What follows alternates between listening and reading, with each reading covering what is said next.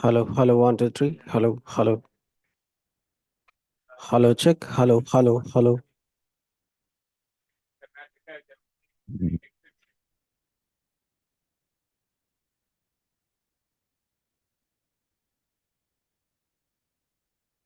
Hello. 1 minute. Hello, hello, one, two, three. Hello, hello. Hello, check. Hello, hello, hello.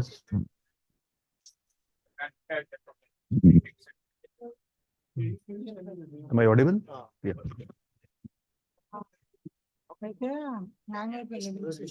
Hello. 1 minute. Hello, hello, one, two, three. Hello, hello. Hello, check. Hello, hello, hello.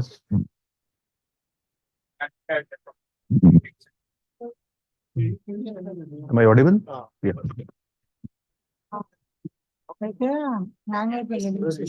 Hello. 1 minute. Hello, hello, one, two, three. Hello, hello. Hello, check. Hello, hello, hello.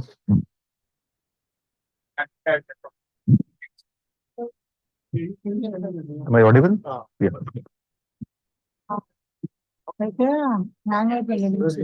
Hello. 1 minute. Hello, hello, one, two, three. Hello, hello.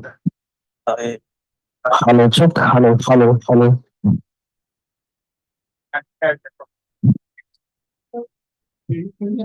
Am I audible? Yeah.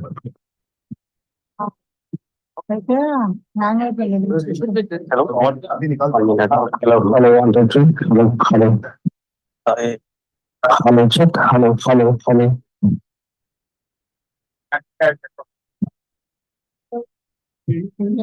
Am I audible? Yeah.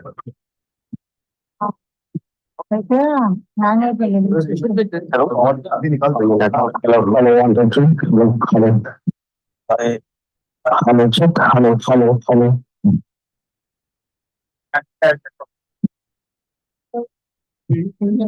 Am I audible? Yeah.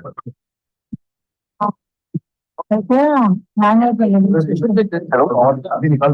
Hello, hello, one, two, three. Hello, hello. Hello, check. Hello, hello, hello.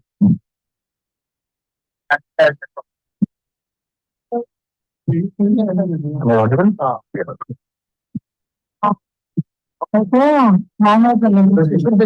Hello. 1 minute. Hello, hello, one, two, three. Hello, hello. Hello, check. Hello, hello, hello.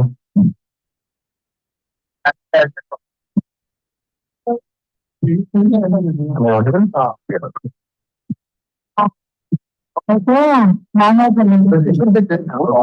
1 minute. Hello, hello, one, two, three. Hello, hello.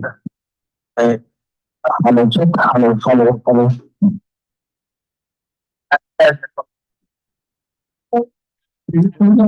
Am I audible? Yeah. Hello. 1 minute. Hello, hello, one, two, three. Hello, hello. Hello, check. Hello, hello, hello.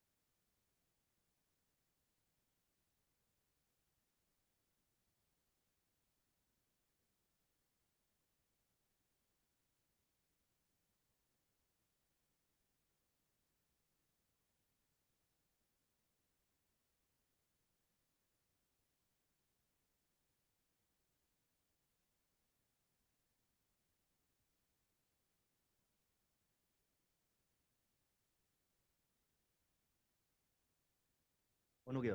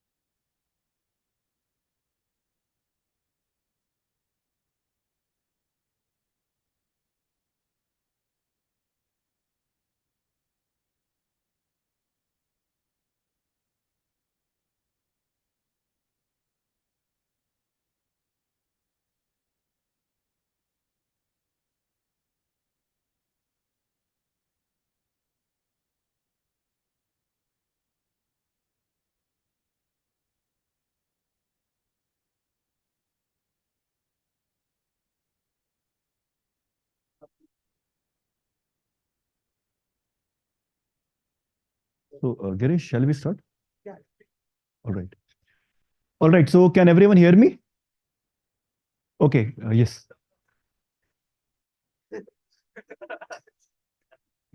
I wish I knew how to do that. I wish I knew.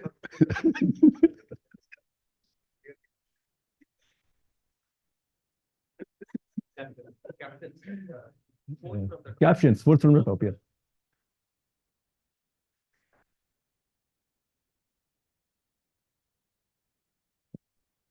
All right. So now that the captions are finally gone, let's get started.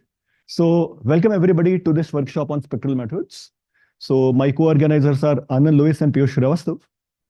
And yeah, so first of all, I want to thank the amazing organizing committee. So thanks to Surajit, who I believe is not in the room. Thanks to Girish. And of course, thanks to Shrikant Srinivasan, who invited us to think about this workshop. Right. Next up, I want to thank my fellow organizers who I already told you who they are, like Anand, Louis, and Piyush Srivastav. So let me begin with like this aside that like last semester I taught my first class ever. It was a class on spectral graph theory.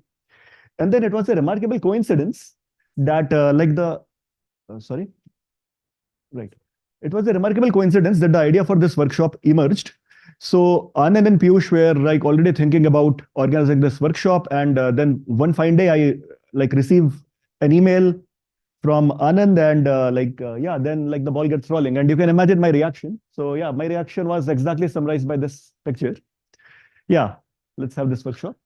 So these are our speakers. So like I've pictured like all the speakers who will give a fantastic talk. So thank you for being here. And then also I would like to thank our audience.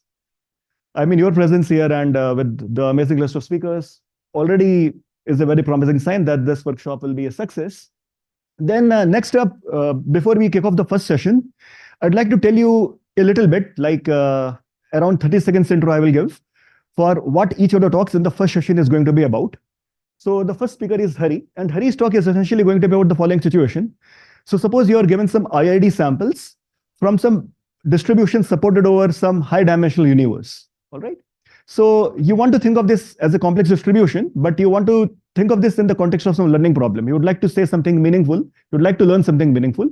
So how can you learn something meaningful? It will only happen if the distribution has low complexity in some appropriate sense.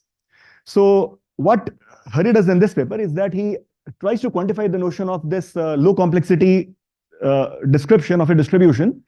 And this description is arrived at by exploiting some geometric properties, right? So he essentially wants to say that your distribution, look, it's concentrated on some low dimensional subset with some interesting geometry, all right? And once you use these ideas, you can kind of like discover what this big complex distribution from which I was receiving some samples, what the distribution actually was. So what you would discover that is what actually Hari all along, all right? So next up, we have talked by Amit Kumar.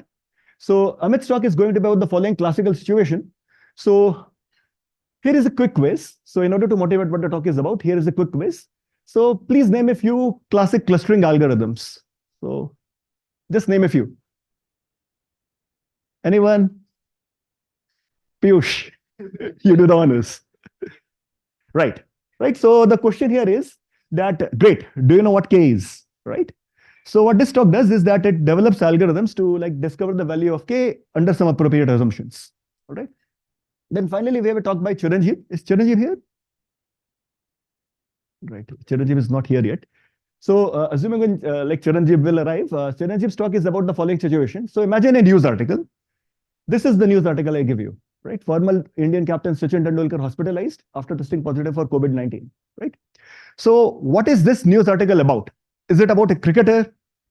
Is it about like some healthcare situation, or is it about religion? It can be about religion. Sachin is God, right? So the idea is that what you would like to do is you would like to discover what this news article is about, right? So it turns out that this is a well-explored like branch of research, goes by the name topic modeling. And what Chiranjeev's talk will be about is will essentially tell you that what you can do is that you can attack topic modeling questions using spectral methods. All right, so that's all I have. So let the fun begin. Thank you very much. So Hari, you're up.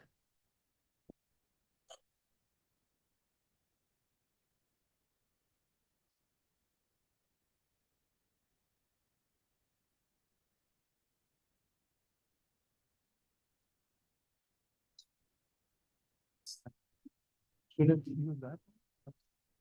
Yeah, I think.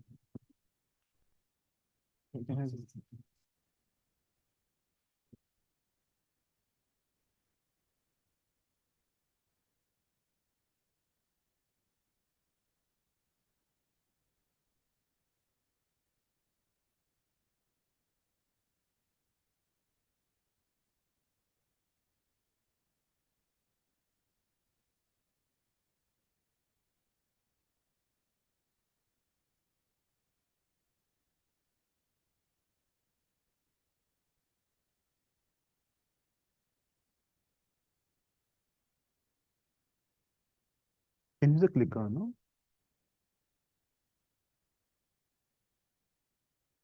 Otherwise, it's fine. I'll use these.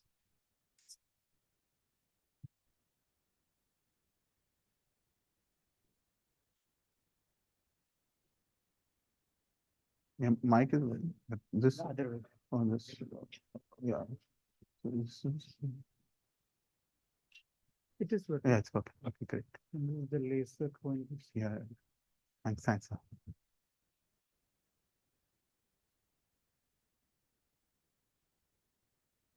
Okay, so thank you very much for the kind introduction, and I'm very happy to be here. So my talk will be on fitting manifolds to data in the presence of large noise. This joint work with Charles Pfefferman, Sergey Ivanov, and Marty Lasser. So one of the main challenges in high-dimensional data analysis is dealing with the exponential growth of various computational and sample complexities of generic inference tasks as a function of dimension. And this phenomenon is termed a curse, the curse of dimensionality. One intuition that has been put forward to diminish the impact of this curse is that high-dimensional data actually lies near some intrinsically low-dimensional sets. And one such mathematically well-studied set is a collection of sets is that of submanifolds. I'll tell you what a submanifold is in a little bit. So algorithms and analysis that are based on this hypothesis constitute the subfield of learning theory known as manifold learning. So so manifolds are basically intrinsically low-dimensional subsets of a high-dimensional Euclidean space. So in this case, the high-dimensional Euclidean space is R2, and these are intrinsically low-dimensional in the sense that if you take a sufficiently small ball around any point, what you get can be straightened out via a smooth invertible map into a picture like this, where this is a hyperplane of the right dimension, and this is a ball of the ambient dimension. So this is true for every point. So such objects are called submanifolds of the ambient Euclidean space.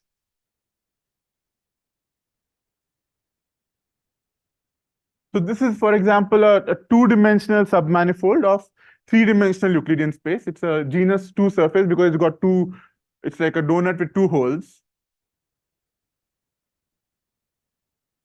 So, I want to give some motivation about one example where this is actually seen. This fact that this data actually lies near a low-dimensional manifold. So this is in the example of Cryo-EM. So Cryo-EM microscopy is a way of analyzing or taking pictures of macromolecules, three-dimensional imagery of macromolecule. The way it proceeds is you have a thin layer of ice in which lots of these macromolecules are embedded in random orientations. And then you have this electron beam that shoots at it and kind of takes shadows of all these macromolecules on a screen behind. Now, these are all two-dimensional shadows, but they're in random orientations, assuming that the macromolecules are in random orientations. So then what is done is these images are very noisy, but you denoise them, and then you essentially have some sort of line integrals of these images. So these are not occlusion-based shadows in the sense that objects with visible light leave shadows. These electron beams actually pass through the macromolecule all the way. So this beam goes all the way through and somehow computes something like a line integral. So that's what you see here. The attenuation of the electron beam here is somehow proportional to the line integral of the mass it encounters. So you get some kind of shadow, and you get lots of these shadows. And from these shadows, the goal is to get the three-dimensional structure. Now, where does the manifold come in? So these are in random orientations, right? So assuming that these macromolecules are rigid bodies,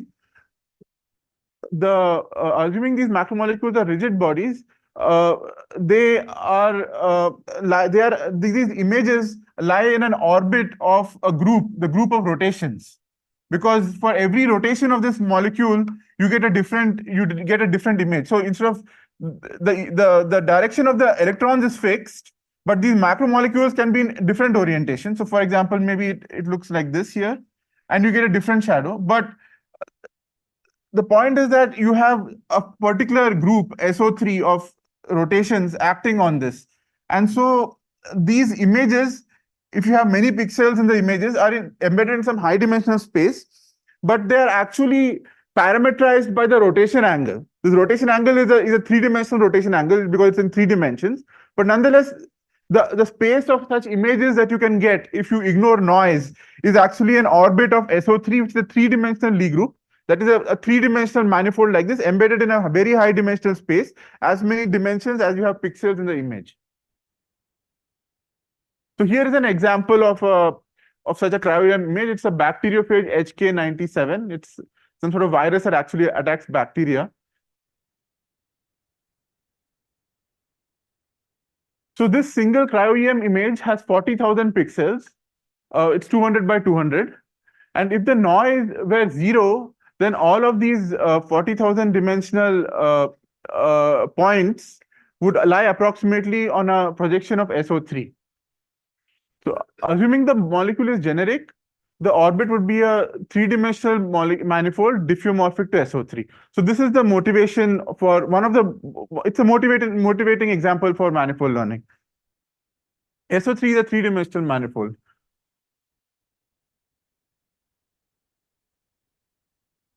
Sorry, this stopped working now. Now it's fine. I think if you click on it, maybe it doesn't. Oh, okay. Yeah. Oh, okay. Thanks. So here is the model we'll be formally working with. We assume that M0 is a d-dimensional C21 submanifold. C21 just means that these graphs that you see here of functions. So if you think of this as the graph of a function from a tangent space on this to the perpendicular direction. It is twice. Its second derivatives are 1 Lipschitz. That's what C21 means. So locally, it looks like a function whose second derivatives are 1 Lipschitz. And we also are going to make this assumption that if you take the convex hull of this manifold, then every point of the manifold belongs to that boundary, to the boundary of that set. So we assume that the manifold is contained in the boundary of its convex hull. So in every point of this manifold is exposed in that sense. It lies in the boundary of its convex hull and is in turn contained in the unit ball. This is not an important assumption. We also suppose that M0 has volume or volume less or equal to V, some constraints, and the reach, which I'll tell you now, is greater or equal to tau. So what's the reach? If you have a manifold, submanifold of Rn, you can always, at every point, you can try to draw a sphere that is tangent to this manifold in as large a way as possible. So in this case, the codimension is 1. So there are 2 spheres that you can draw at this point, this sphere and this sphere. You make these spheres as large as possible without the manifold intersecting either. So that is a local reach at this point. And then you take the minimum of the radii of these balls over all the points. And that is the global reach of the manifold. So in general, if you have a codimension 2, for example, you won't just have 2 spheres here. You'll have you'll be able to rotate the sphere along the manifold, and you'll have a continuous family of such balls. For each of these balls, it should be the case that this ball does not intersect the manifold. So are there any questions so far?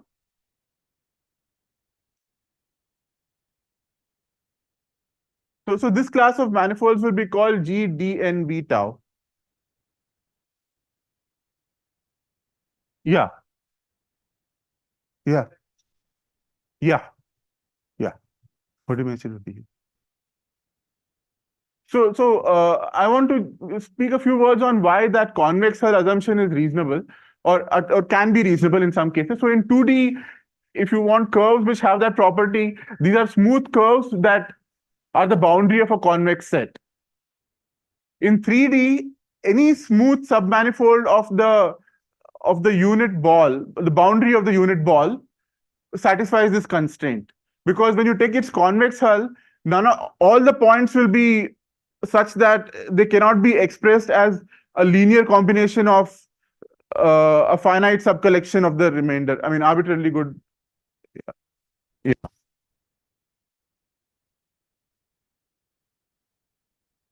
Yeah. Yes.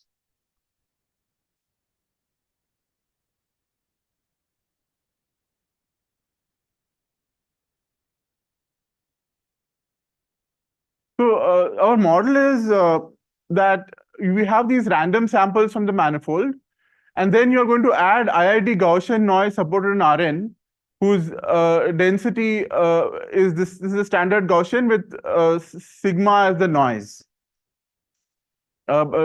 standard deviation. Okay, so this is the manifold. It's a hidden manifold. We don't see the manifold. What we see are these points, and we assume that, and we are going to try to find the manifold. That's the goal. And the sort of benchmarks are, or rather, the metric is going to be the Hausdorff metric, which I'll tell you. And also, we want the output manifold to be smooth in the sense of having good reach and reasonable volume. So what do we mean by Hausdorff distance? Next slide. Sorry.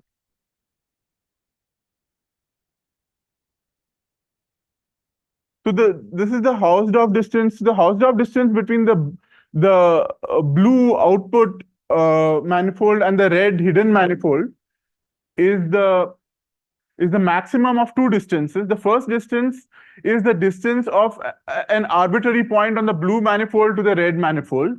And the second distance is the distance of an arbitrary point on the red manifold to the blue manifold. So to be a little clearer, you have this, let's say, hidden manifold, and you have this output manifold. So what you do is you go over this is the red and this is blue. So you go over the red manifold. For every point, you find the distance to the blue manifold, and you find the farthest point sorry, on the red manifold from any point on the blue. That is one number. Let's call that x. Then you go through the blue manifold, and for every point on the blue manifold, you find the distance to the red manifold, and you get another distance, the maximizer, you get y. So max of x comma y is equal to the Hausdorff distance between the two manifolds.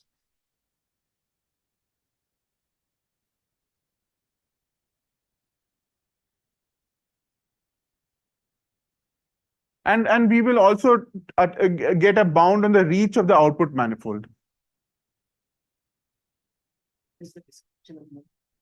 So that will come much later, I'm sorry. Yeah. Why do we need what? So if you didn't have small reach, you could have situations like this. So this is the true manifold. What you output is a bunch of spheres. So it is not. So this is very close in Hausdorff distance, but it is not somehow a good description of the manifold. So, for example, in the Cryo-EM case, the fact that this manifold is diffeomorphic to SO3 gives us some information. It tells you about the symmetries of the system. If you just had a bunch of these little spheres, it would not give you that information. So the fact that the reach is also large forces you that the Hausdorff distance plus the reach condition forces you to have the same topology essentially. Because if you have the reach bound and the Hausdorff distance bound, you can't have this sort of pathological situation where you have a bunch of disconnected points. Or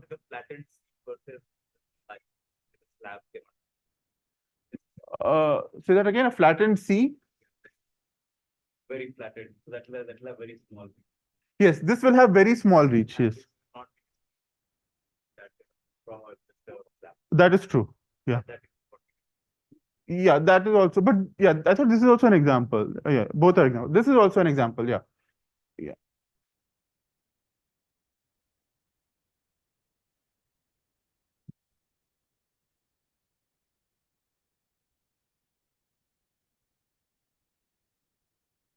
So this is another assumption. So just having the manifold belonging to the boundary of its convex hull is not enough.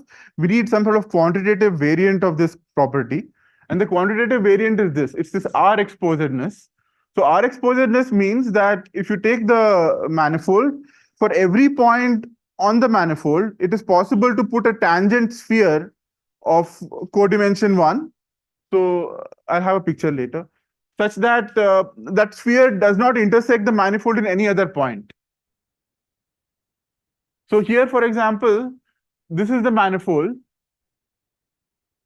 and here is the codimension 1 sphere, and it intersects exactly in this one point. And you should be able to find such such spheres for every point of the manifold, touching at exactly one point. Such a thing is called R exposed, and we require this of us, of the manifold. So I want to sort of justify this condition to some extent. So when the codimension is very large, yeah. Could you like just go over it once more? Yeah. So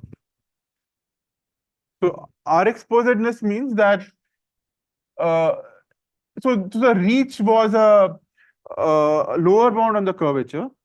R exposedness in some sense is a upper bound on the. I'm sorry.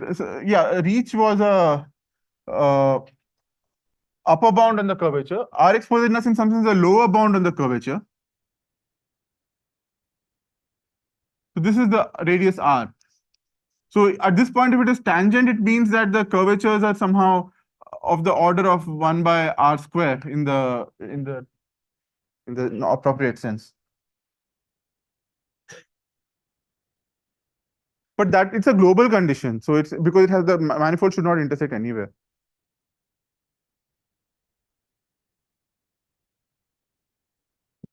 So the condition of R exposedness is dense in the sense of the following lemma. If you have any manifold in this class of interest, and suppose the codimension is sufficiently large, so this is the total dimension. If the total dimension is sufficiently large, then there exists a manifold with a small Hausdorff distance from the original, that is R exposed. So you can perturb it and make it R exposed. And what is the proof of this?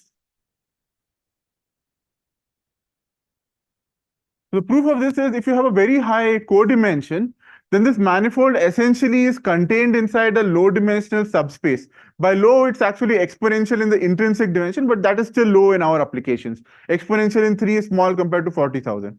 So it's contained inside approximately contained inside a low dimensional subspace.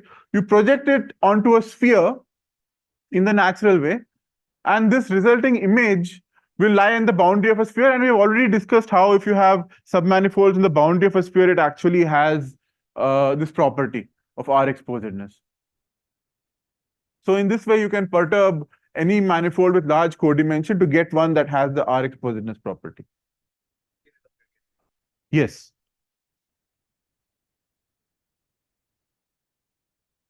Yeah, so this is the spectral connection. So we're going to start with, so how are we going to find the manifold? We're first going to do principal component analysis. And we are going to find an image of the manifold in the PCA subspace, or the span of all the eigenvectors that appear in the PCA, corresponding to large eigenvalues of the covariance matrix. Okay, so what's the picture in PCA? You have some sort of point cloud, and you find the covariance matrix of it, which is basically is given by, in generic cases, all the eigenvalues will be distinct.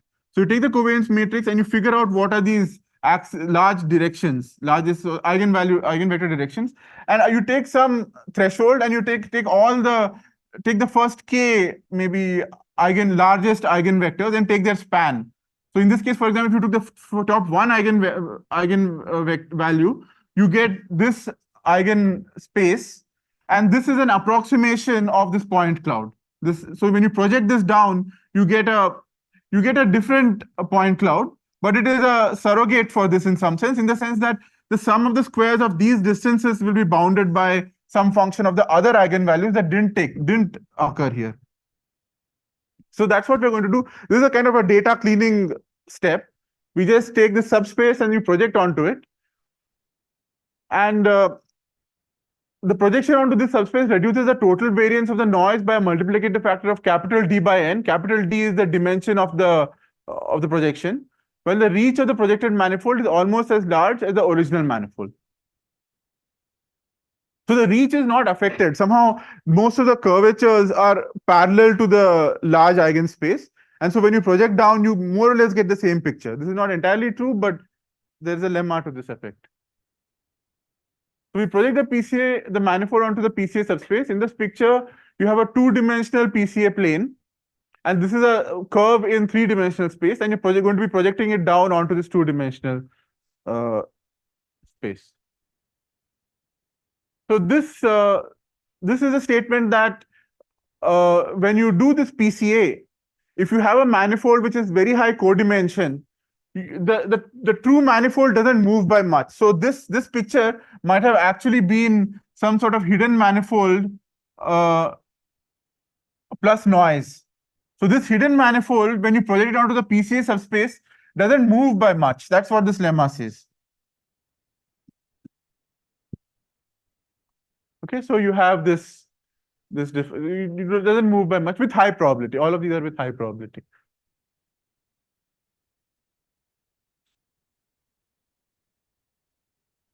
And the second fact is that we need is that if the original manifold is R exposed, then the image on the projection of the PCA subspace is 2R exposed. So this R exposedness property is robust in this sense.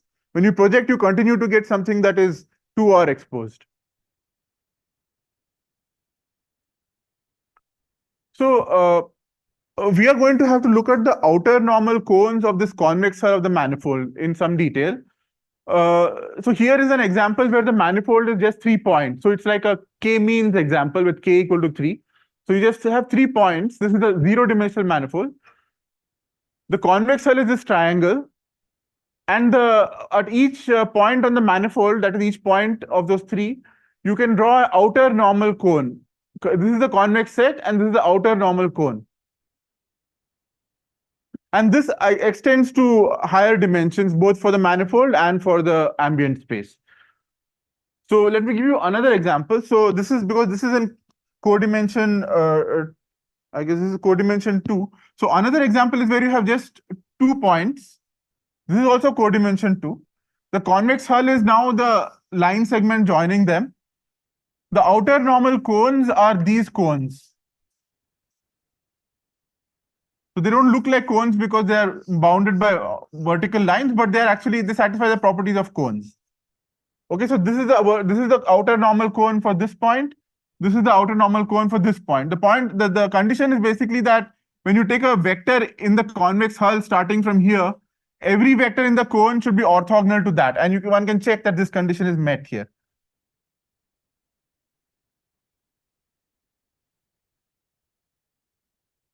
So we are basically going to want to do optimization on the boundaries of these, on the convex hulls of these manifolds. So let Sk epsilon be the set of all points which are within epsilon of the convex hull. Let Sk minus epsilon be the set of points which are sort of the inner side. So if you have this convex set, Sk epsilon looks like this. The standard Euclidean distance. And the Sk minus epsilon is all the points that are at a distance epsilon from the complement of K. So which is this inner triangle. This is called the inner parallel body. So because everything has to be robust due to the noise and also due to the fact that it's going to be computational, everything is going to be computational, we need these things. So there is this weak optimization problem that Grotzel-Loaz and Schreiber talk about. So here what is going on is, given a vector c and q to the n and a rational number epsilon greater than 0, one has to either find a vector y such that y belongs to this outer convex body,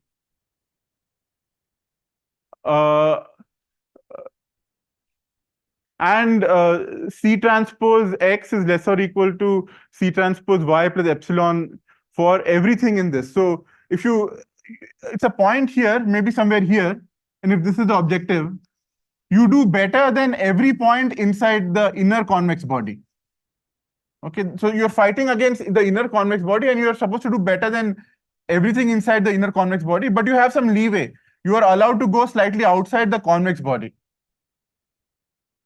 So here is the gap. This is what you observe, and this is actually what the inner convex body tells you. Or you assert that the inner convex body is empty. So that also can happen. If in that case, you don't have to do anything. So we will look at a related problem for which we will develop an oracle.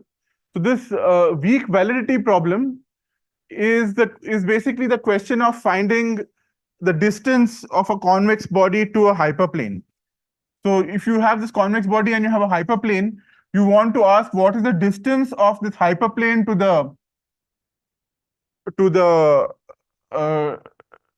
the convex body. Okay, so this is the weak validity oracle. And the lemma is that we can construct a weak validity oracle using just the samples that we have. So what is the procedure? It is not a particularly efficient oracle, but you can construct it. The procedure is you take all the random samples you have, you take the hyperplane, and you make the following observation. If this hyperplane is sufficiently far from the manifold, and you look at the data points that come from so let me reiterate one thing. So the model for the data is you have a random point on the manifold, you're adding to it a Gaussian noise of large variance sigma squared. Okay, so this sigma square can be quite large, but if you take a hyperplane at an even larger distance from here, and you count how many data points landed all the way on the other side of this hyperplane, those data points are likely to have had their source somewhere rather close to this optimal point. It is unlikely that some point here got perturbed and made its way all the way here. This is because of the very steep tail of the Gaussian. So the chances, if you want to go from here to here, you would be talking about a tail somewhere here. If you're talking about moving from here to here, perhaps you're talking about a tail somewhere here. And these are far more likely than these. Okay, so this is a sort of what underlies large deviation principles as well. When you're talking about certain very infrequent events, the way in which they occur is somehow predictable. In this case, the very infrequent event is that you have a data point that makes its way all the way into this half space. And the way in which it makes it is it starts off being rather close to the half plane in the first place. So what is the result? The result is that most of the points that you see here have actually their sources somewhere here. And the consequence is that you get an estimate of this distance. If you just measure this tail probability of the points coming here, you get an estimate of this distance to the manifold, which is also the distance to the convex hull of the manifold.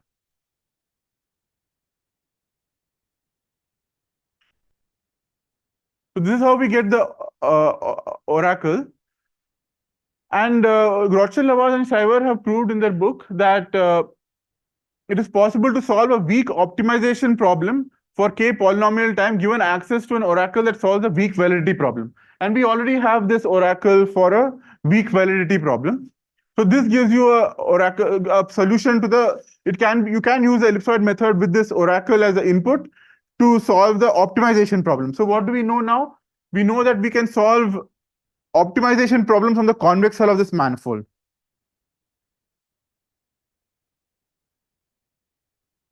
So now I'm going to get into some technicalities because there are lots of stability issues and so on in these optimization problems. So this was the high level picture, but maybe I'll just tell you the high level picture in one more aspect of the high level picture. So what is going to be our way of finding the manifold? You have this manifold. What we're going to be doing is we're going to pick random directions, okay, from the unit ball, and we're going to solve optimization problems on the convex hull of the manifold. So for example, with this objective, you would get a point somewhere here. If you take another objective like this, then you take a random objective, you get a point somewhere. So this is not convex, right? So this is not going to work. But yeah, if it were this, then you get a point here. And here you also see the role of R exposedness. So if you have these really flat pieces, then when you move this even by a little bit, you can go all the way from here to here in a jiffy. And that is a problem for us because it makes the optimization problem unstable and generally it just causes issues. So that's what R exposedness prevents. If you have this sufficiently large curvature, then when you take a direction here, it's going to be able to solve the optimization problem relatively well. So that's the picture. We're going to be solving repeated optimization problems with random objectives and thereby get a approximate net of the manifold. Then using that approximate net of the manifold, we're going to reconstruct the manifold.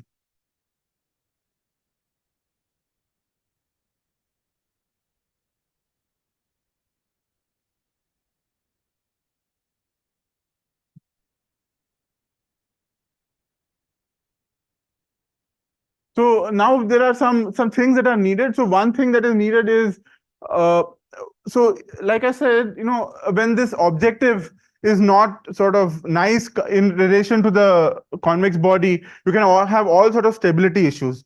So that is can be seen in the triangle case also. So you have this triangle, which is the convex hull of 3 points. This is its outer normal cone.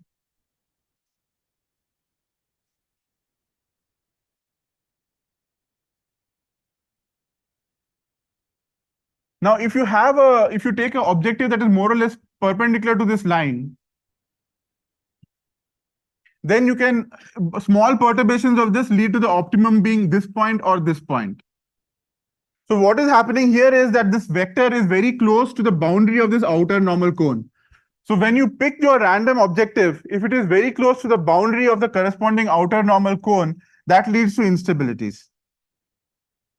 And that is something we want to avoid. So what we want to say is that with high probability, you're not terribly close to the boundary of the outer normal cone. What we prove is slightly different. What we prove is that with some bounded but small probability, you have a nice vector which is nicely in the interior of its outer normal cone. Okay, so that is what we need, and that is what we prove. So the chances that you have a good objective is relatively high. That's what this statement is saying. And we also need to prove that the outer normal cones behave nice, sort of somewhat in a Lipschitz manner as you vary the point. And that is what this lemma is saying. So that is why we needed the C2 oneness. If you don't have C2 oneness, then you don't get this condition. So again, this is related to stability of the associated optimization problem.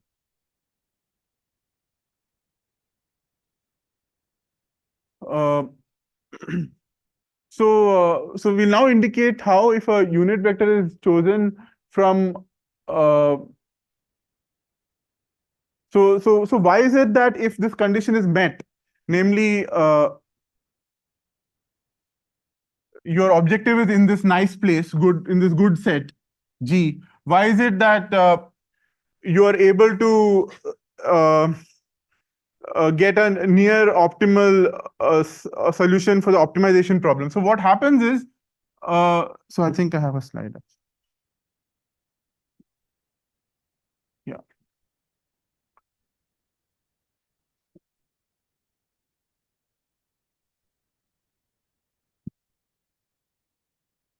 So what's happening is when we have these R exposedness, when the vector comes close to the boundary of the outer normal cone, if you look at the radius R, you get an R by delta. So if I may be able to find a R ball like this, but if I insist that R ball is actually perpendicular to this direction, I'll be forced to get this R by delta ball. So this ball will be much bigger. It's a weaker kind of ball, but that's what you get when these vectors start pointing close to the boundary of the outer normal cone. These things start blowing up. But we have to work with that anyway. So suppose you have this R by delta ball, then suppose you can solve the optimization problem to within epsilon. That means you can certify that the point is within this sector. But these sectors start shrinking if you get better and better epsilon approximations of the true value. As you see, this is kind of large, but it is only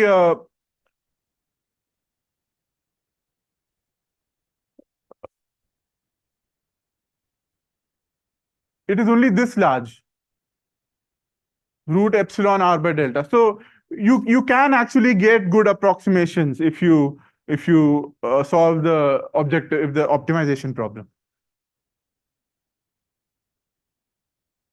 So now the thing is, it's not good enough for us to just have a bunch of good points and a few bad points, because then when we try to fit the manifold, we will be taking into account the bad points and it'll become much more complicated. So we want to know with high probability that all the points we output are actually good points, meaning they're close to the true manifold. So therefore, we need a procedure that excludes cases when the point output by the optimization is far from the base point of the fiber containing V. So in the outer, the right, it's far from the base of the right outer normal cone. So this lemma here allows us to do that. Just take time. Okay. Middle. I can't see. Sorry. I have 20 minutes. Okay, thanks. So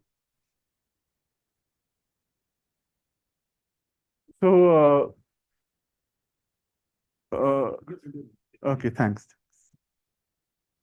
So here's the algorithm for identifying the good choice of V. So this is a cross section of the outer normal cone. So you should think of this cone as coming out of the plane of the screen. This is a cross section of it, and we would like to be here, right? This is a very central point in the outer normal cone. We don't manage to. Suppose the point is here, which is rather close to the boundary. What we do is, we take a ball of a certain radius around this new point, this point that has been given by the objective. This is the objective value which we're going to optimize. And for every point in the net of this boundary, we keep on solving optimization problems.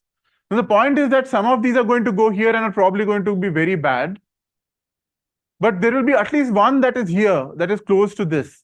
And this value, when we do the whole optimization and get the point where the optimum is achieved, this will correspond to a good point on the manifold. The problem is that we have a lot of points on the manifold, and we know that one of them is good. We don't know anything about the rest. So what we do is, if even one of them, if these points don't cluster together, then we just discard the original objective function and say that this was an objective function that was too close to the boundary. Only if we are in a condition like here, will it be true that for all the points in the near perturbed ball, the related the optimizations will lead to good points. And if all of them cluster and essentially give the same point, then we declare that we are doing well. Yeah. Then also perturb the direction and solve the problem for all of them. Yeah. Even the points of the optimizers you get for all of those objectives. Yeah. All good. Yeah. That is the point. And if even if they are not, even one of them is off, then you just discard this point. Then, like, yeah. Yeah. So do you think I should repeat this, or because I don't know if people heard what you said? Yeah, maybe it's yeah. So yeah. So okay, so let me draw a slightly different picture from the one that was there before. So this is an outer normal cone for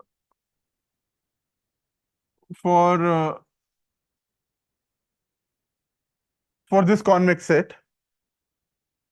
So suppose your objective is somewhere here. What you do is, it is inside this outer normal cone, but rather close to the boundary. So what you do is, you take these perturbed objectives and you keep solving the corresponding linear programs, if you like, linear objective convex programs, and you see where you get the optimum. And these optimum will lie in a small cluster only if all of these, if they lie in a small cluster, then with high probability this distance is big. If even one of them is off, then that is a sign that maybe this is not a good objective function, and we discard it. So basically, we are going to end up picking up only, with high probability, only directions which are very close to the core of this outer normal cone.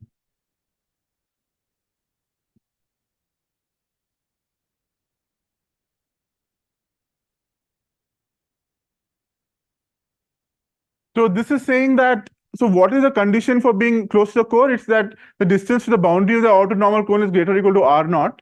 And this condition is satisfied with some reasonable probability. This is not a high probability, but it is satisfied by some probability. It's exponential roughly in the PCA dimension. So if the PCA dimension is small, then we are in good shape, basically.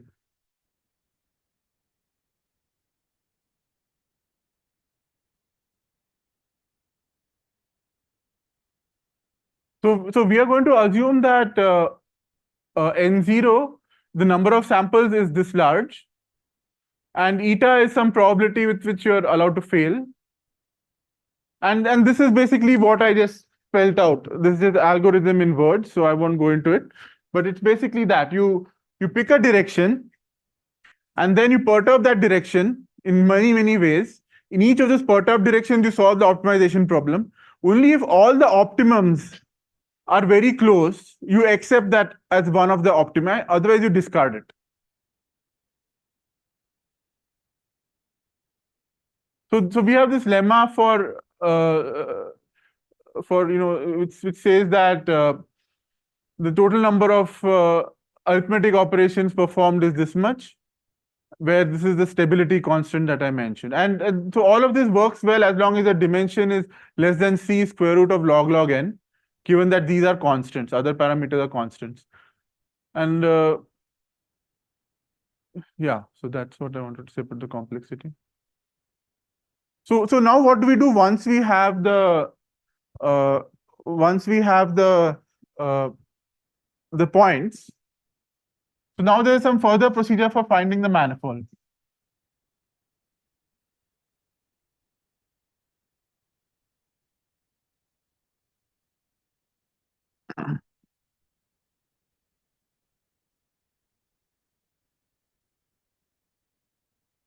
So this manifold is actually unknown. All we have is these points, which are all guaranteed to be rather close.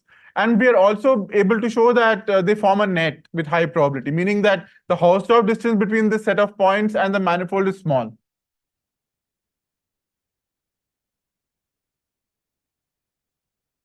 So now the first step is to take disks. So we take lots of these disks and patch up the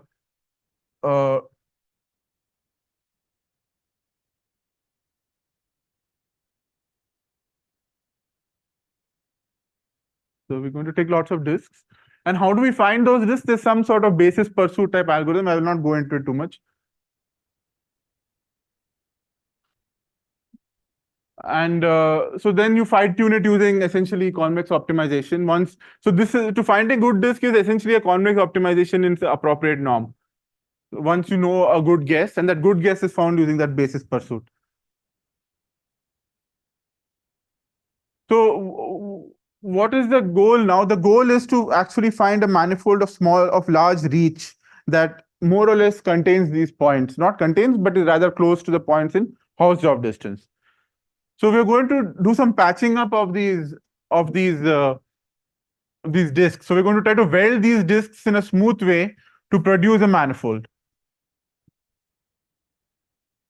So in order to weld, if you've seen these things in analysis, there is a thing called a partition of unity. So you have this partition of unity, and then you have a bunch of functions. You can get linear combinations in some sense of these functions by taking summation fi phi.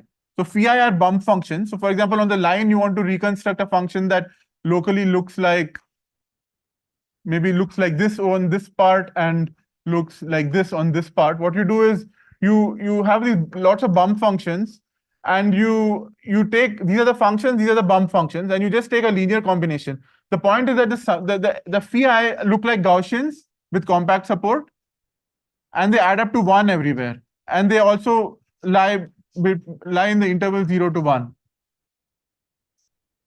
So they're like pasting together these functions fi in some smooth way. So that's what we do. We use these bump functions, and the goal is to paste together these disks to weld them into one thing. So this is the domain basically that we're looking at. So if you look at these disks from very close by, you don't see the manifold aspect to it. It just look like some d-dimensional hyperplane with lots of these disks on it. But some of them, lots of them intersect and so on. And you have these functions phi supported on each ball.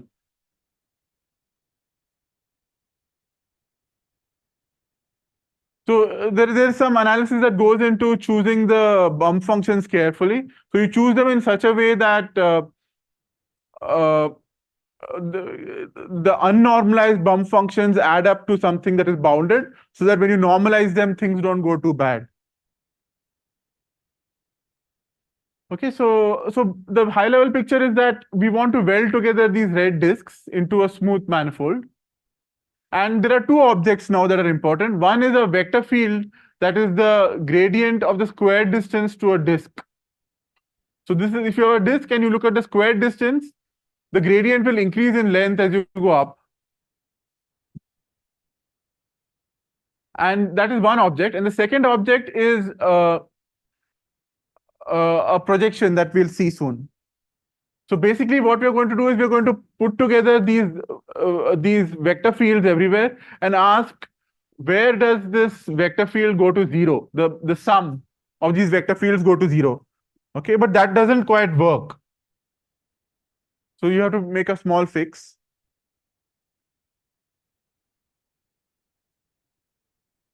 So this is that vector field. This is a patched up vector field. Okay. And so this is an important ingredient. So this is a projection that varies from point to point. Okay, so what do? You take so again it's spectral. So let A be the so we have that summation, what is this? It's summation alpha I pi I. So pi I is the projection onto the ith disk. So it's a projection map. Summation alpha I x pi I is a positive definite matrix. And you're going to take a map of this positive definite matrix so that you get a projection by taking the large eigenvectors of Ax and just projecting onto the span of the large eigenvectors of Ax. Okay, so this is a way of defining a smoothly varying projection, which to our mind looks a lot like having a kernel that's the tangent space. So we would like that, but we don't quite manage that. But still, the kernel of these projections looks a lot like the tangent space kernel. Looks a lot like the moving tangent space. Okay, and so once you do that, then the output manifold is simply given by the equation pi x f of x equal to 0. So this is the output, the description of the output. Pi x, which is a moving projection, f of x, which is a moving vector field, and pi x f of x equal to 0 is an implicit description of the manifold.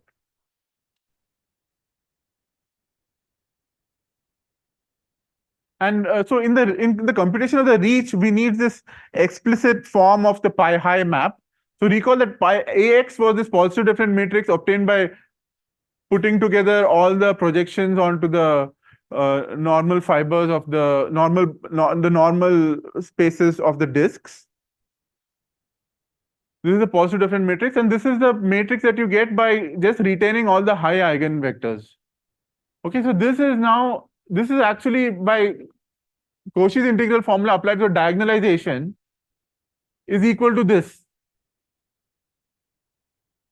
And the proof of the reach bound result requires this, because we are going to have to differentiate this implicit formula twice and so on to get bounds in the reach. And all of that involves differentiating pi x, and that is seems impossible to do if you don't have an explicit expression, analytic expression for this in this form or of some other form. So we use this form to get the bounds. So this is the picture. You have all these disks and their normal bundles. So along these, there are these vector fields. You also have projections which then get merged together into moving projections. And this pi x f of x equal to 0 is the definition of the manifold.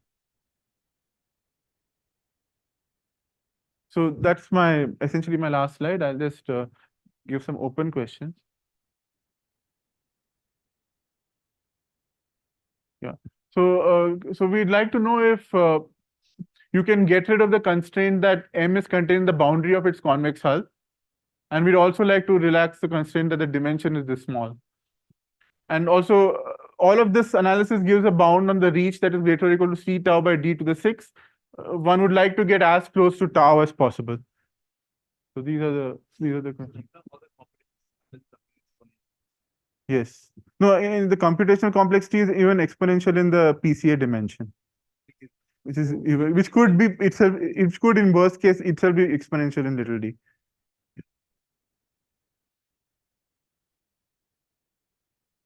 And lastly, thank you.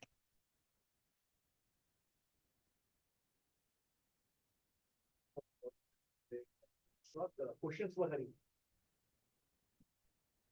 So here you're finding the description of the manifold. Yeah. What if I just wanted to find the points which were the p-noise points?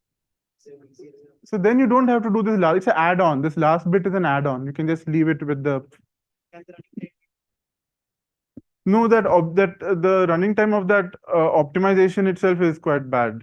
Yeah, because these outer normal. So everything is happening in the PCA dimension. So that reduction is there. But once you're in the PCA dimension, these outer normal cones. So the problem is that this noise is very large. We don't put any bound on the noise. It can be large compared to the reach.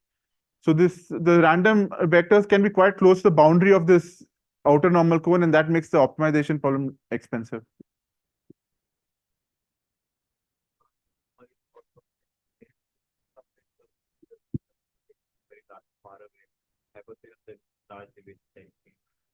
But that large is with respect to sigma, so you can always, whatever be the sigma, you can go to some, yeah. Noise is sigma. It is a priori there is no bound. It is the running time will become worse if the sigma is large. So that is one new aspect of this work. In earlier work, we had bounds where sigma is small compared to the reach of the manifold.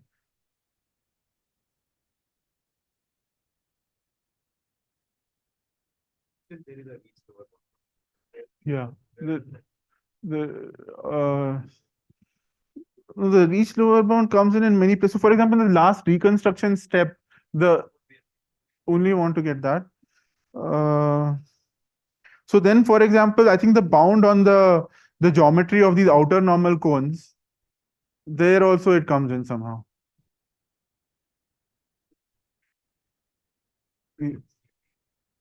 Yeah.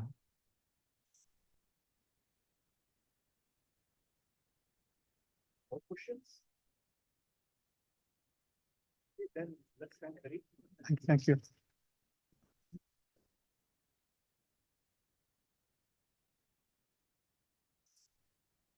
Talk is by Professor Battivar and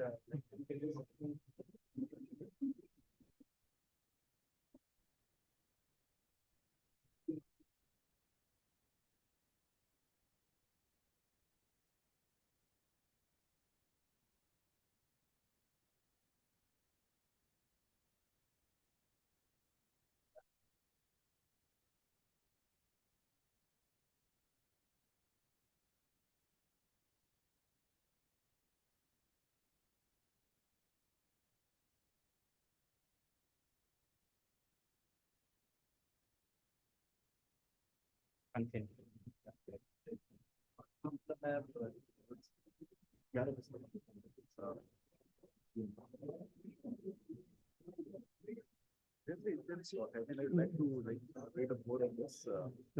I just put it on the archive, so the paper is also, but of course you can ask me anything. Like there is a bunch of things that like I'm less familiar with, bunch of mathematical objects that I am like less exposed to. So yeah, but still like yeah, a lot of cool things. Thanks.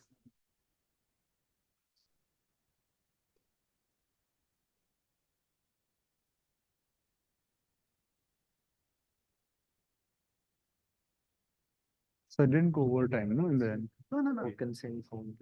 Oh yeah, It is already, maybe we should get it beforehand. Yeah, we got it. Yeah. I mean, you finished the few minutes early. Okay, good. Nice. Because the first one began at 9:30. Yeah. And that too with all the board work and all, I would have really raced through otherwise. Like, if I didn't use the board, I would have just raced. I mean, like, Yes. Mike, near 5 minutes. Just, Okay. So, yes. Yes.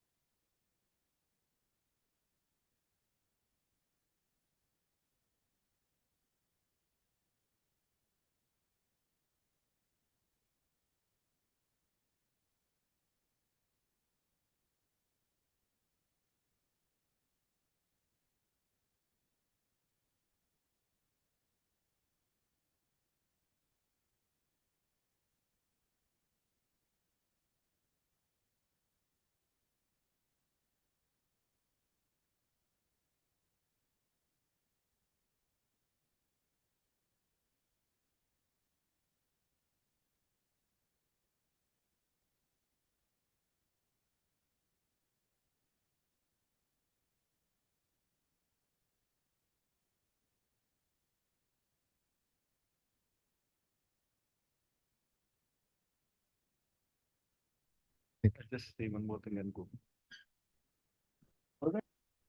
Down. The next talk is beginning now. So thank you. Okay, am I audible? Yeah. Okay. Okay, thank you for inviting me here. It's a pleasure being here. So today my talk will be about clustering algorithms. In particular, as the title suggests, mainly concerned about how to figure out how many clusters there are in the data. So it's a fairly high level talk, so please feel free to stop me. So this joint work with Chiranjeev should be here, and Ravi Kannan. So let's begin. So as we all know, clustering is an important task. So the picture is that we are given some data as on the left hand side here, and what we want to do is we want to sort of output some sort of clustering here. For example, here the data is clustered into 3 clusters. Right? So the model is that you're given data as points, n points in some large d-dimensional space, and what we want to do is you want to figure out what are the meaningful clusters in the data. And in practice, there are many heuristics, things like k-median, k-means. You may have heard of these algorithms. And just to remind you what k-means is, because we'll be talking about k-means a bit. So k-means says that let's say that I give you some set of points, and what you want to do is you want to divide the data into k clusters. And the way I want to do it is I want to find k so-called centers, k central points in this set of points, which I will call centers. And so let's say there are 3 centers like these here. And then everyone measures its their distance to their closest center. So every point measures the distance to the closest center, takes the square of that quantity, and you add those guys up. Okay. So that's k-means. If it were k-median, then you will not take the square, just take the absolute value if it's just the distance. Okay. And then how do you get the clustering? Well, you say that once you have this set of centers, then I just do a Voronoi partition. I just say that every point goes to the closest center, okay, and that gives you the clustering. So that essentially is k-means. So this is in some sense the objective function that you want to minimize. Okay, so this is the objective function of k-means. So different clustering algorithms could have different objective functions. Okay, so k-median would have just there won't be any square in it, and there could be other objective functions as well. And often in most of these, not all, but in many of these applications, you need to specify what k is. Okay, so you have to say that k is 3, k is 10, whatever, right? And the question we want to ask here is that, how do you even know what the right k is? Okay, and so in many applications, you would see that people use some, k as 20 or 30. And so then the question arises like, how did you figure out the right k? Right, so just a slide on, why it is so important. Well, first of all, there is a very popular algorithm which is used for k-means even called the k-means algorithm, which requires you to know what that number k is. Okay, so you have to, even to start the algorithm, and of course, as the formulation says, you are trying to find k centers. So you really need to know what k is. Okay, and many other kind of formulations also require k. And many other algorithms proceed by some sort of denoising the data. So for example, in many settings, what will happen is that if I give you n points, the algorithm will, or the heuristic will start by going to a lower dimensional space, because maybe the data is low dimensional, as we also saw in the previous talk. Data could be in some manifold, but let's say the data is in some small subspace. Then you want to know, what is that k-dimensional subspace, so that I can project my data onto that subspace. So there are also many heuristics. So these are some works which try to do clustering when data is coming from mixture of Gaussians or mixture of other distributions. Then again, you want to know what that number k is, just to sort of denoise the data in the beginning itself. Similarly, special methods which are specialized for Gaussian mixture models, they also require you to know what k is. Unless you give the right k, I mean, it won't work. Okay. Now there are other formulations. It's not like every clustering formulation requires you to know what k is, but so there are some other notions which say that look at the data and somehow inherently figure out the clusters without using the parameter k. But then if you look at the kind of settings we will be looking at, these formulations won't be very interesting. Okay, so, as I'll say. Okay, so they really require you to the data to be really far sort of the data looks as if the intercluster distance is much larger than the intra-cluster distance, and in those cases maybe you can inherently figure out k directly by some formulation, but in general it's very hard to do, or in general these formulations don't work well. So okay, what do people do then, right? In practice, what do people do? So they use what is often called the elbow method. So elbow method says that this is the plot. On the x-axis is the value of k. On the y-axis is the actual k-means cost. So what does that mean? It's the k-means objective that we talked about. Okay, so distance to the closest center and square of that. Okay, so you look at the cost, and as you increase k, of course, this will go down. And at some point, you would see something like this. Okay, so the steep fall in the slope of this curve. Okay, and so at that time you kind of say that, oh, this looks like the right k. All right, so people would use some heuristic which tries to guess this right k here by this elbow method. So it's a very commonly used method. So what's the exact heuristic? It says that, so okay, so what is delta k? Delta k is the optimal k means cost. Okay, and cost again means that objective function. And so you find the value k where this drop is the largest. Okay, so maybe I should be using the other way around, right? So delta k by delta. Oh yeah, no, this is fine. So delta k minus 1 will be larger. So delta k minus 1 by delta k is largest. Okay. So where you see the largest drop. So that's my k.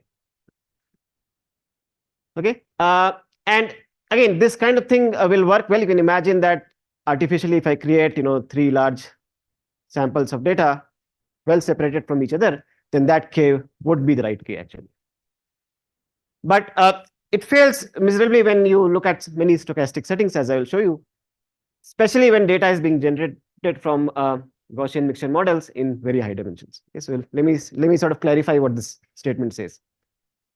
So just one slide just to remind you. So we'll use with some very basic things. So this is the notation for normal distribution with mean mu, and let's say it's a standard normal. So ID is identity matrix. That's the covariance matrix. We'll just deal with such kind of Gaussians. So the picture is that this is the mean, and if you sample from this Gaussian, typically the points will be about root d distance away. So essentially, this is what you need to know, right? So if the data is in d dimensions, if you sample from this, essentially most of the points, they're likely to be about square root d distance away, right? So I'm not making it very precise, but okay. So imagine the following happens. Okay, so there are two Gaussians. Okay, one has mean mu1, the other has mean mu2, and the distance between them is, let's say, some large constant c. Okay, and these Gaussians are in some high dimensional space, and I give you samples from these two Gaussians. Okay, so the way it will look like is that for each of those two Gaussians, the set of points will be in some sort of annulus of radius about square root d, right? So in the ambient space, it will look like as if these two balls are really overlapping, right? They will look almost the same. So if you use k-means or any other thing, it will be very hard to distinguish the points like this. But at least you can say that information theoretically, I can sort of separate out these two set of points. Why? Because suppose I knew what this mu1, mu2 line was, then I could join, look at this line here, project all the points on that line, and then if c is a large enough parameter, then these two are two single dimensional Gaussians with large separation between the means, and the variance is some small number. So then I can separate out more or less the points. So in principle, it should be possible to figure out what the two clusters are.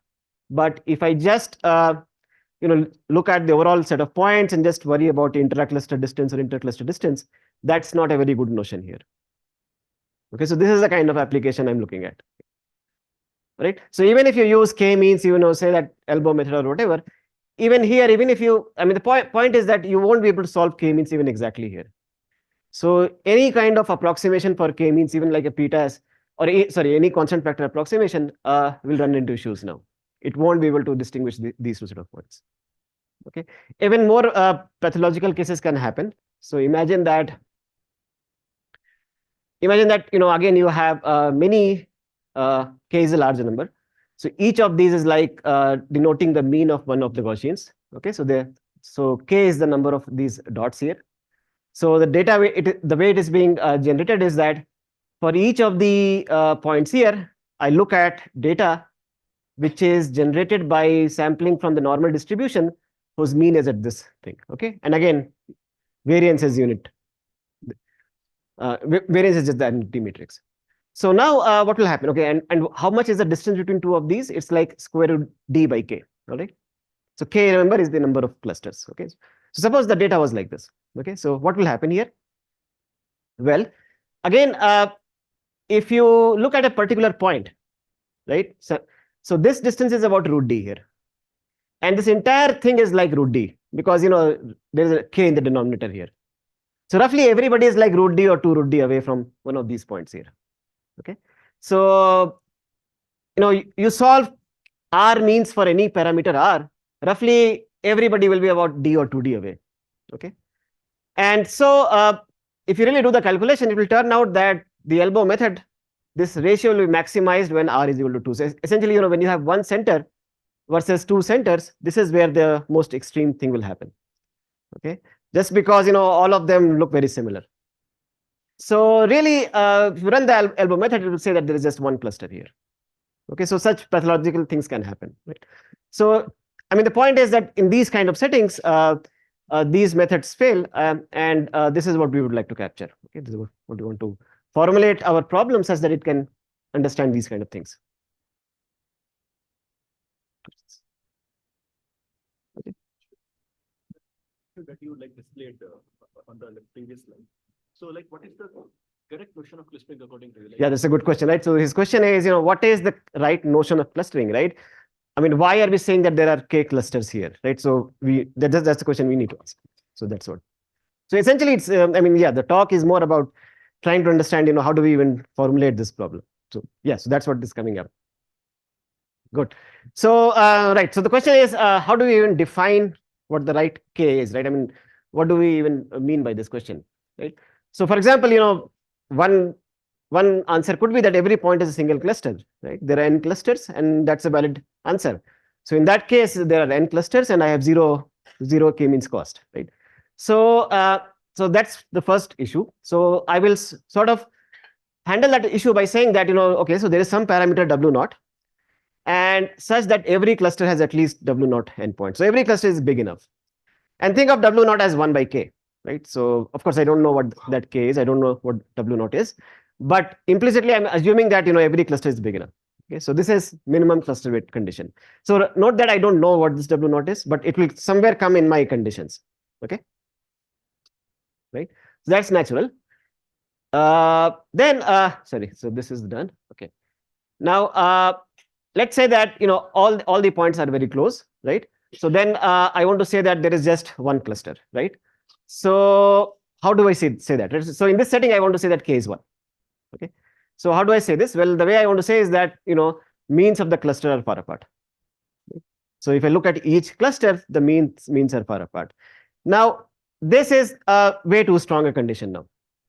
And what do I even mean by such a question, right? Far apart as compared to what, right? If I say that they're far apart compared to, I can again define a notion of how far two clusters are. Look at some sort of, the closest distance between any 2 point. That's the distance between two clusters. And so then this will again come back to a question like, or a notion like intermean distance is much bigger than intra-cluster radius or something. But as we saw in that Gaussian example, that's a very strong condition. I don't want to go here, right? After the center, because it's still like a point that lands in the middle. One may not be able to put as one. Yeah. So, well, I mean, okay, so I am hiding some log factors here. So let's say the intermean is at least log n, where n is the number of points. Yes. Yeah. But, or other way would be that if distance is much larger than sigma, very small fraction of the points. Okay. So I don't want to get into this, right? So essentially what I want to say is that, but how do you even capture this, right? And this is where the central question will be, that I want to say that the distance between the means of the two clusters is much bigger than some notion of the inherent radius of the set of points. Okay, and the issue is that how do I define the inherent radius of a set of points?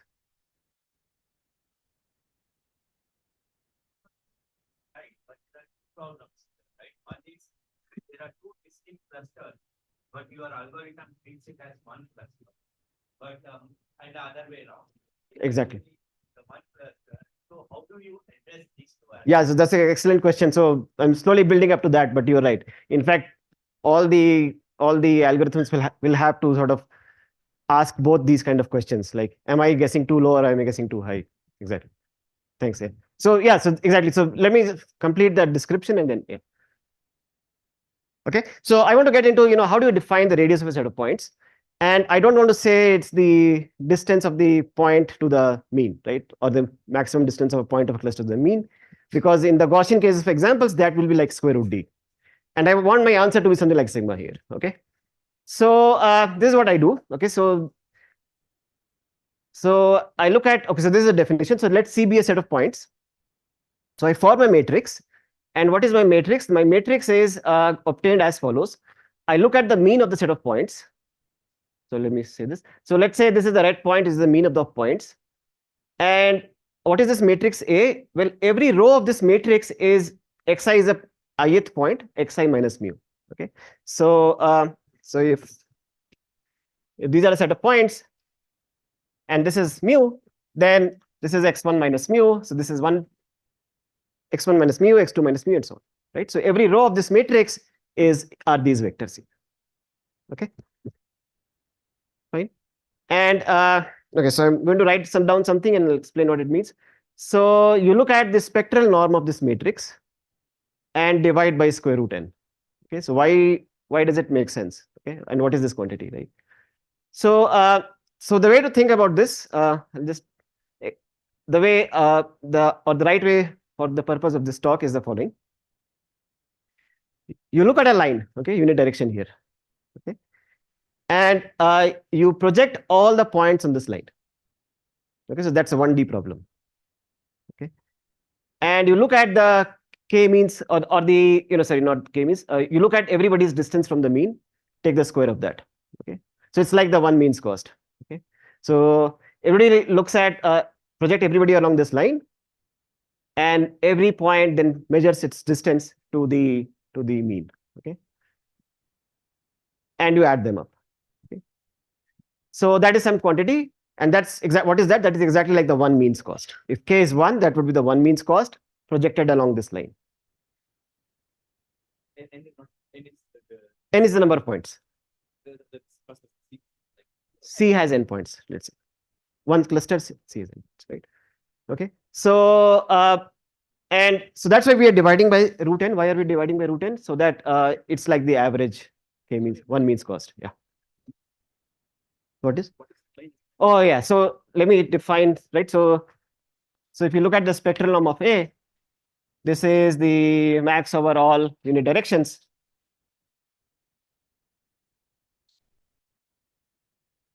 Right. So this is what I'm just parsing for you. Okay. So I'm just explaining what this quantity is. So this quantity is essentially saying that you look at any unit direction u, project all the points on that, look at the one means cost along that, just take the average one means cost, and just take the maximum over all unit directions. Right. So for every direction, you look in some sense, how spread out the points are in that direction, and just take the max over all those. And that's my notion of radius. So essentially, instead of looking at the global ambient space and just looking at all 1D projections, thinking of the radius in that 1D projection, and just taking the max over all those. That's all it is. Okay. So yeah.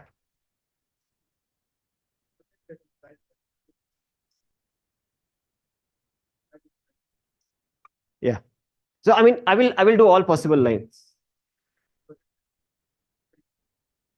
Yeah. So I mean, you look at the projection of the mean also, right? So the mean, you project all the points, right? And right, so even the mu gets projected. I mean, in this picture, the line is going through the mu. You can always assume that the mean is the origin, right? So let's say, otherwise, even the mean will get projected on that.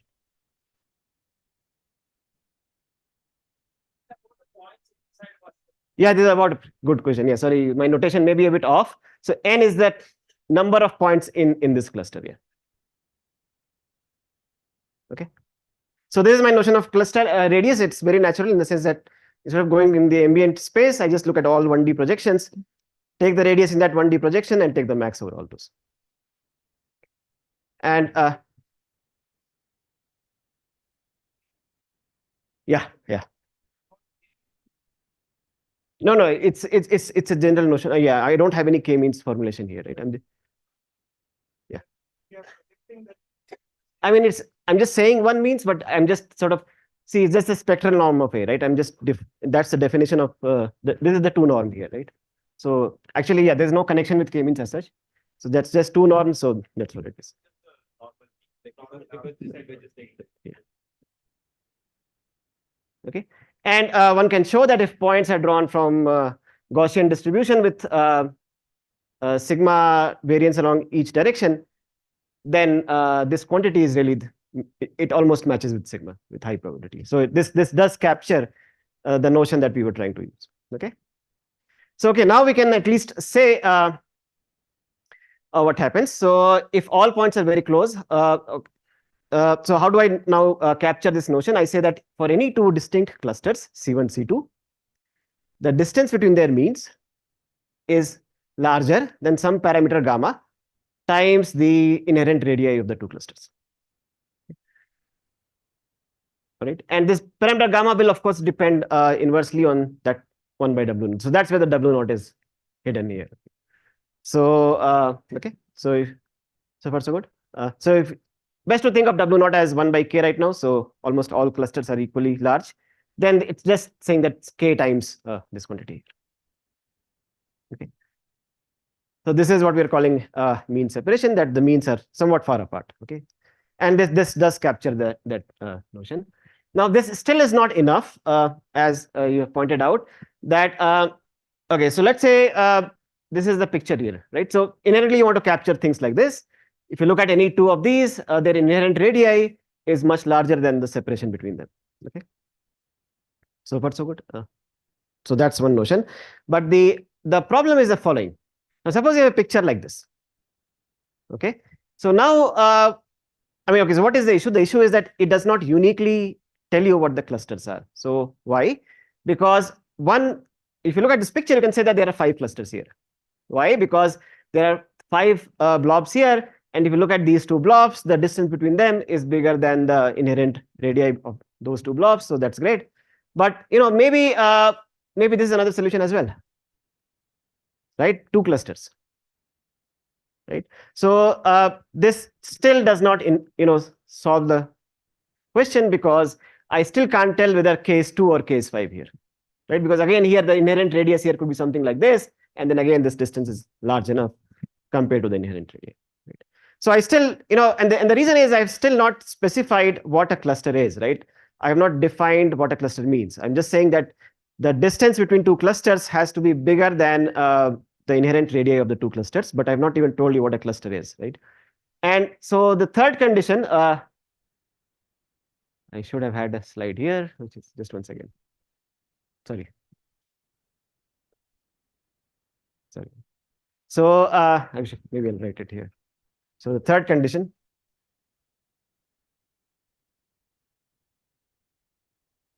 So this says that every cluster should not have a small subcluster. So what it says is that if C is a cluster, set of points, let's say, and S is some subset of C, okay, then sigma S should not be much smaller than sigma C, right? So it should not happen that this is my cluster here, and inside this there is some other subcluster which is sitting inside and which looks like is much more tightly packed. Okay, so the definition is that if S is a subset of C, okay, and S is large enough, let's say S is at least square root n log n, okay, something like at least root n, then sigma S is much larger than some constant times sigma C.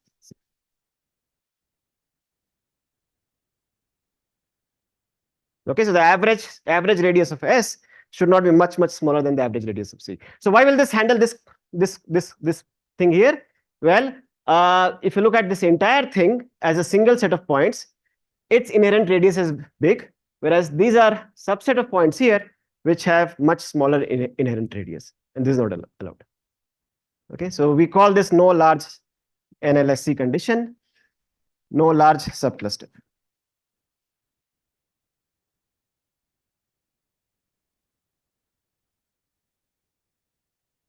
So that's the third condition. So that kind of tells me, what really it means when I say what a cluster is.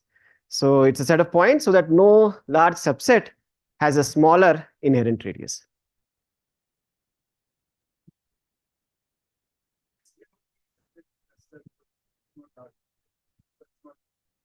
Yeah, so this is something I'm adding in above this, right? So there cannot be a root n size point subset. So S could be a sub, I mean, any set which is at least root n size. So this is a strong condition I'm imposing.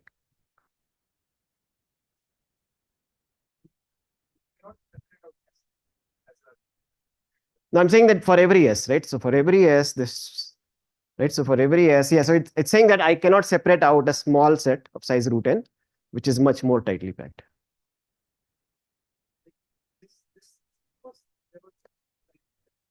Yeah. So you're saying that if there is such a set S, I cannot declare it to be another cluster because it is too small. Yeah, so but that's my definition of a cluster, right? That in some sense, even at the root n scale, it's very tightly packed, as tightly packed as the original set of cluster.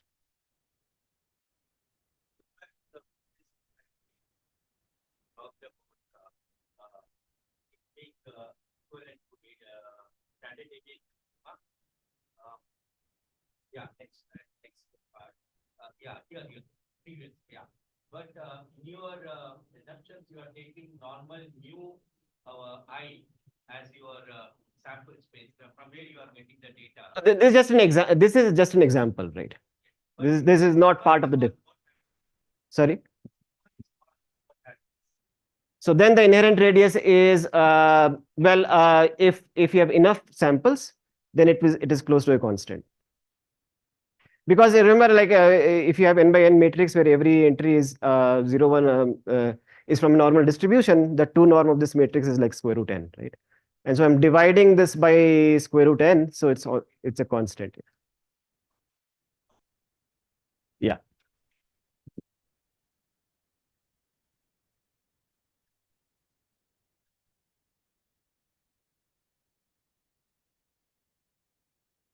Yeah, so it will imply when we actually apply it, we will have to assume that the number of samples is large enough. There will be some bound on that.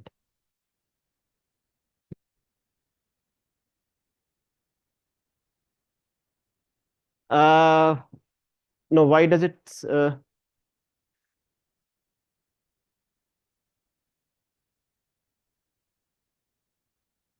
Yeah, so parallel that it won't be able to. I mean, yeah. So sigma is in the largest is the maximum is the max. It won't be able to handle like these kind of situations where you have planes points which are in parallel hyperplanes but very close to each other. So it really says that whatever this inherent radius is along max along all the directions, the clusters must be at least as well separated as that. What it was, those clusters cannot be partitioned into smaller clusters. That's what it's saying, yeah. This one just says there's no large subcluster. But couldn't it be the case that there is a large subcluster, but it cannot be that the complement is not large? Yes, that could be a condition, but yeah, this is what we have here. Yeah, that's a good question. Yeah, and as he's pointing out that this is going down all the way to root n, we didn't have to, right? Could have just said like some linear in n or something, but yeah, it does go down all to root n. Okay, so that's the thing. So what is the result? So the main result is that suppose I give you n points, okay, and this is completely deterministic, right? There's no stochastic assumption here. It says that suppose there is some ground truth clustering which I don't know, C1 up to Ck, and suppose it satisfies these three conditions. It satisfies that there is a minimum cluster weight W0, and where does the W0 show up? It shows up in the mean separation condition, that the means of these two clusters are far apart compared to the inherent radii. This condition for each cluster, that is each cluster does not have a large subcluster, then I can identify the right parameter k. Okay, so I can get the k and approximations to these clusters, not exact clustering, but I can get approximations to this. And the main algorithm, the result is that there's an efficient algorithm for recovering K exactly and ground truth. Okay, questions?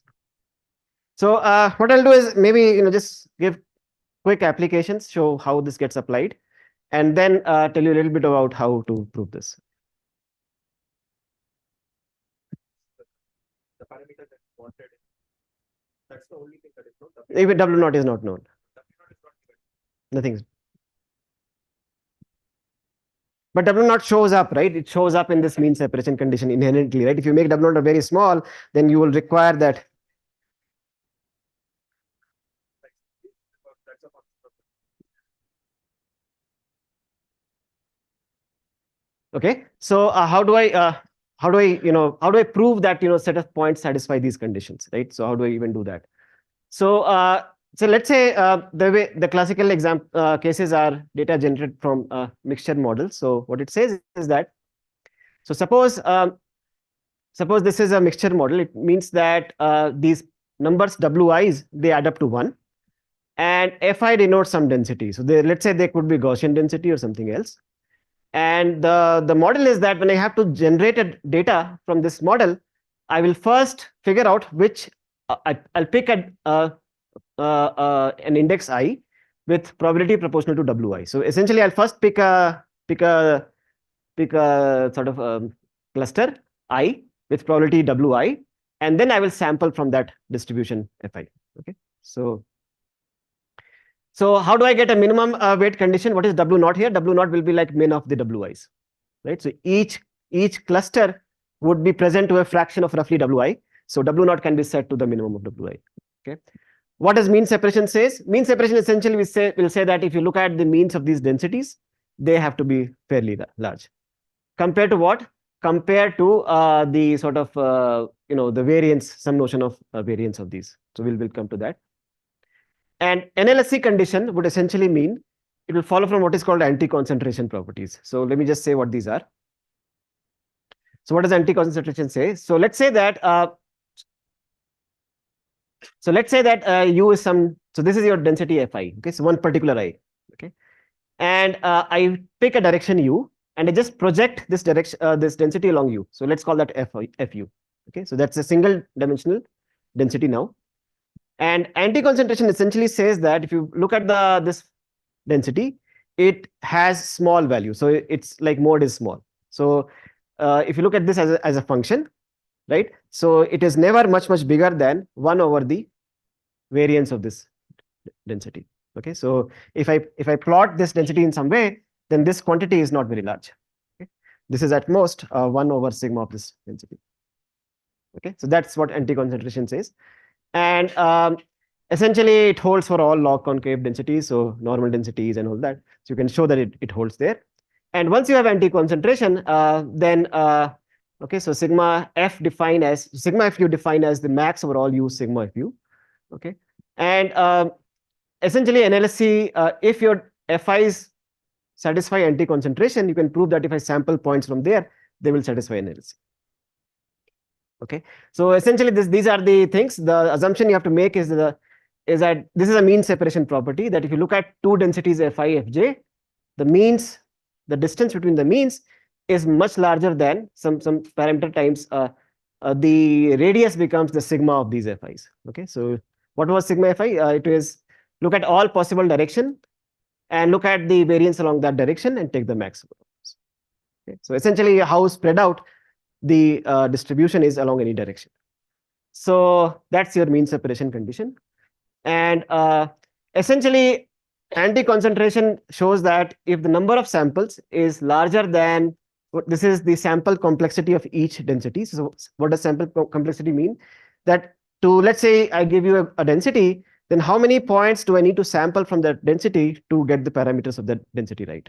Okay, so for normal density, how many points do I need to sample so that I can figure out the mean and the variance of that density? Okay, so so essentially saying, what is the sample complexity of each density? So clearly you need to at least sample those many points, and if you have that many samples roughly, then the sampled points will satisfy the no large subcluster property. And so this just follows from this anti-concentration property. So a simple argument using VC dimension, you can do that. Okay. So so that's it. Okay. So so the result is that if you're sampling points from this mixture model where these two properties hold, first is just a separation between the means, and the second is just saying that your number of samples should be large enough, then these samples will satisfy all those three conditions, and so you can cluster the set of points. Okay. So essentially, we give a polynomial time algorithm for identifying the right k in mixture of log concave PDFs, provided those distance between the means condition is satisfied. So again, the algorithm does not need to know what WIs are. But then the way it is getting, so where is the catch? Right? The catch is that if you look at the this condition here, in this C here, I have a 1 over min WI condition there, sitting there. Okay. So even though I don't know what the WIs are, it's implicitly there because whatever the minimum is, I require this separation to be at least larger than 1 over that minimum. Okay. So, right, so yeah, so in that sense, it is there implicitly, but the algorithm doesn't need to know WIs. Okay. So right. So let me answer a show you a much simpler. How much time do I have? Okay. So let me show you a simpler question, which is that suppose I give you a set of points which satisfy these three conditions. Why should there be a unique clustering? So is it possible that given a set of n points, I can find two different clusterings, C1 up to Ck and C1 prime to Ck prime, where all these three conditions are satisfied? And I want to show that is not possible. So at least information theoretically, you should be able to figure out what those C1 to Ck are, or at least what that parameter k is. I would say so there cannot be two different clusterings with different parameter k which satisfy these three conditions. Okay, so k is uniquely determined once I impose these three conditions. Okay, so no algorithm here, but at least existentially it will show that at least we are going the right direction. Okay, so this is what I want to prove, that suppose P is a set of points and there's some clustering C1 up to Ck, and suppose there's some other clustering C1 prime up to, there should be a K prime here in the subscript, then and both of these clusterings satisfy these three conditions, then K prime is equal to K. Okay, so K is uniquely determined once I impose these two conditions. Let's see why.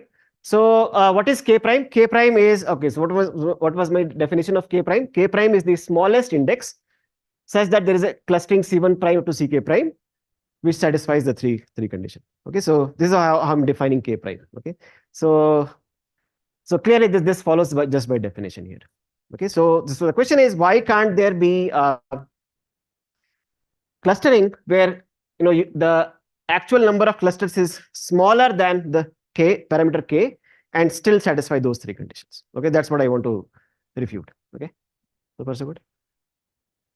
Okay, so what happens if k prime is less than k? So here's the picture, right? The picture is okay. So one small technical fact where this is where I'm going to use this condition here. It says the following: that suppose S is a set of points which satisfies your NLSC condition.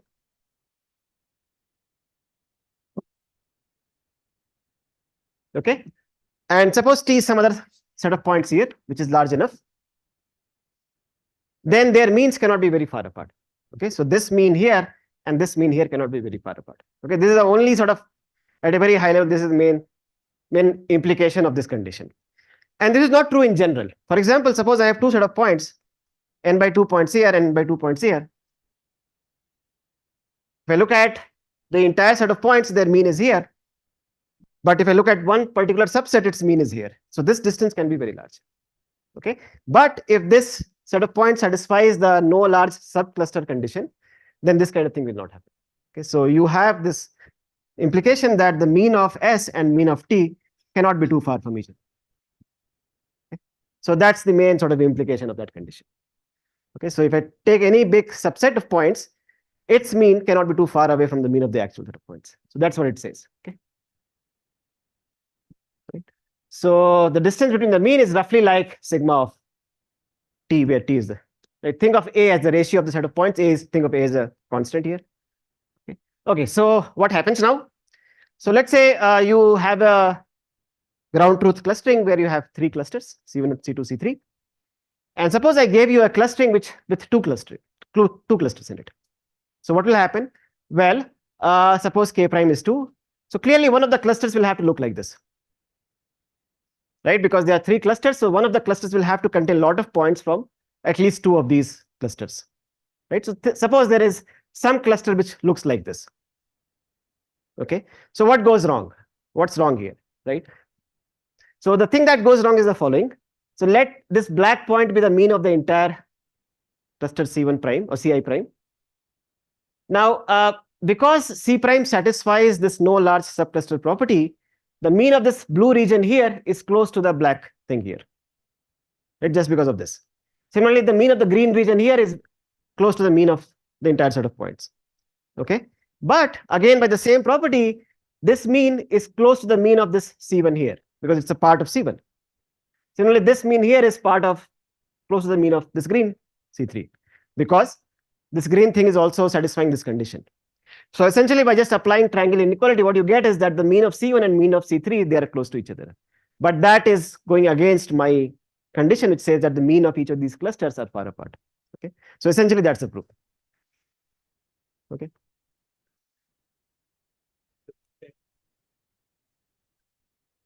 Yeah, so root n, you're asking why do I need root n? Yeah, so here, of course, I don't need root n if I just have this condition. But I believe I will need root n. This fact does not need root n. Yeah. So anti-concentration, yeah. So when I need to apply it, I need that. Yeah, but as such, it. Okay. Questions? Yeah. So that essentially says that you can, in principle, recover the right key. Okay. All right. So far so good. Now let me get into the algorithmic tool and the main sort of the main procedure that we will use. This is the question that I want to. This is the main technical tool we'll use. And once we have a technical tool like this, then you will see that the rest of the thing is very easy. So this is now this is a completely different algorithmic problem. This is what I want to ask. So let's say I give you a set of points. Okay. And what I want to do is I want to find what are the parameters here? There are 2 parameters, a set of points P, let's say n points, and there is a parameter M here. Okay. So think of M as some constant times n, right? Half of n or 1/3 of n. Okay. So M is the second parameter here. And what I want to do is I want to find a subset of this set of points P, let's call it T. Okay, so size of T is equal to M with a minimum sigma value. Okay, so in some sense, I want to find a subset T, which is of size M and is as tightly packed as possible, whose inherent radius is as small as possible. Okay, so this is the algorithmic question I want to answer. Okay, and you can imagine how I will use, yeah.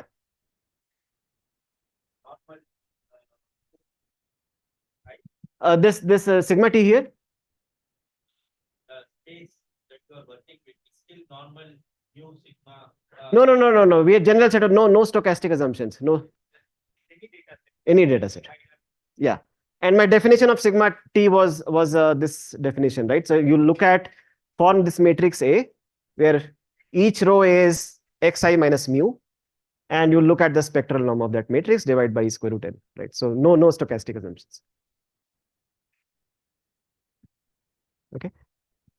So, and you can imagine how I will use this, right? If I had a tool like this, then I will say that, okay, if you give me a set of points, I will try to peel off tight subsets, and each of them potentially could be a cluster here, right? With the right setting of the parameter n here. Okay. So now the main algorithm that we have here, so this is the algorithmic part. It says that we have a polynomial time algorithm that outputs a set T, whose size is, okay, so what is C here? C is the ratio of M and N. Okay. So think of C as a constant right now, but if C were not a constant, this is not a good algorithm. In fact, we don't know of a good algorithm here. So it's a polynomial time algorithm whose size of set T is like C square times N. N is the size of P. and sigma t is roughly like log square n by c cube. Okay. So in all my applications, where I'll apply it, sigma c would be like 1 by w naught. So everything will scale polynomial with w naught. So but in general, we don't know if how hard this problem is. We can show NP hardness, but beyond that we don't have any idea. But this is the result. Yeah. So it shifted from finding K to finding such tight, spectrally tight subsets. Yeah. So in this question there is no K here, right? But I will use this as a subroutine in my algorithm. Yeah. So I'll show how to apply this. So when we go back to finding K, this will be a subroutine. Yeah. So I'll come back to that point. Yeah. Okay. So let me just spend 2-3 slides on showing how we do this, and then I'll come back to the question of finding K. And the algorithm is by just writing a suitable SDP relaxation. So semi-definite programming relaxation, and I'll show you what the SDP is. But conjecture is that should have better guarantees than this, but we don't know this. Okay. So what is the SDP relaxation? So if you remember SDP relaxation, what we have to do is for my variables would be vectors, and every constraint has to be written as dot product of these vectors. So let's have a vector vi for each point in the point set xi, and the idea is that if you're going to select this point in your set T, then vi will be set to some fixed vector, fixed unit vector. Otherwise, this vi should be a 0 vector. Okay. So minimize sigma square. That's what I want to minimize. Sigma square is essentially sigma of t square. So that's what I want to say.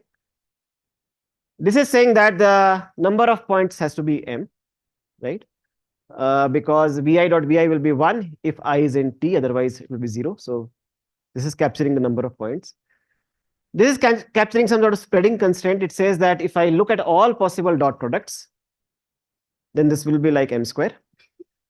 Why? Because if your vi is in the set T, then vi dot vj will be 1 for every other j in T.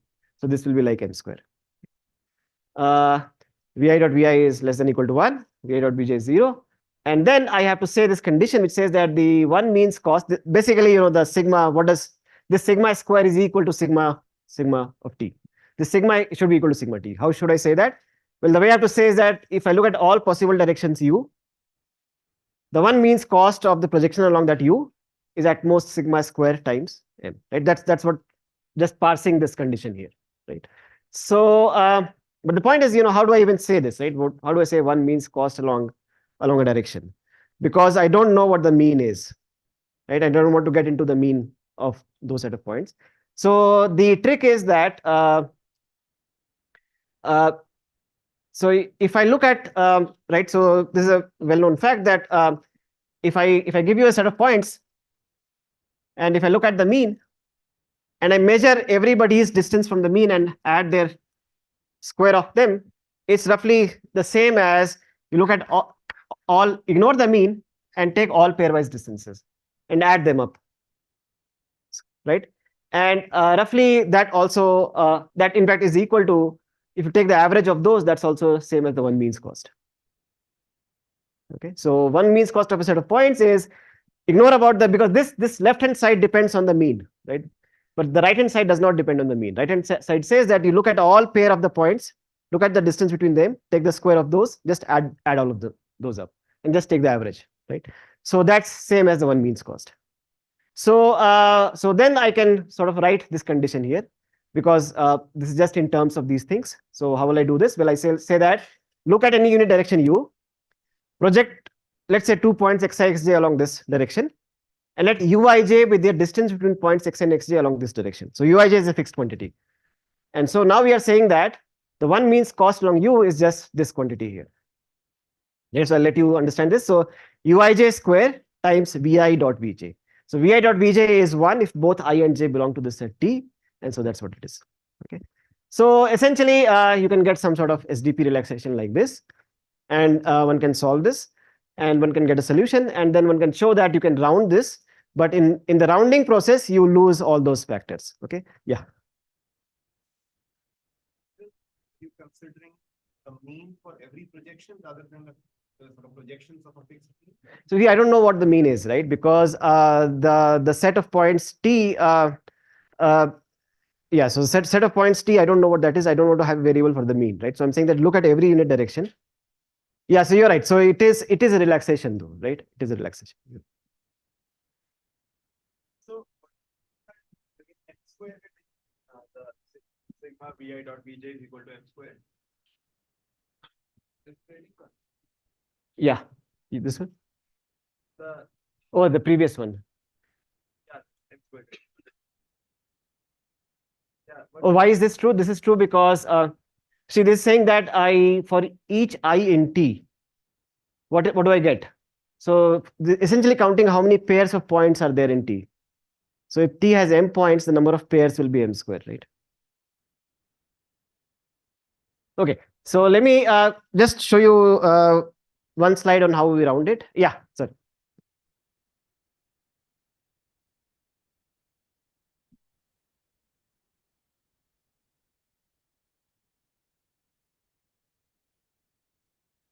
Sorry. Yeah, oh, sorry. So yeah, but this is like a convex program, so you can solve it. You can find Oracle. Right. Sorry. Yeah, so we can discuss. But yeah, you can do all that here. Okay. So what is the algorithm? Algorithm is that okay. So you solve this, right? And what you do is you now look at points. You build a graph. Okay, you build a graph on these points, and you add a point edge between two I and j if this vi dot bj is large. Okay, right. So the point is that if vi dot bj should be large if both vi and bj are part of your set T. But this will not be consistent, right? It could be that these two dot product is large, this is large, but this is not large. That could happen, right?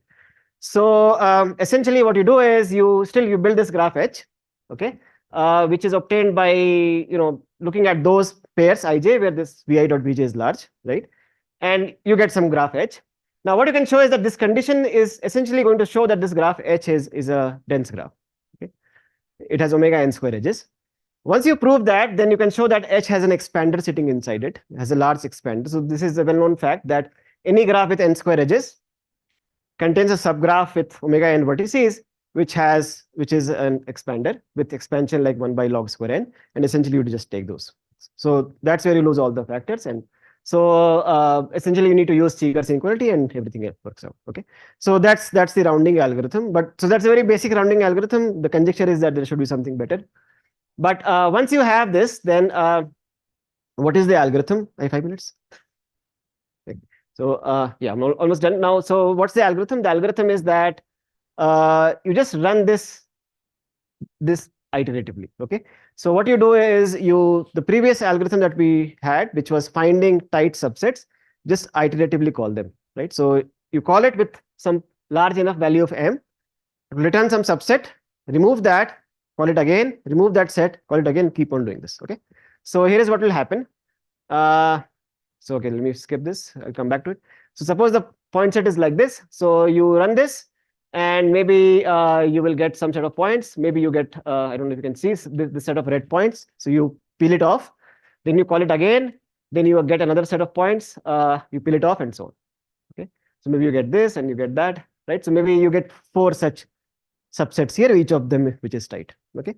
So so basically what you can show is that each time it returns a subset that is some sort of, all the points there is essentially coming from just one cluster.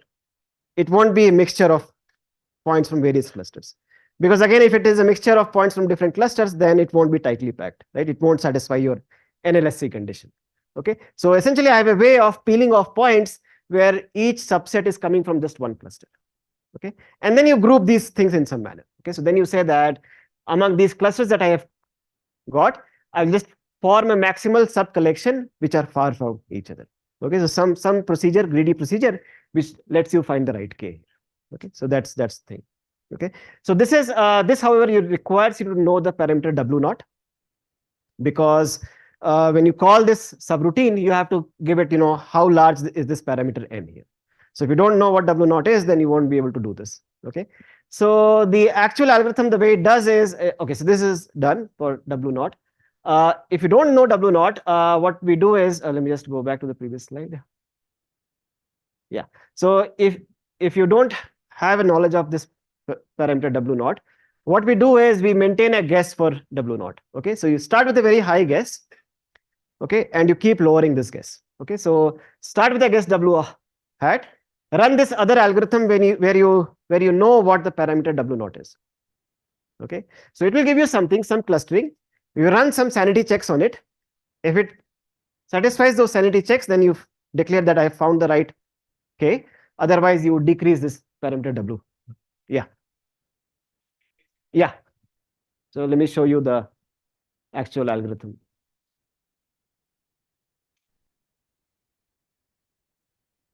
So I start with some initial guess. Let's say start with 1. Okay, but think of that as some initial value. And I run my previous algorithm, which will give you the actual clustering. So let's say it gives you some C1 up to CR. R is some value. And now I do some sanity checks here. I'll just say what these sanity checks are.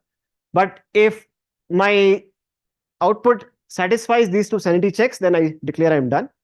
Otherwise, I'll say that, okay, I have not found the right W yet. So I'll decrease it by 1 by n. So very slowly, very slow decrease here. Okay.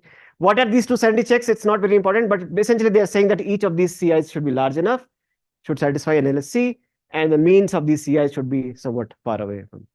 Okay, so these are some sanity checks I have to do. But once I do this, then I mean, it's not a difficult proof to show that this kind of works out fine.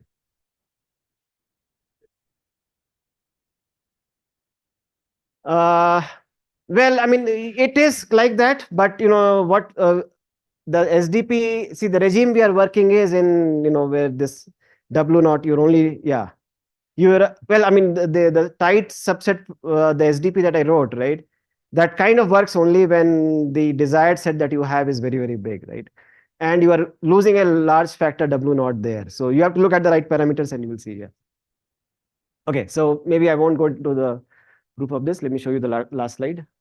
So what are the open problems? One is, of course, that all of this uses SDP. There should be a fast heuristic for at least finding the right K here, given that, you know, at least this formulation says that you can uniquely identify K. Can we get an improved algorithm here? So the algorithm that currently have is by criteria and only works well when the desired value M is much closer to N. If M is like square root N or something, it's not going to give you anything. Other application of spectrally tight subsets, we don't know.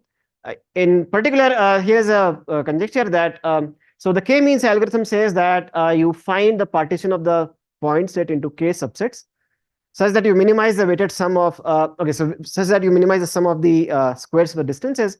But now suppose I want to say that find the partition of the point set into K subsets, which minimize the weighted sum of the spectral norms of the corresponding radii, basically the sum of the radii of each of these clusters. Okay, and the claim is that if you can solve this, a good approximation for this should be able to handle things like mixture of Gaussians that I talked about. Okay.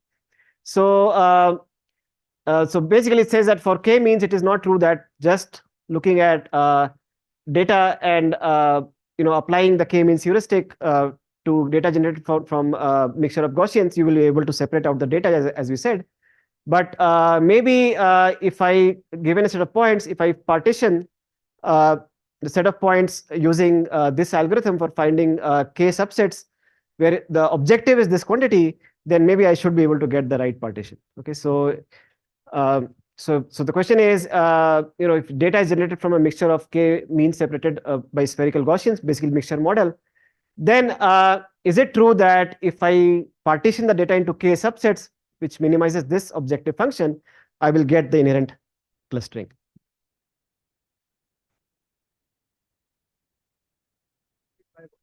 Yeah. So weighted by the, yes, let's say weights are the size of these clusters. So for example, in K equals 2 case, we showed that if you just do 2 means and the 2 Gaussians are overlapping a lot, solving 2 means will not give you the set of points, but maybe this objective function would give you that.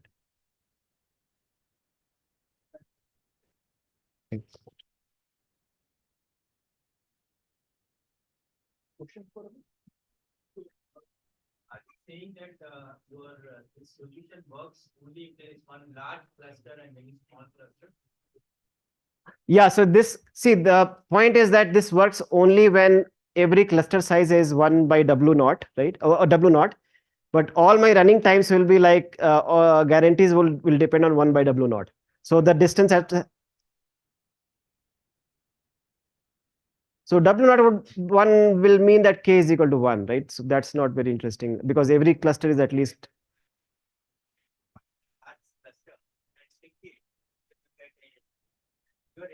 Oh, that algorithm, you're talking about that algorithm there. Yeah, so initially I think of, is there just one cluster? And then you realize that though, no, it is not that. So it's there's a tension between the two aspects, right? Yeah, in some sense you can say it's a greedy. So essentially you start, see, there's a tension between guessing too big and guessing too small. So initially we guess too small, we say that there's maybe just one cluster. And then you say that if there's just one cluster, this would be the cluster, but then it does not satisfy any NLSC. So maybe there are two clusters. So if there are two clusters, this is how my clustering will look like, but again, this is not the right one. So you go down like that, and maybe then at some point you hit the right number. So suppose you have a fixed mixture of Gaussian underlying model and you keep getting data tending to infinity. Does the output K stabilize? So the question is, if I get data from n Gaussians, does the output K stabilize means? The output of the algorithm. So is it coming from K Gaussians? Fixed number of Gaussians. And there is separation condition between them, right? Yeah, something. Yeah. So separation condition, essentially there's a log n setting there inside. So no, so think of n as some poly D or something, right? So when you have to apply these things, right, there is some tension here, right? So let's say n is poly D, right? Subsample this very large sample and then apply it. Yeah, because otherwise, if you sample, I mean, then the data would be too mixed, right? So you're applying a deterministic condition on the data, so then you have to limit, in some sense, how many samples there. Finding specific types of does not lead to any like the rest of the If the approximation about it. So where does it? So it helps. Yeah, so maybe in the running time of finding it.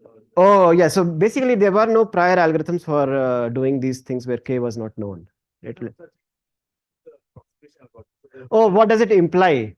Oh, it implies better parameters there. So essentially, for example, right now we are saying that the separation between the means is some constant over W naught to the 4, right? So those things will get better. Yeah. Yeah.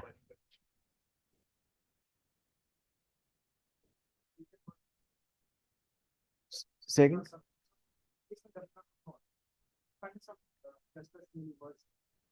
For which one? Is known. Yeah. So find subcluster and you kind of, yeah. Well, yeah. Well, you look at these clusters and see if the distance between the means of those clusters is small compared to the sigma of the two sets. Yeah. Okay.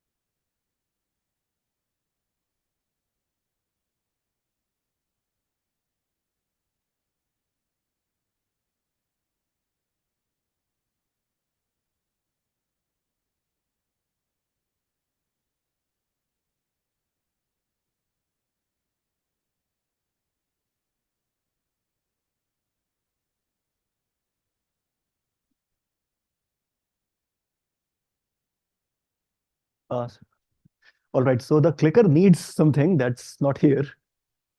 Is it with the last speaker?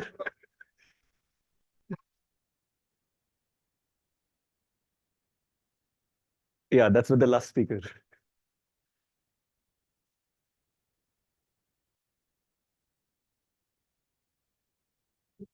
Oh, it's not. Is it this? Like, Yeah, that's right. okay.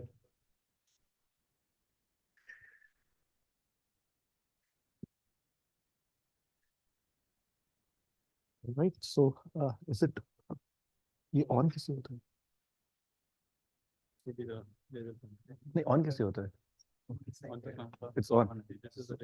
Oh, right. You need to duplicate your screen. Okay, so maybe somebody can do that for me.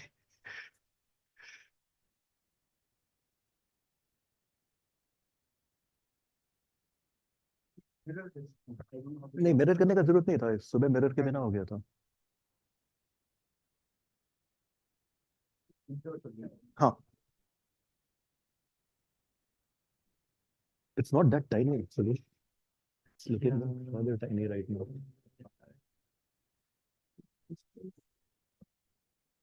Sorry about the technical issues. I did not know I would be giving a talk, so yeah. That's the least of your problems.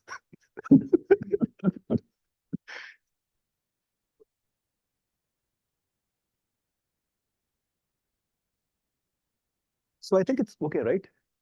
Yeah. Yeah.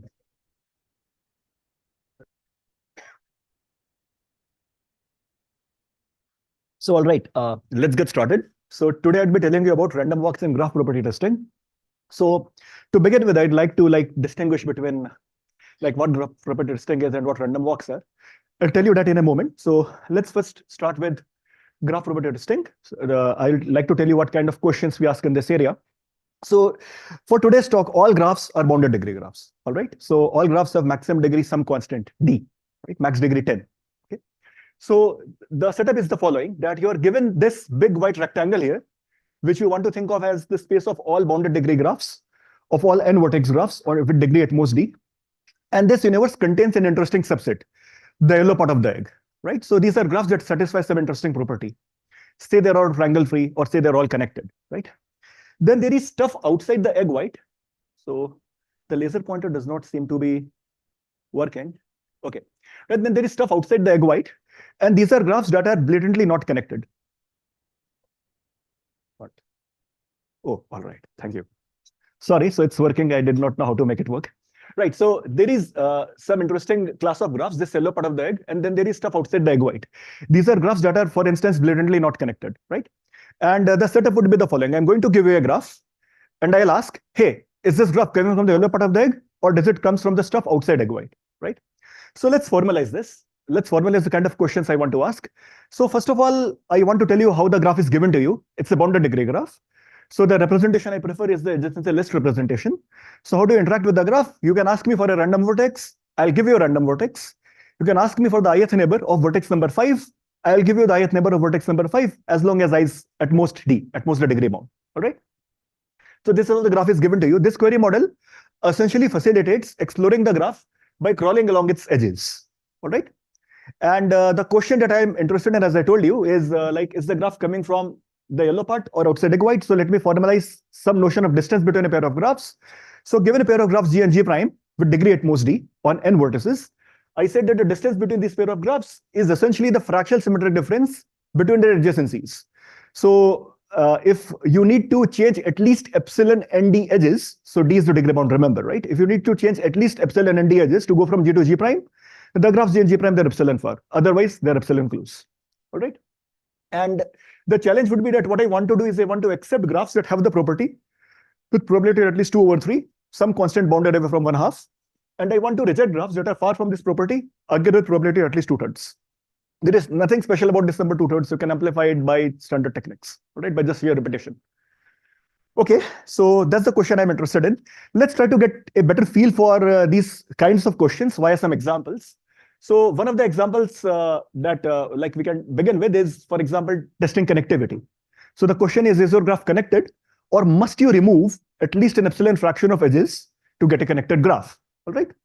So these questions, it's more easy to think of these questions as this number 2/3 is in fact 1, right? Because like then what you're looking at is the following situation. It's more convenient to work with this parameter setting because like essentially what you want to do now, it's what you would think is that whenever you reject a graph, you want to have a certificate of rejection in your hand, right? You cannot reject the graph without that because you want to accept all connected graphs, all right? So in particular, you would like to find a disconnected component, right? So if your graph is, let's say disconnected, it has C connected components, you can connect it by merely adding C-1 edges, right? So if your graph is epsilon far from being connected, what you can conclude is that it must have several tiny connected components, all right? And the algorithm that you might deploy is like the following, will have the following flavor, that just pick a bunch of random vertices and perform breadth-first searches, truncated breadth-first searches from these vertices, all right? Intuitively, this should work, and like as you can show it, this idea in fact works. So you have a tester that always accepts connected graphs. But then, of course, there are more exotic properties you can think about. So for example, one exotic property that you might be interested in is, for example, so yeah, I mean, this is what the tester does, that you just sample a few random vertices and do a breadth-first search, right? Some more exotic properties could be like the following. You might want to understand whether your graph is bipartite or whether it's significantly far from being bipartite. All right, these are the kind of questions that you might be interested in asking. And now what I want to emphasize is that this approach is essentially dead. So this approach is no longer accessible if you want sublinear running time. Why is it dead? Because, you know, I mean, there are graphs in which all cycles, so there are graphs that are far from being bipartite. You want to reject these graphs with probability at least 2/3, and you want to have a sublinear running time. So you cannot meet these two goals simultaneously. Why is that? Because I can give you graphs that are far from being bipartite, in which every single cycle has length at least log n, all right? So in this situation, what you would have to do is you would have to perform a really long breadth-first search, and now you're essentially in dead waters, right? You cannot persuade the BFS to have logarithmic depth and still hope to remain a sublinear time algorithm, right? So what you do now in this situation is you fall back on a different primitive to explore graphs. That primitive is called random walks. So what does a random walk look like? Well, it's pretty much what the name suggests. You're standing at some vertex in a graph, you go to a uniformly random neighbor, right? So on and on you go. So that's what a random walk is. I'd like to tell you, just get a quick few fun facts out of the way. And after that, we can like think about how random walks can be used to test bipartiteness. So let's get into that right now. So the idea is something like the following, that random walks, they mix quickly on expanders. I have not told you what expanders are, I'll tell you in a minute. But like essentially what this is saying is something that like the following, that look, I give a complete graph, and suppose you're standing at vertex number 1, and you do a one-step long walk, right? The endpoint of this walk, of following just a single edge out of vertex labeled 1, is almost a uniformly random vertex. You could be anywhere after you take one step, one random step, right? So it takes one step to mix on complete graphs. On expanders, whatever this graph class is interesting enough is that it does not take too many steps for you to mix. That after just logarithmically many steps, the distribution that you end up with over the endpoints, it's a uniformly random endpoint, more or less. So in fact, what you can like quickly see is that this distribution D is indeed honest to goodness close in L1 distance to the uniform distribution over the vertices. And the 2 norm of this distribution squared would be about 1/n, and that's the smallest it can be, that you can quickly verify using Cauchy-Schwarz. This fact that like distributions like the 2 norm squared can never drop below 1 over the support size will be interesting in later part of today's talk. All right. So now what I want to do is I want to like just recap for you what expander graphs are. So for me, all graphs today are bounded degree. Their degree is at most D. And if you are at some vertex whose degree is below D, you can just add enough self loops to make it a D-regular graph. These graphs are very nice to think about. So for a set S of vertices, you define its expansion to be the number of edges that go outside of S, that go from S to S complement, divided by D times the size of this set. Right? You can also think of this quantity as the probability that a random walk of size 1, random walk with one step, leaves the set in one step, right? Ends up in S complement after that step. All right. And the expansion of a graph is just defined to be the minimum expansion of all sets with size at most n/2. Like the idea is that intuitively, if this is the first time that you are encountering the notion of expansion, then the way to think about this is that it's just a notion of connectivity. If your graph is large expansion, it's difficult to disconnect. No matter what small side you take, you need to delete a significant fraction of edges incident on that set to disconnect the graph, right? So that's what expander graphs are. And now what I want to tell you is that using this notion of random walk and expanders, you in fact get an entire recipe which tells you how you can attack property testing question on bounded degree graphs. This recipe was invented by Goldreich and Ron. It's a fantastic recipe, a rule of thumb, right? It does not always work, but it's quite remarkable how many situations you can attack with this fun recipe. So let's see what that recipe is. So the idea is something like the following, that what you would like to do is first you would like to focus your attention on expanding graphs. So you are given a yes instance, you are given a truly bipartite graph, which is an expander, versus you are given a graph that is far from being bipartite, which is an expander. And you would like to develop algorithms that tell these two expanding instances apart, right? That's what you would like to do as a first step. Once you have done this, assuming you have done this, what you can do now is that you can exploit some off-the-shelf expander decomposition tools to solve the problem in the general case. So for instance, the situation would be something like this, that you pick a random vertex that falls inside, let's say, this piece. And I should tell you that off-the-shelf expander decomposition tools give you some like rather nice guarantees that the expansion of the subgraph induced on this subset is around 1 over polylog n. And like the number of edges that go across is like very small. It's less than 1% of the edges go across, right? So what you can do is that you pick a random vertex, falls inside this piece, let's say. You can pretend that this piece essentially sits in isolation. There are no white edges leaving this piece. You can kind of pretend that. And now you already know how to test your property in expanding instances. You can use that expertise to test the property for general graphs, right? So that's the recipe that Goldreich and Ron invented. And what we showed in a few works jointly with Seshadri and Stolman is that mild variations of this recipe can allow you to test much more intricate properties, stuff like planarity or minor fairness. But that's not what today's talk is about. Yes.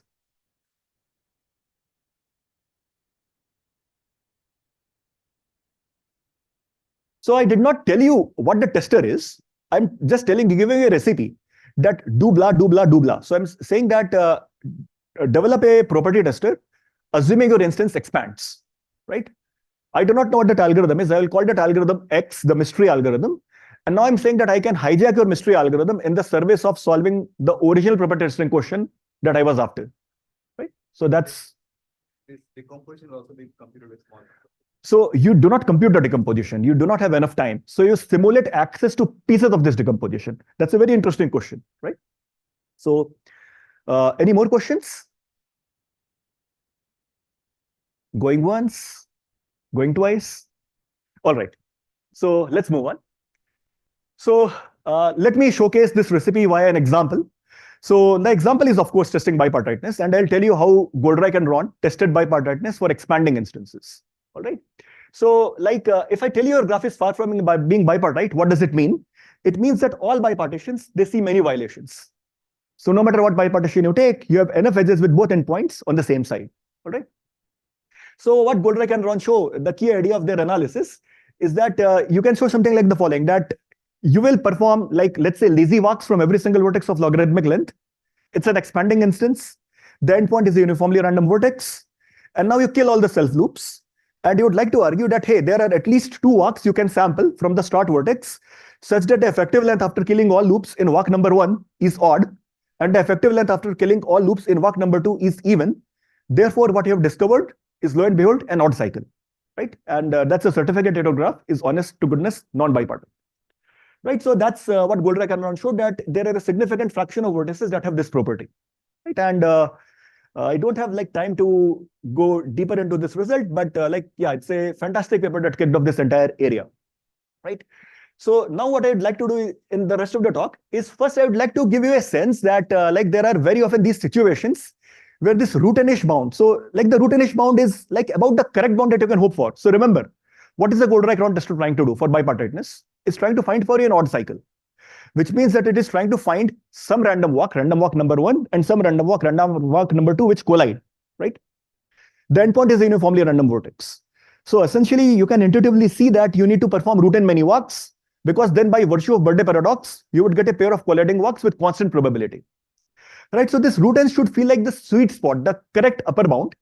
at least for some natural approach. What I'd like to argue is that it is in fact the right lower bound for a lot of interesting properties of graphs.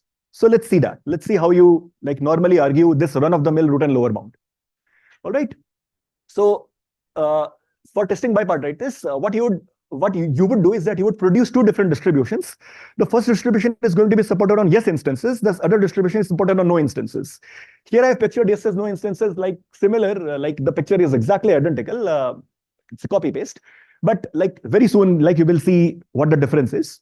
So these yes instances, so it's an even cycle. I start with an even cycle. I'm going to produce a three regular graph for you.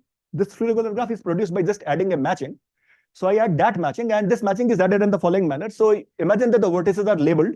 So they're labeled in some clockwise order. This is 1, 2, 3, 4, stuff like that, right? So you just look at a pair of indices I and j. And if the difference between j and I is an odd number, the cycle that you get by adding this matching is in fact an even cycle. And you can confirm that all the cycles in this graph are in fact even cycles, which means that this graph on the yes side is an honest to goodness bipartite graph, right? It's obtained by adding a random matching. The random matching just has to respect one constraint, that j minus I is an odd number, right? Over here, what you do for the far instance is that you just add a random matching, right? And you can show that with very high probability, this produces graphs that are far from being bipartite, right? And now what I'd like to argue is that it's difficult to tell these two distributions apart if you're allowed very few queries, right? So with good probability, you cannot tell them apart. Essentially, if you're allowed less than root n queries, you cannot tell these distributions apart reliably. So it's essentially arguing a two-sided lower bound. So let's see how you do that. So the idea is something like the following. It's a classic bit and switch argument, right? So you're given a graph. You do not know from which distribution this graph came, all right? It either came from the S distribution or it came from the far distribution. You just don't know which one. And now the entire idea is something like this, that look, the way you're going to interact with the graph is you're going to ask graph for some random vertex. I give you a random vertex. It's just that I shift it by some permutation pi that is not known to you. So there is a hidden permutation pi in my head that I'm computing on the fly. So you ask vertex number I give you vertex pi of I. Then I'm going to give you more information. So remember, D here is 3. It's the 3 regular graph, right? So you ask for vertex number 1, I give you the vertex number, I give you, if you ask for the first neighbor, so if the query issued is give me the first neighbor of vertex I, what I will do is that along the cycle, I will give you pi of I plus 1, right? So this information I tell you that I'm going to give its clockwise right neighbor, clockwise successor. And if you ask that give me the second neighbor, I give you pi of I minus 1. If you ask give me the third neighbor, what I do is that I give you the unique mate that the matching matched pi of I with. So the matching matches pi of I with pi of I star. I give you pi of I star, right? So that's what I'm doing. And you do not know whether that instance was a yes instance or a far instance, right? But you're allowed very few queries. Now you make one observation. The observation is that if you do not see any cycles, then you cannot distinguish whether this came from the yes side or whether it came from the far side, right? If you're allowed very few queries, you can't. So by just using a very simple inductive argument, you can argue that, hey, if I'm allowed only q queries, so if I'm allowed, let's say q equals 0, if you're allowed no queries, you cannot tell these two distributions apart at all, right? Then you argue by induction that as long as q is below root n over 10, like some nicety survives. What will happen in particular is that if you were to make a genuinely new query, that is you use a new edge, and you want to understand what's the chance that this new edge takes you back to a vertex that you already saw, and thereby giving you a cycle. I'm going, sorry? Yeah. That chance will be computed using the idea that I'm computing this permutation on the fly, right? Random permutation, right? So the entire idea is that with the budget of merely q queries, you see a cycle for the first time on the qth query with probability merely q over n. So condition on not having seen a cycle in the previous q minus 1 queries, the chance that you get a cycle on the freshest qth query is super small. And like now you have a root and lower bound, right? Yes.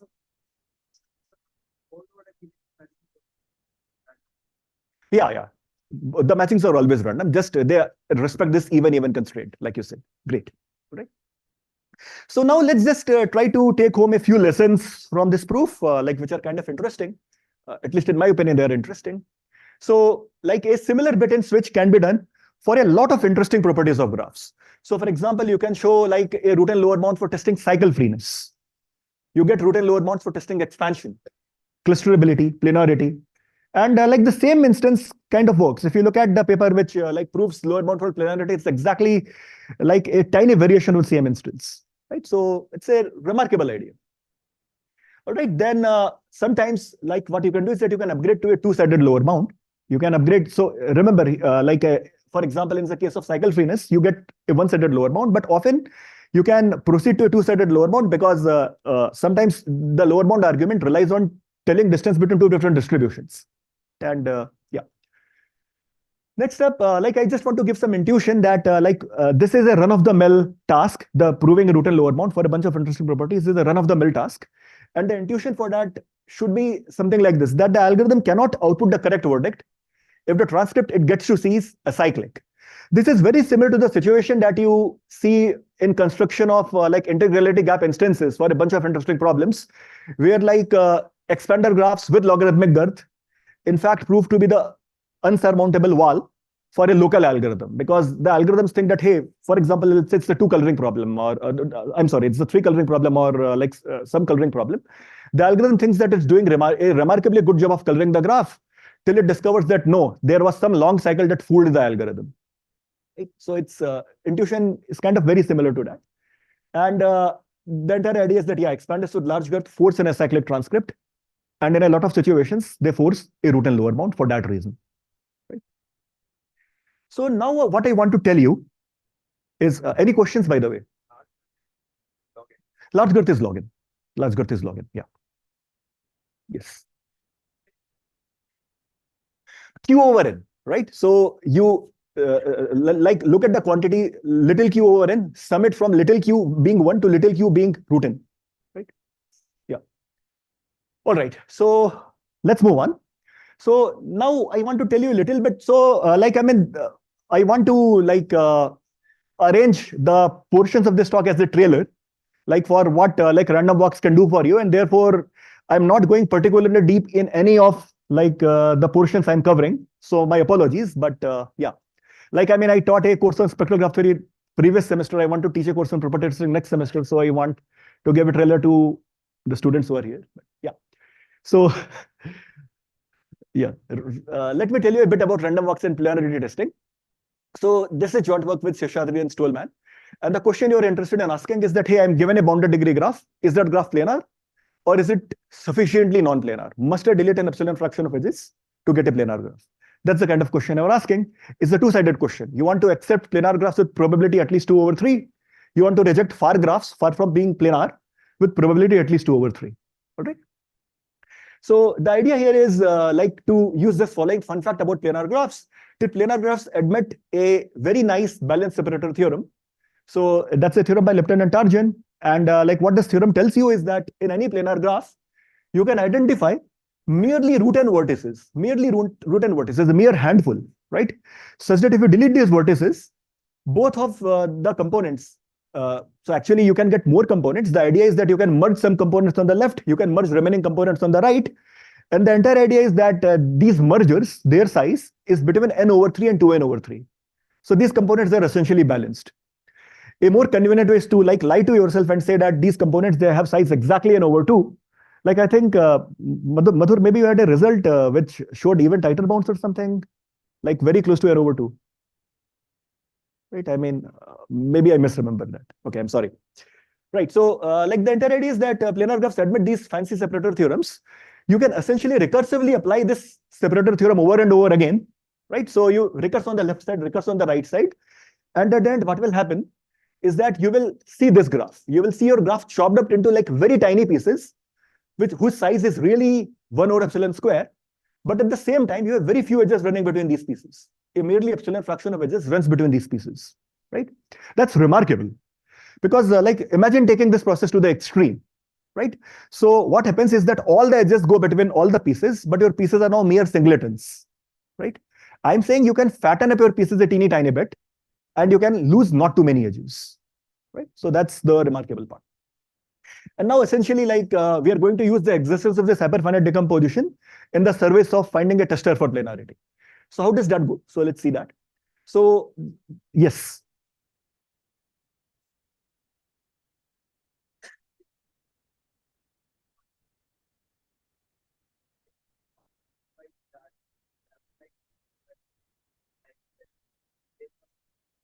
No, so you fix some epsilon. So there is an epsilon fraction of edges I'm willing to delete, no more than that. The question is like, how big pieces can you produce? So I am promising that, hey, I will produce pieces for you, none of whose size exceeds 1 over epsilon square. All right?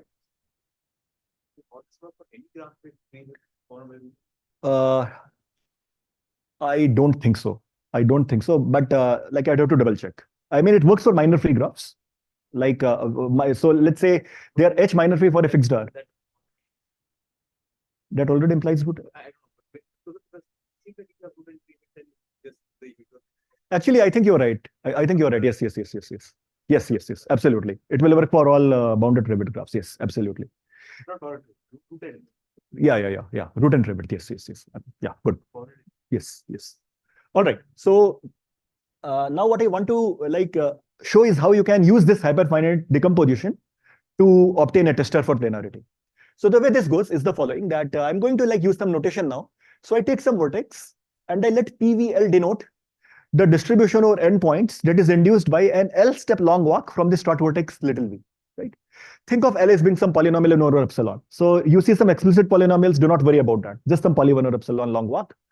And now the entire idea is the following, that I'm going to call a vertex leaky if the 2 norm of this walk is really large. It's at least some poly epsilon. So walk does not spread to a whole bunch of vertices, right?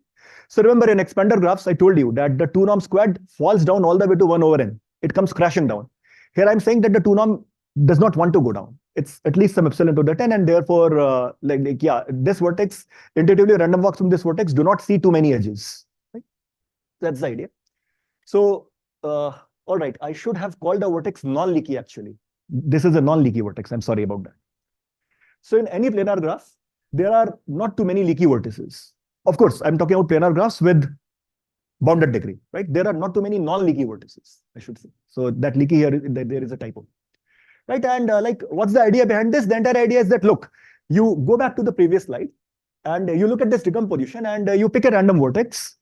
So this vertex, essentially you are picking every single vertex with probability 1 over n. So you're picking a vertex from the stationary distribution of random walks, right? So the walk starts at stationary distribution, it remains at stationary.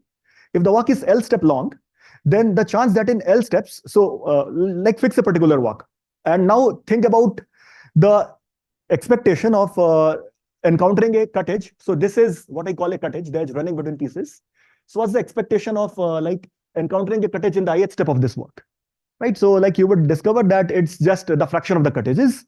Therefore, a L step long walk, the expected number of cut edges it encounters is just the fraction of the cut edges times the length of the walk, right? So therefore, what you can conclude, using this tiny little argument is that, hey, a whole bunch of vertices have the property that random walks from that vertex never really leave the home copy. Therefore, the walk is trapped, and therefore that vertex is non-leaky, right? I mean, here I called it leaky by mistake. It should be non-leaky, right? So there are a whole bunch of non-leaky vertices. So the entire idea is that what you should do is that you can develop a tester by just estimating the number of leaky vertices. Sorry. Leaky if it mixes well. Yeah, it should be non-leaky. I made a mistake. V is non-leaky, yes. It's non-leaky everywhere, right? It's non-leaky everywhere in this slide. Except the first line. Except the first line. Yeah, except the first line. So it's not a non-adaptive control find replace, it's an adaptive find replace. Okay. Yeah. So if the number of leaky vertices, this leaky is not a typo by the way. If the number of leaky vertices is too large, you just estimate the number of leaky vertices, a fairly easy task, right? And what you do is that you just reject the graph, that you cannot conceivably be planar. There are too many leaky vertices I encountered. Right? If the number of leaky vertices is too few, then you already know that, hey, this graph passes the first smell test, that perhaps its vertex set can indeed be decomposed into these tiny pieces with very few edges going between the pieces. And now what you can do is that you just sample a random vertex, let's say falls inside that piece, and you check if this piece, this tiny little piece induces a planar graph. This can be done in time polynomial in the size of this piece, right? So you sample another random vertex, you recover this piece, and you check in time polynomial in the size of this piece, whether this piece is in fact planar, right? So that's how this argument goes. Here the leak is correct. Here the leak is correct, yeah. All right. So now I go to the last part of the talk. So today, this is something that will completely bore. Yes. Yeah, it goes through. It goes through. It continues to be true. It continues to be true. And the only place that it's that root-n, the balance separator. Yes, yes, yes, yes. I did not hear you, sir. Yeah, yes, absolutely. All right. You need a separator in subgraphs also. It should be an inherited property here. All right. So now I go to the last part of the talk. So I apologize to the TIFR audience. They're going to be bored in particular because they saw this version of this talk already once, of this segment already once. So now I'm going to tell you about random walks and sublinear time max cut. Not better than that. Better than is again a typo. Right. So this is joint work with Agastya Jha. He is a master student at EPFL. If some of you are looking for a PhD student, hire him. He's good. Yeah. So also I would like to thank Michael Caprolo for early discussions on this project. And the entire idea is that what I'll be telling you about is I'll be telling you how you can get a better than 1/2 approximation algorithm for max cut in sublinear time on an interesting family of graphs. Right? So let's see that. So what's the max cut problem? So you want to split the subset of vertices into two different sets such that the number of edges that go across is maximized. So yeah, this is the only slide where there is some change from the TIFR talk because Raghuvansh pointed out that this instance had a problem. So yeah, all right. So that's the max cut problem. So some notation, I denote by MC of G the fraction of edges that's cut by the best bipartition. Or I also call this the value of the instance, the value of the graph. Okay. So let me now tell you what we already know about sublinear time approximation for max cut. So what is already known by the, how much time do I have? All right. So, okay, I need to pick up pace. So what's already known about sublinear time approximation for max cut? So factor of 1/2 is trivial, right? I mean, you don't need to essentially do anything. Just estimate the number of edges. That's it. So in this talk, I'm going to restrict to deregular graphs. So all my graphs are deregular, no self loops. So you will see why, but it essentially extends to bounded degree graphs as well, but deregular graphs make the discussion more convenient, right? So factor of 1/2 is trivial. And what Ashish, then Michael Kapralov, Sanjeev Khanna, Aida Mosafefar, and Yuval Paris showed in Fox 2018 is that the cut value of the graph cannot be approximated to a factor better than 1/2 if you're allowed only root-n-ish time. So if you want half plus epsilon approximations, you must pay into the half plus omega epsilon running time, right? So in the light of this result, what people asked is that, can you beat the 1/2 factor for some interesting class of graphs? Yes. Yeah, it's a list model. Adjacency list model. Right. Yeah, always that. Yes, yes. Oh, you just want to estimate the cut value, right? All right. So I mean, for sublinear time max cut, no upper bound is known. So sublinear time max cut is an open problem, right? I mean, can you get better than 1/2 is an open problem, like on all class of graphs, little O of n time, not little O of root-n, right? Everything for bounded degree graphs, right? Yeah. Okay, so can you beat the 1/2 factor for interesting graph classes? So Pan, Peng, and Yoshida in Soda 23 showed that yes, you can get better than 1/2 on expanding instances. And the content of my paper with Agastya, which we have not yet put on archive, is that you can even beat 1/2 on clusterable graphs, right? So I need to tell you what clusterable graphs are. But let me just show it via a picture. So a clusterable graph is a graph that has very pronounced clusters. So for instance, in this graph, you have these 3 clusters, right? So let me first, yes. Factor half, I mean, you don't have to output the cut. You just have to output a number, right? And that you can do. I mean, in a deregular graph, n-vertex graph, you know, there are dn over 2 edges. You just say that without any queries to the graph, you can answer that question. Okay, so I want to tell you what clusterable graphs are. First, let me begin by telling you what clusters are. So, yes.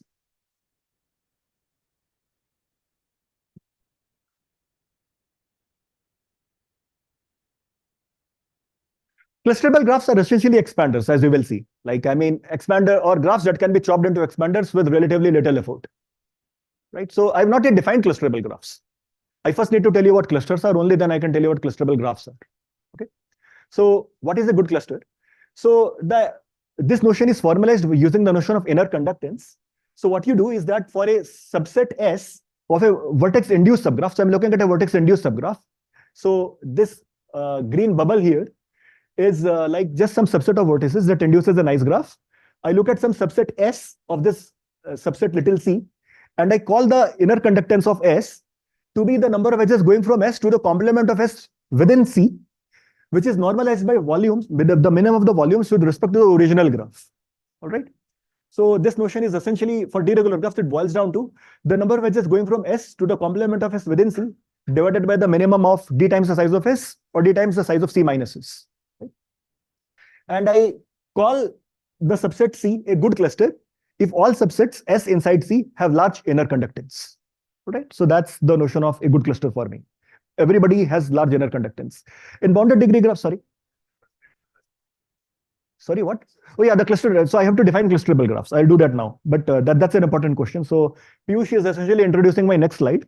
So when is your graph clusterable? So I say that your graph is clusterable into k pieces with inner conductance of every single piece being phi, if the following condition is true, that you can split the vertex set into k disjoint subsets such that all of these k subsets have large inner conductances and their outer conductance is small. Outer conductance is standard conductance that you know. All right, it's a standard conductance that you know. So this goes back to the question that Sujay posed, that what are clusterable graphs? They are graphs that are choppable into expanding pieces with few edges going between these expanding pieces. And I'm going to assume that all these CIs, they have roughly the same size. That's going to be a handy assumption. All right, so that's what a clusterable graph is. Now, the question that I'm interested in has the following parameter regime, that you want to think of inner conductance as being sufficiently large, some constant like sufficiently bounded away from zero. All right, and your outer conductance is some tiny epsilon. So the goal is that can you get a better than enough approximation for max cut on this class of graphs, right? So let's see how we do that. So first of all, let's consider k equals 1 case. This is the case when your graph expands. There is exactly one cluster, that's an expander, right? This was the case considered by Peng and Yoshida. And let me recall what the tester is. So what Peng and Yoshida do is that they consider performing L-step long lazy walk from a start vertex. So your start vertex is called V, and they perform a logarithmic length walk from the start vertex. And the entire idea is something like this, that look, you pick some start vertex and you pick a L-length lazy walk from the start vertex, you call it W. And now you erase all self loops made on W, and you end up with a non-lazy walk W prime, right? And now the idea is something like this, that look, if your graphs are truly bipartite, this is the starting side. What you would have is that if the number of steps in W prime is an even number, you are back to the original side. If the number of steps in W prime is an odd number, you are back to the other side, right?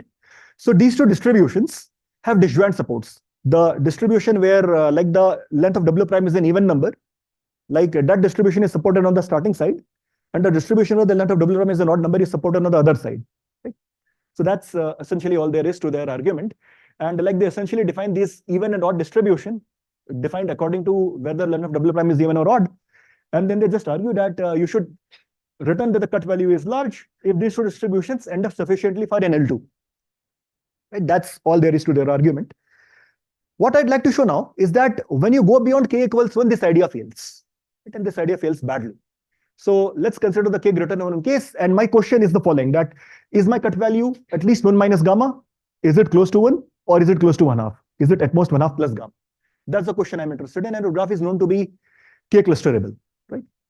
So I'm going to assume gamma is less than epsilon. In fact, you can assume gamma is less than 10 epsilon, some theta of epsilon, right? And now, like the idea is something like the following, that the Peng-Yoshida tester will fail now. So you take two isomorphic graphs, two isomorphic bipartite graphs, both of which are 1 or epsilon minus 2 regular.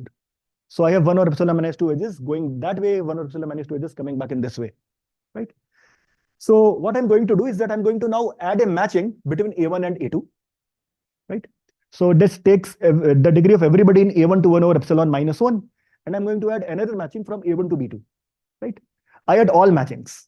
I add a matching from B1 to B2, I add another one from B1 to A2, and here is my horrible picture, right? So this is a 1 over epsilon regular graph, and what you notice is that if you were to perform a logarithmically long walk, a walk with logarithmically many steps inside it, in expectation, in every 2 over epsilon steps, this walk will reverse its polarity. and therefore you can no longer reliably use the distance between like the even and odd walks as a reliable indicator for the cut value, right? So this tester fails. So you need to do something more. So like the idea that like we had to handle this situation is the following, that imagine your graph is k clusterable. For simplicity, assume there are no edges going between these pieces. These are your k clusters. And suppose you have a few truly bipartite clusters. The entire idea is that if you have to perform a non-lazy walk from this side, this is an expanding instance, by the way. It's an expanding bipartite graph, right? And if you do a non-lazy walk of length 2, you're back on this side. So doing a non-lazy walk of length 2 gives you 2 new expanders inside this bubble. 2 new disjoint expanders. This expander results from the left bipartition. This expander results from the right bipartition. So more sparse cuts are born, right? Your graph suddenly sees new sparse cuts, more of them, right? So the entire idea is to like rely on this intuition.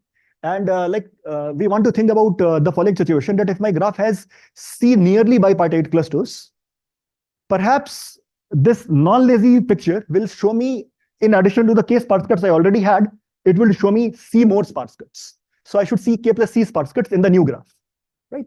So that's what I want to tap into. So I'd like to think about this question by performing an even length non-lazy walk.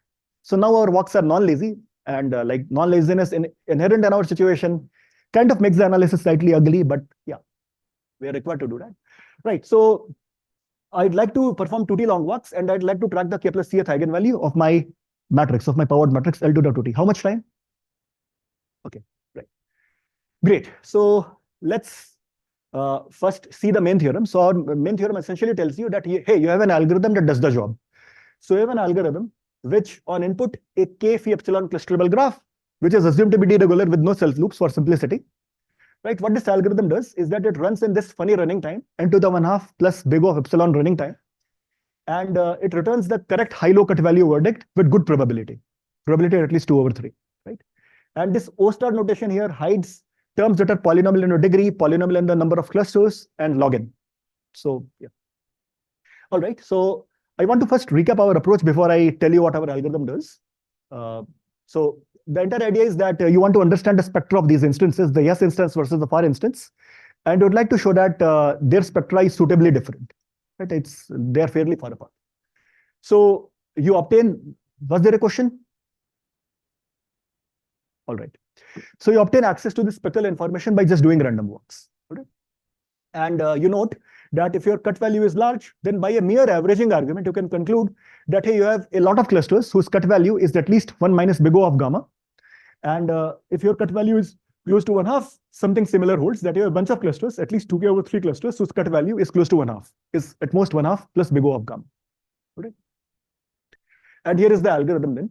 So you assign C to be 2k/3, and you just take enough samples with the hope of hitting every single cluster. And you choose appropriate length of the walk, C times log n over the conductance squared. And then you sample this set capital S of little s vertices. I'm abusing the notation capital S here. Capital S is also supposed to be a matrix, an n by s order matrix. And the entire idea is that the columns of capital S are indicators for what vertex was included. So here the third vertex was included. So S is essentially a 0-1 matrix, an indicator whose columns are indicators. So this matrix MTS, this matrix, you can think of this as the matrix of collision probabilities. Right? This is the matrix of collision probabilities from like a vertex in S to some other vertex in S. This is an S by S matrix. And the entire argument hinges to the following observation, that if some appropriate eigenvalue of the scaled version of this collision probability matrix happens to be large, you just say that the cut value is large.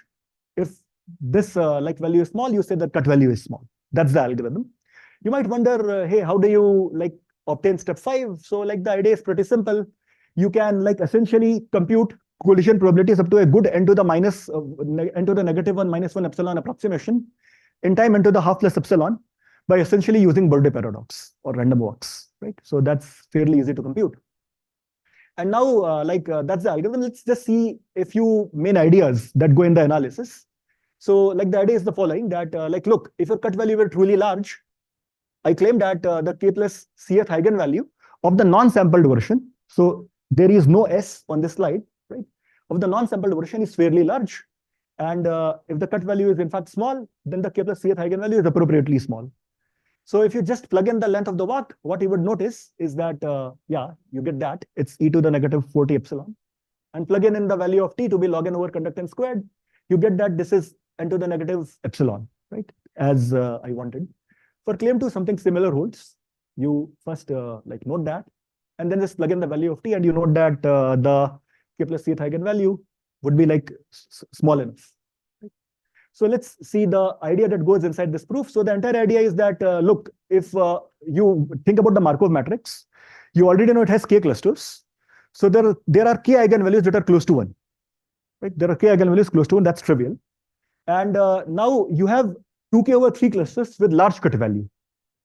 2k over 3 clusters with large cut value. So what this gives you is that like these clusters with large cut value gives you eigenvalues, c eigenvalues, all of which are close to -1. Right? So in absolute value, all of these eigenvalues are large. They are 1 minus big O of epsilon in absolute value. And like this essentially implies claim 1, because M has large eigenvalues, m to the t, its eigenvalues can be computed by just powering. And intuition for claim 2 is something similar, but like requires a few new ideas. So in what we show is that in a spectral expander, what you have is that the n minus 1th eigenvalue is sufficiently bounded away from -1. Right? That's interesting. I mean, like, for example, if you want to write this for the Laplacian, what you have for an spectral expander, lambda n minus 1 is sitting comfortably away from 2. So if you use like Cheeger, you get lambda 2 square. We are saying that you can get rid of that square. So yeah, I mean, that's kind of interesting. And then you show that, so there are k eigenvalues, you get k eigenvalues, you get c additional eigenvalues, because the cut value was close to 1/2. You just use the signed indicators.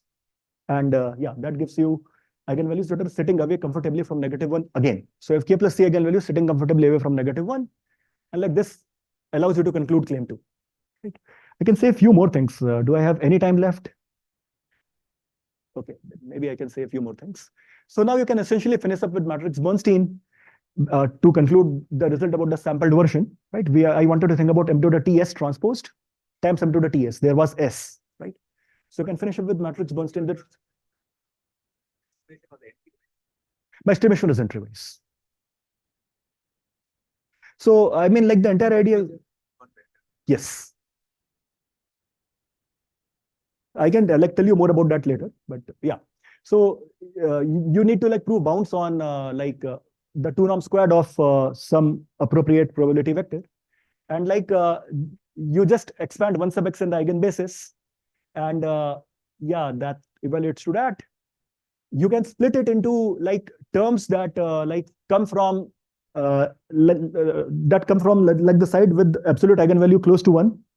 And those terms where eigenvalue in absolute value is bounded away from 1, right? And you can bound both terms. I'm not going to tell you how. You can bound both terms. And like now, let me finish up with some open problems. So the first open problem I'm interested in asking is that, hey, can you get better than 1/2 sublinear time approximation algorithms for max cut on all graphs? Like some little O of an algorithm, let's say even n over log n. Right? And the next question I'm interested in is that whether you can test 3 colorability on expanding graphs or clusterable graphs, and decide whether the cut value is close to 1 or whether cut value is close to what you would get when you use a random assignment. So a random assignment obtains like the max 3 cut value to be like 2 over 3, right? So if you think about 3 coloring problem and you drop this expander constraint, it's known to admit a omega L lower bound, right? Even on expanders, value 1 versus value at most 2/3 is known to admit omega L lower bound. Therefore, like I'm just trying to see whether this also admits omega lower bound. And like as a final, like perhaps more ambitious or maybe more stupid question, like I do not know, maybe it's a stupid question, somebody in the audience can tell me, that whether you can characterize approximation resistance for approximating 2 CSPs on expanding graphs or clusterable graphs in sublinear time. Like, can we even hope for a nice characterization? I do not know. So yeah, that's all I have. Thank you.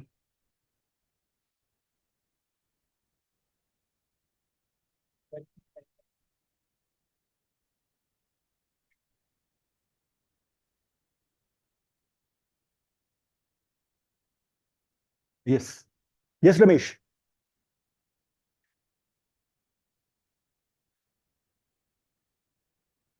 So, for approximating max cut, I mean, maybe Ashish can speak to that. So, for approximating max cut or this clusterability testing, it extends for graphs with unbounded degree as well, right? You get root M. Is that correct? Okay. Okay. And for planar graphs? For planar graphs, definitely no. I mean, we have been trying to think about that question. It has been a pain in the neck, but let's see. So yeah, definitely they do not extend in a straightforward way. So I should not say no. They do not extend in a straightforward way. You need to think more. Thanks. Yes, Venkat.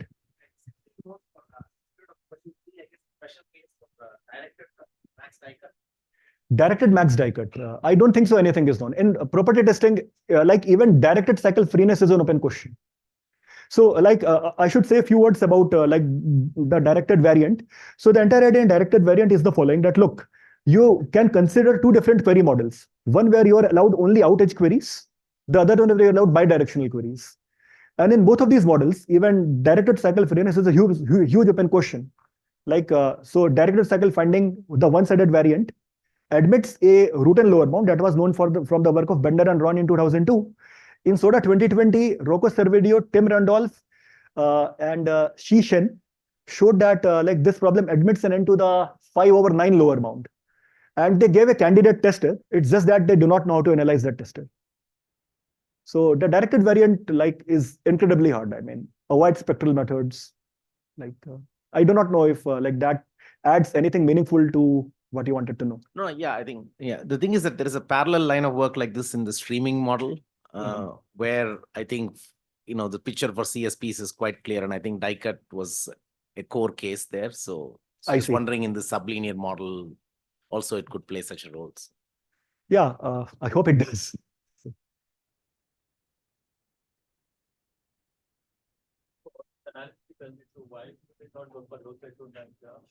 Oh, I mean, there are some hidden disasters there that I will tell you about separately. It's a longer discussion. Okay. Any other questions? So sampling.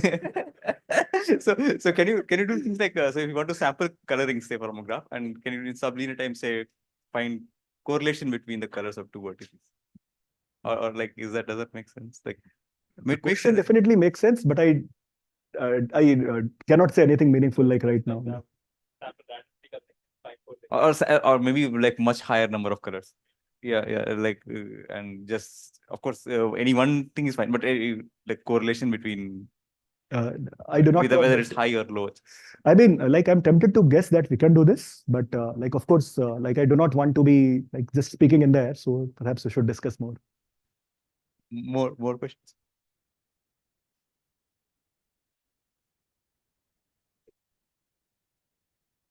Okay, thank you everyone, and it's time to speak again.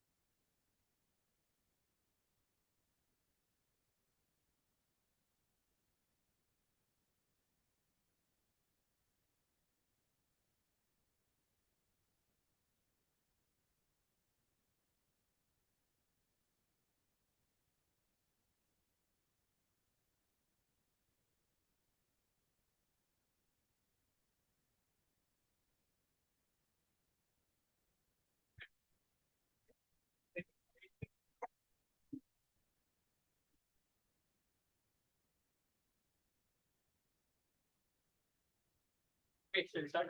We can get started. Okay, so we are kicking off the afternoon session. So we have a tutorial by Prahlad. So Prahlad is a professor at the mic. We have mic.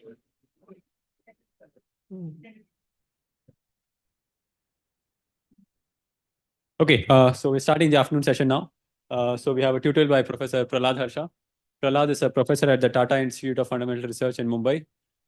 He got his PhD from MIT a couple of decades ago. After that,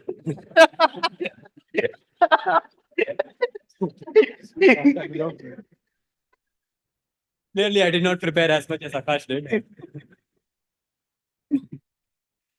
And yeah, since then he's been at MSR, TTIC, and now he's at TIFR. He works on computational complexity and coding theory a lot, among other things. So today's talk will also be on high-dimensional expanders, which is a lot of applications to theoretical computer science, many of which even Prahlad has contributed to in the last 5 years. So he'll be telling us about some of those and other things in this 2-hour tutorial. Thank you. Thanks, Anand. Thanks the organizers for inviting me. Just like I didn't think it's a couple of decades, I still think it's a decade. I also thought it was just an 1-hour talk, not a couple of hours talk. But we'll go ahead with.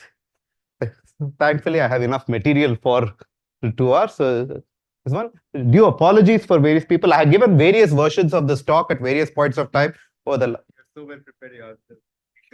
Yeah, I'm given various versions of this talk over the last 3 to 4 years. So there might be parts of it which are very boring for you if you have heard this talk. Parts of it at least. Hopefully there will be something new in the talk, at least for some of you. So the main topic is going to be a sort of a gradual introduction to this new concept of high-dimensional expanders. It's no longer new. It's been around in the math and TCS community for about little more than a decade, and there's been very active work in the TCS community for the last 5 years, 5-6 years or so. So what are high-dimensional expanders? So even before we go into high-dimensional expanders, let's begin with a class of graphs that we have grown to love in theoretical computer science, expander graphs. Akash already introduced these sort of graphs. So one expander graph, loosely speaking, is some way of conceptualizing the fact that a graph is extremely well connected. We'll only be talking about undirected graphs. We want to sort of abstract out this notion that this graph is very well connected. For example, in this picture, the first graph is a very well connected graph, and the second graph is not a well connected graph. And why do I feel so? There is a small cut in this graph that if I sort of break these edges, the graph breaks off into 2 coordinates. It's not easy to break this graph into 2 coordinates. There's multiple ways of defining this notion. For now, let's begin with this an abstract notion of it's a very well connected graph. We'll come to various ways in which one can formalize this notion. what does it mean to be a connected, very well connected graph? And what will be one thing which we will play a key role in us? What's the graph that is going to be our gold standard for well-connected graph? If you have n vertex graph, what will be the gold standard? So it's going to be the complete graph in which you have every possible edge over there. That's going to be our gold standard of well-connectedness. And whatever definition of formalization of well-connected we are going to be doing, this one will sort of try to make the complete graph will always satisfy this, and everything else will be an approximation in that sense. So formally, this in the study of expanders is quite old, at least for the CS and EE community. It started off, at least it was begun. People thought that it started off with the work of Pinsker in '73 in the context of telephone networking. In Complexity by Valiant, when he was trying to understand circuit lower bounds, he introduced the notion of superconcentrators. And more recently, actually, we realized that actually this is a concept that was introduced even earlier in the works of Bosden and Kolmogorov when trying to study neural networks. He had exactly introduced the same notion of these expander graphs. So what are expander graphs? So let's attempt to make this notion formal. What does it mean for a graph to be this one? And this is such a fundamental concept that it appears in different areas of CS and math, that there have been multiple definitions. And the nice thing about this multiple definitions is that they are all morally the same definition. So I will flash about 4 different definitions for expander graphs in the next few slides. And you will see that they're all actually, I won't give proofs, but they're all actually, they will seem extremely very different definitions, but they are all morally the same, try to understand the same concept. So let's start with first the combinatorial notion of expansion.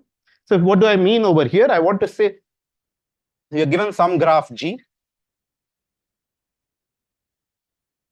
And I want to say this graph is some sort of expander, K expander. What I mean is you give me any set of vertices S, subset of vertices S, as long as the subset of vertices is not too large compared to the entire set. If you look at the neighbors of this one, the neighbors of this, the set of neighbors of this part is at least A times the size of set. So it grows by a factor A each time. Think of A as some number larger than 1 for now.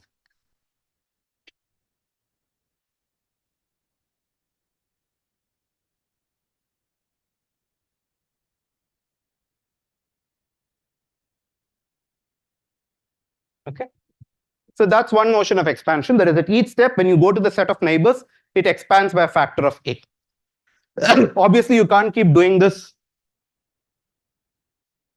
You can't keep doing this all the way. Hopefully, you can't keep doing this all the way when the graph becomes the entire set of vertices. So you stop at some point, say at n by 2 vertices. This is a notion of combinatorial expansion. Though this very well captures the notion of expansion from a combinatorics point of view, it's a very, for people familiar, it's a very, to show that some graph is an expander, it's very hard to use this definition because you need to go over all subsets, yes, and show that some property is true. And there are too many subsets.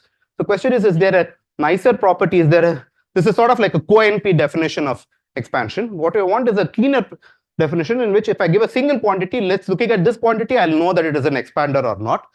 And the quantity that is studied is the spectral expansion of graphs, in which you take the adjacency matrix of a graph. That's just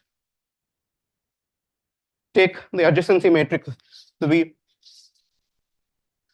and you put a indicator function. This is if I is adjacent to J. Take the adjacency matrix, possibly normalize it by the degree of this one. Take the normalized adjacency matrix and look at its eigenvalues of this particular graph. You can firstly show that it has a full eigenspectrum, and look at the eigenvalues. You will know it's easy to see that one will be an eigenvalue. What we are interested in is what are the other eigenvalues other than 1. So in particular, I'm going to be interested in the second largest eigenvalue lambda 2 and the smallest eigenvalue lambda n. And if these two are bounded away, lambda 2 and the mod of lambda n will be negative, if the or it will be non-positive. If the mod of these two is bounded away from 1, the gap of it from 1 will tell you how good. Gap of it from the first eigenvalue is considered a measure of expansion.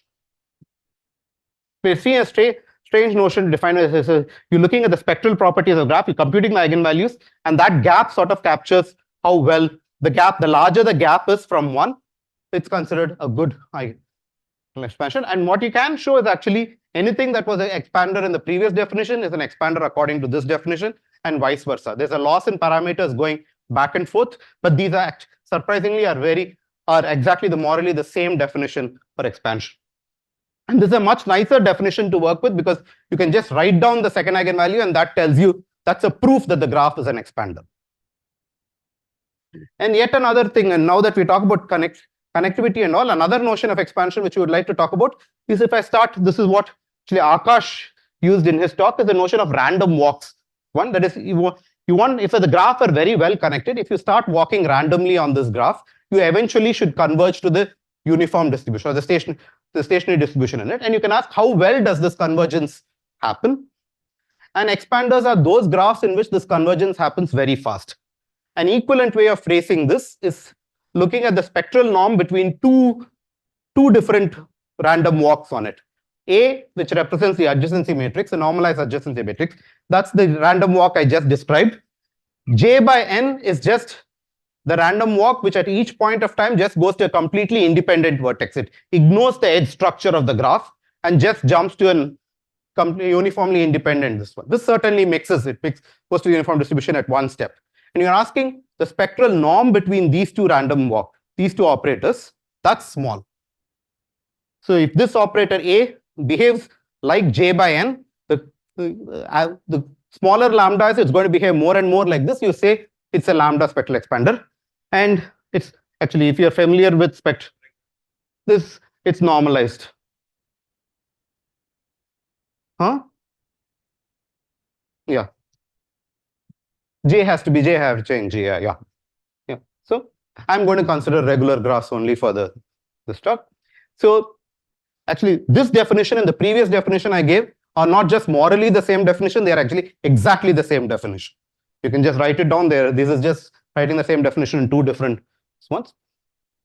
And these sort of different definitions, spectral expansion, combinatorial expansion, has been very useful for us. And these are all the same definition. And another definite thing that's used quite commonly is what's called the expander mixing lemma. This is a follow. Sometimes there are papers which have defined expansion in terms of how well the parameter and expander mixing lemma appears. This is a consequence of the previous two definitions, but it can also be, you can define expansion just in terms of this. I won't go much into this in this talk, but I'll spend a lot of this one on the expander mixing lemma in tomorrow's talk. So this one, just I'll flash the statement of EML today, but we'll talk about EML in more detail in tomorrow's talk. Yeah, and as I mentioned, the gold standard of connectivity is the complete graph. The complete graph is nice, but one disadvantage with the complete graph is it has too many edges. It has n choose 2 edges. It's at quadratically many edges. We could ask, are there even sparser graphs which satisfy these notions of connectivity, these extremely well notions of connectivity? The sparser graphs which are either combinatorial expanders, spectral expanders, they'll be. And one theorem that's actually been extremely useful for us is they do exist, surprisingly, they do exist such graphs. They exist, in fact, constant degree 3 graphs, which are expanders according to the previous definitions. And not just exist, in fact, exist you can show quite easily. You can just pick a random 3 regular graph and it will be an expander according to all the 3 definitions I pointed out. They actually exist explicit. We can actually construct these graphs super explicitly, not just explicitly, actually super explicitly. There are extremely good constructions of these graphs. And this theorem was actually extremely useful fact, at least in complexity theory and theoretical computer science, the fact that we know how to construct constant degree graphs efficiently. Okay.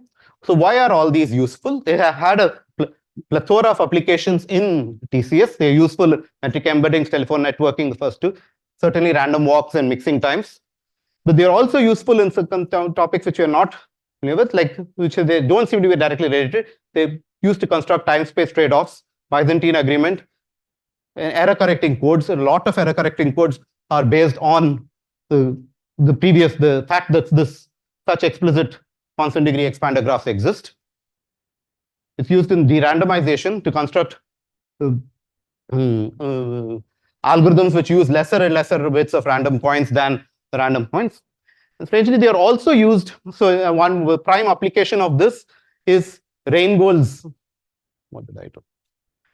theorem, in which he showed that for undirected connectivity, there is a log space, deterministic log space algorithm. Previously, there were known randomized log space algorithms, and Reingold's algorithm can be viewed as a complete de-randomization of the previously randomized, and they heavily used expanders in them.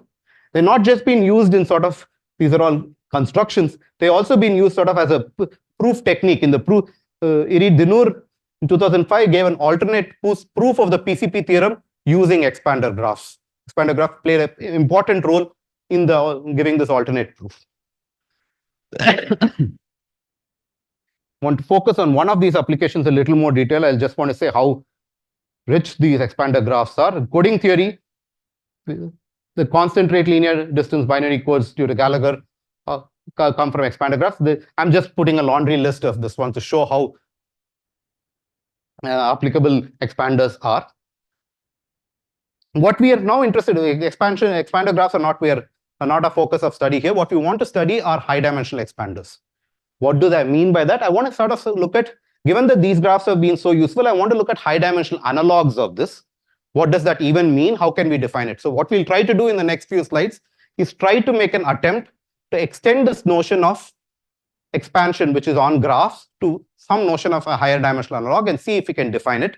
So what I will do in the sort of the first 1 hour of this tutorial is try to make an attempt at such a definition, convince you that it's a nice definition, prove some properties about it, and then we'll see that actually it's not just a pretty definition, there are actually some interesting applications that arise from this definition. Okay, feel free and stop me at any point of time. Questions. So basically what we want to do is we want to extend this notion of expansion to hypergraphs. In particular, we want to talk about graphs in which the edges no longer have just to connect 2 vertices, but possibly are hyper edges which have more than 2 vertices in them. For instance, suppose you're given such a graph in which each colored object is a hyper edge. This is a hypergraph, and you want to sort of understand expansion in such graphs. Question? Yeah. Okay. And here, so we would like to sort of imitate the theory of expansion that happened in the high dimensional analog for it. So there have been several different attempts of definition to define expansion for these hypergraphs. And unfortunately, the picture is not so pretty as in the case of expansion.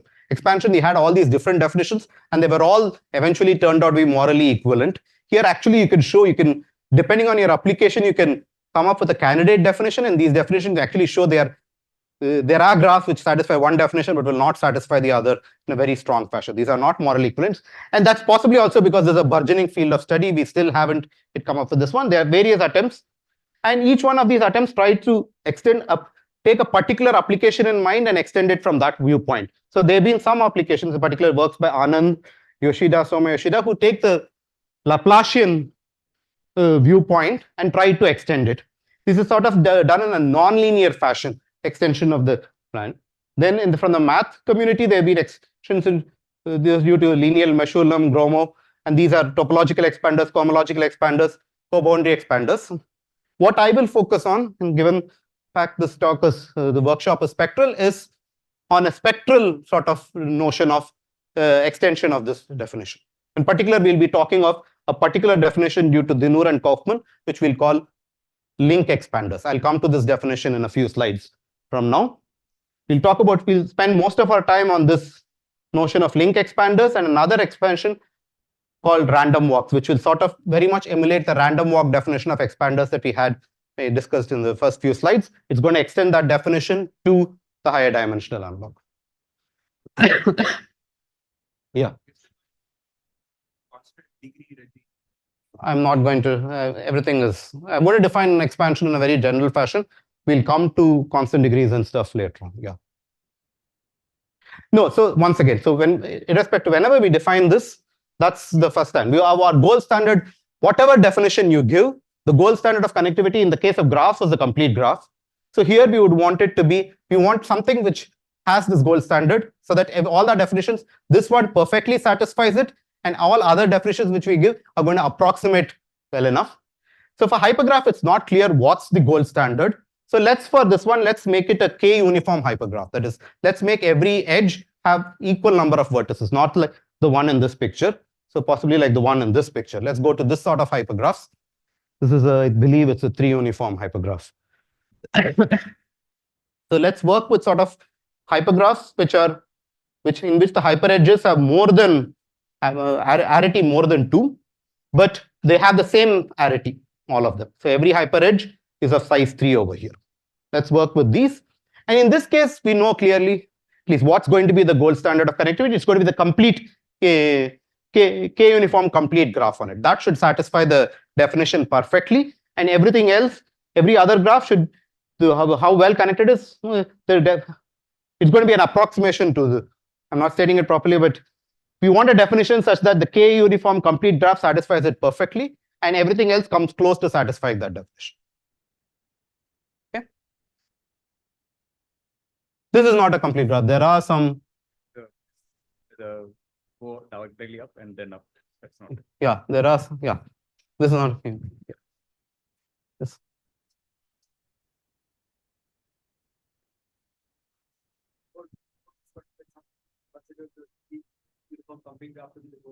Yeah. So if I'm going to go, I'm talking. So we will talk about a notion of expansion for four uniform complete graphs, for 3 uniform, for whichever, for every k, I'll give you a definition of infant. Yes. No, this one will not. But you'll see our definition eventually will become independent of all of this. Right now, this is just to motivate the definition for now. So we're also going to take a slide. So given this now, okay. So I'll come to your question towards the end of the talk after that I come to the definition also. But now I want to take the 3 uniform hypergraph and I want to define expansion for this. How am I going to do this? We'll adopt a simplicial complex viewpoint. What does that mean? By the way, this is not the only way in which HDXs can be defined. The other definitions, I will come to the other definitions also very shortly, but let's take this. What we're going to do is, given a k-uniform hypergraph, we'll just down close it. What do I mean by that? So what's a k-uniform hypergraph? It's you're given a graph G and you're given a bunch of triangles. These are possibly, so these are all sets of size 3. That's the k-uniform hypergraph. We're going to down close it. So these let's call it X3.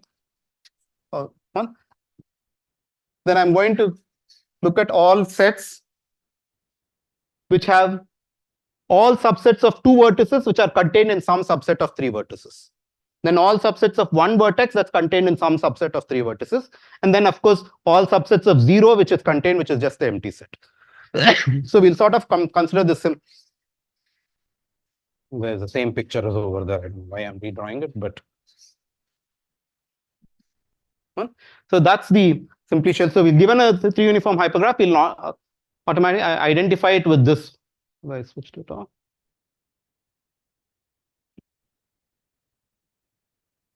Okay. It's not working. Huh? Yeah. Okay. Good.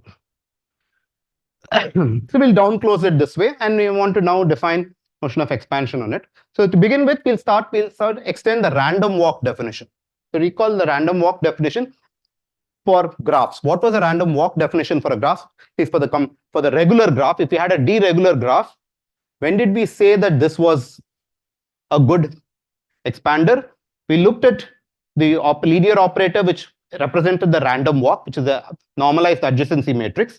And then we looked at the random walk which completely ignored the edge structure. This is J by N. And we wanted to say these two were close to each other. This was a definition of expansion. And we're going to trying to take that definition and extend it to 3 uniform hypergraphs. One way to do it, of course, is to sort of say that if you just look at the edge structure over here, that has this feature on it. Just take the edge structure, but this sort of ignores the edge structures that are the hyper edges of size 3. You want to sort of have a notion of expansion that sort of respects that property also. There is two different graphs which arise from the same different 3 uniform hypergraph. You want to be able to treat them differently. So for doing this, I'm going to talk about 2 different types of walks on these layered graphs. So from now onwards, whenever I talk about k uniform hypergraph, I'll automatically come up with k+1 layers which represent all edges of a particular arity in the ith layer. So xi will represent all hyper edges of arity I. And for obvious reasons, I'll call x1 to be the set of vertices, x2 to be the set of edges, x3 to be the set of triangles, and so on. So what's the sort of random walks I'm going to define on this? Questions?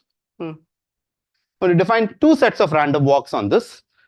And it's going to be clear what I mean, an up-down walk and a down-up walk. So what are these walks? Actually, let's not go with the definition. Definitions are more complicated than they appear to be. So what's an up-down walk? So each of these walks are going to be walks on a particular layer. So for every layer, we'll define an up-down walk and a down-up walk.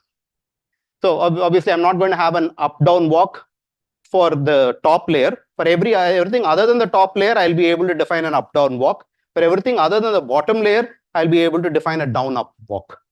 And how does the walk go? So suppose you are at the set of edges. I want to now define an up-down walk from this set. So suppose you're at some edge. You just choose, you're at a particular edge. I want to show how to go to another edge. You choose a random triangle that you participate in. This edge could be part of several triangles. You choose a random triangle that you are in. So you go up. Then once you're in that triangle, you choose a random edge of that triangle and come down. That's the up-down walk. You start from a particular. So if you are in xi, so you are in some hyper edge of size I.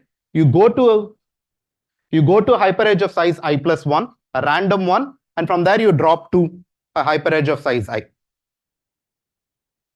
And the down-up walk is defined exactly the same way. That is, if you are at an edge over here, then you drop to a random vertex that edge, so one of the 2 endpoints of that edge, and then go to a random edge, the incident on that particular vertex. By the way, should catch me at this point, I'm sort of cheating over here. To do this, I need to define how do you go up? What is the distribution? When I mean random, there must be a conditional distribution over here. I assume that there is some marginals given to you at the beginning. So if you not follow what I'm saying, let's just slip it under the rug. When you write down the definition formally, you will have to notice that we'll need this definition. For now, just when I say go up randomly and then come down randomly. So that's the up-down walk, that's the down-up walk. Definition clear? So that picture of any, for example, if you are in a triangle, you go up to a 4 set that contains it and then go to another triangle that's contained in that 4 set. Notice that these walks are heavily lazy, can be lazy. That's high probability that you come back to the same object.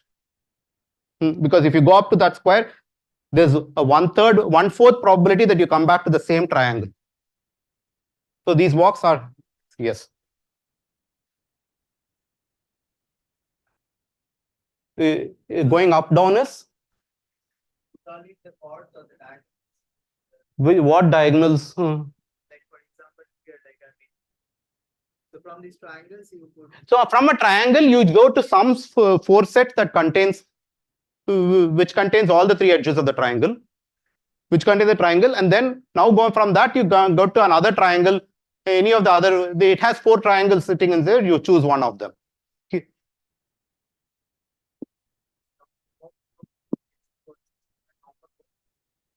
So we'll come to that. We'll just come to that in a second. So we'll come to that point in a second. And that's the up-down walk. And the down-up walk is from this triangle, I move to some edge. I lose one side. I go from a 3 set to a 2 set. And from a 2 set, I come back to a 3 set.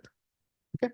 Okay, very good. Let's go to your question. Let's ask what happens in the case of regular graphs. So regular graph, this was a three-layered thing. There was the empty set at the bottom, there were the vertices and the edges. These were the only three layers that we had in this picture. In the simplicial complex, a regular graph had just these three. Did I jump? So let's look at what does it mean in a regular graph. Let's look at what's the down-up walk and the up-down walk on the set of. So there is the empty set over here. There's a set of vertices. And there's the set of edges. What is the down-up walk on the set of vertices? It's a completely random, it goes to a completely random vertex. Starting at any vertex, it ignores the edge structure, goes to random. What is the up-down walk?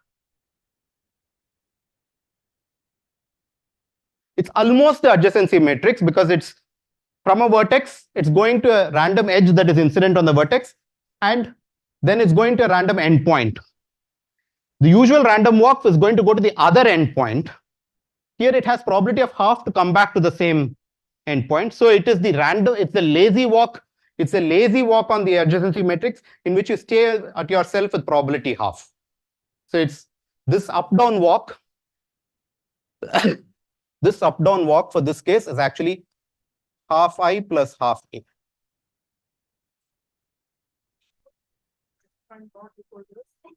Did I put that? I don't know why I put that. Let's ignore that for now. Let's ignore that for now. Yeah. That was, yeah, you can see I never sort of read that definition. Put it possibly 3 years ago and it's skipped it. Okay. And what did we have over here? So this was the lazy walk, the up-down walk, and this is the completely independent walk. And what had we said in the case of a regular graph? We said that a graph is an expander if these two walks are very close to each other. That was the definition of expansion. We'll just generalize this definition and say we'll call something a random walk HDX if this is true at every single layer. For every layer, the up-down walk and the down-up walk. Technically speaking, what I want to say is the lazy up-down walk and the non-lazy down-up walk are close to each other. Then I'm going to call it HDX. For now, let's ignore this lazy, non-lazy components, but that's what I talk. So in general, I'm going to say, I think it's for that reason I had the not equal to yes put up there. But let's, for the purpose of this, let's ignore this laziness and non-laziness. It's not going to cost much. You can make all of this very clear. So what we're going to define is for each layer, we're going to talk of these two walks. There's an up-down walk and there's a down-up walk. If those two walks are very close to each other, and this is true for every layer except the top and the bottommost layer, then we call this object a random walk HDX. This is sort of generalizing the random walk definition of a usual graph expander, two uniform graph expander to K uniforms. Questions so far? And it should be clear that the complete K uniform complete graph has this property with lambda being 0. The up-down walk and the down-up walk exactly are the same. And so this is why I had to shave off the lazy components. If you shave off they are the same only if you shave off the lazy component. If you have the lazy component for the up-down and the down-up are different notions. And I think that's the reason for putting that over there.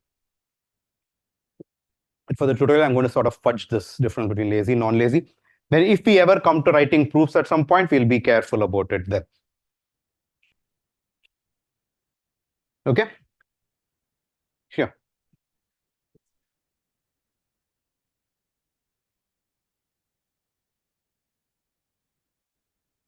So I'm talking about just for in which the number of vertices in each hyperedge is K. The K uniform complete graph is what I felt.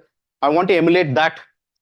That one should have the best form of expansion, and that has 0. In that, the up-down one, the down-up walk are they exactly match the non-lazy ones, exactly the same.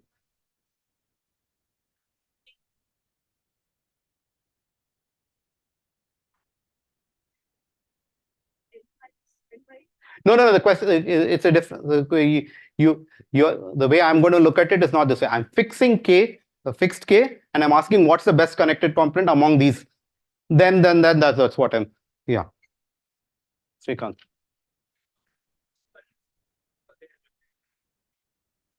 These are distributions. These are matrices. These are as operators. So it's the spectral norm. It's exactly the same definition which we had in the random walk definition. We had this, no? So we said that the normalized adjacency minus j by n is less than or equal to lambda. It's exactly the same thing. So for the it's exactly the same thing. This is spectral norm. This is a matrix. This is a matrix. Both of them are. This is an xi by xi size matrix. That's also xi by xi, and you're looking at the spectral norm of this matrix of the difference.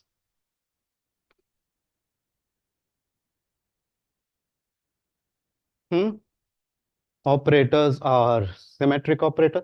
They are not symmetric operators. They are. But they'll always be reversed.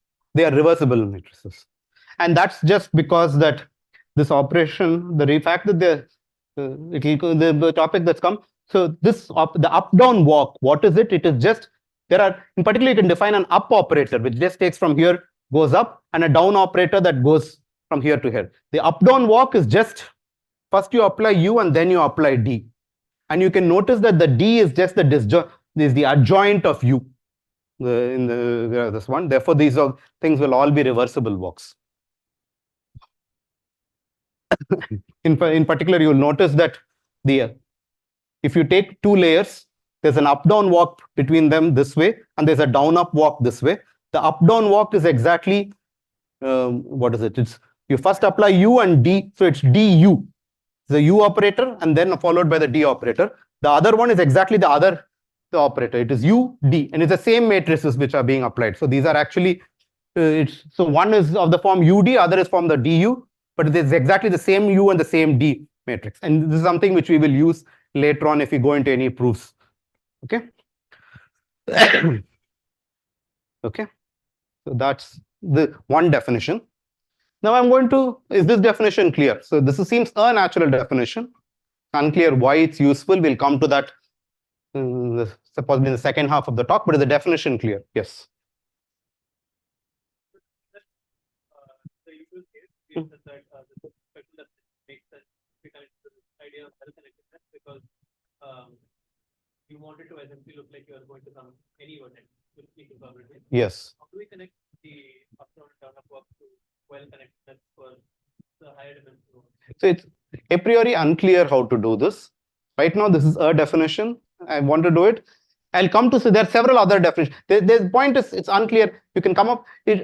So this is it's all of these definitions that eventually are motivated by applications. And we will see an application where actually this comes out to be quite useful to us. Okay. Now I'm going to move to a different definition. This is a definition to Dinur, and Tali Kaufman. It's called the link expansion definition. And what does that say? So once you're given any such graph, any such simplicial complex or a K-uniform hypergraph, if we just look at the bottom three layers, we can get the graphic underlying graph structure. That is, I'm ignoring all the hypergraphs and I'm just looking at the bottom three layers. I can talk of this particular object. That's the underlying graph under this hypergraph. Beneath the hypergraph. So if we're given any hypergraph, for a graph, of course, there's only one object. That's this object. But for a hypergraph, you can talk of this, and this I'll call it as the underlying graph, sometimes called the two skeleton of this particular simplicial complex. Let's just call it as the underlying graph for the purpose of this tutorial. One thing which we'd want is whatever definition we give is this underlying graph should be an expander. That is, certainly it is sort of the basic graph under the hypergraph. You would want that to be an expanding structure, whatever definition. So let's first impose that structure. One thing which you say, given the simplicial concept, we can define another notion called the link of a hypergraph. So it's defined over there, but let me make the definition more pictorial here. So suppose we have X4, these are hyperedges of size 4. x3, x2, x1, these are vertices, and that's the empty set x. Now, I'm going to define a notion called the link of some hyperedge. So let S be some hyperedge, say xi. So let's take, for instance, S is some vertex here. So let's take one. Let's take a hyperedge. I'm going to define what's going to call the link of X. What is this? Notice I'm going to look at all bigger structures that contain S. That is all triangles for which S is a part of, all sets of size 4 for which S is a part of. Let's look at that structure. That's what this definition is doing over here. Let S be any hyperedge in any one of the layers, and let XS contains all larger structures that contain S, but then you remove off S from it. So it's basically the viewpoint of the simplicial complex from this. Notice that this itself is a simplicial complex in which this is reduced to the empty set. This is empty set over here. Things which are sets of size 3 have become vertices over here. Sets of size 4 have become edges over here. What we'll ask, what the link expansion asks, is a very strong thing. It says, take any particular hyperedge in the graph. Note, take any particular hyperedge anywhere along the picture and look at its link. Now, once you have the link of it, you can talk of the underlying graphical structure of that link.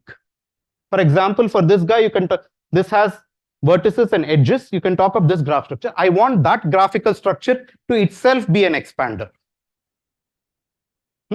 So notice that for a 4-layered thing, this definition will make sense only for things in this layer and below. It doesn't make sense over here because there are no edges for the links don't have the underlying graph. This one doesn't have edges in it. So we're going to only talk about, that's why this definition says for I less than k minus 2 onwards, if the underlying graph of for every hyperedge in the layer 2 down, 2 below, if you look at the underlying graph of XS, that should be an expander of its own right.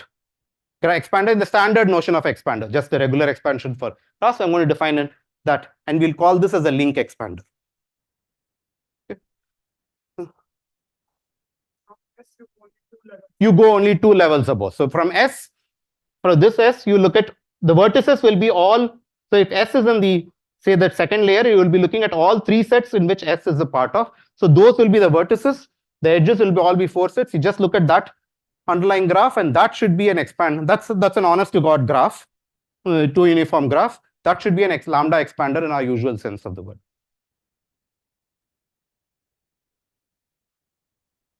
Yeah, if it was a k uniform complete hypergraph, everything which you get will be complete hypergraphs at every single stage.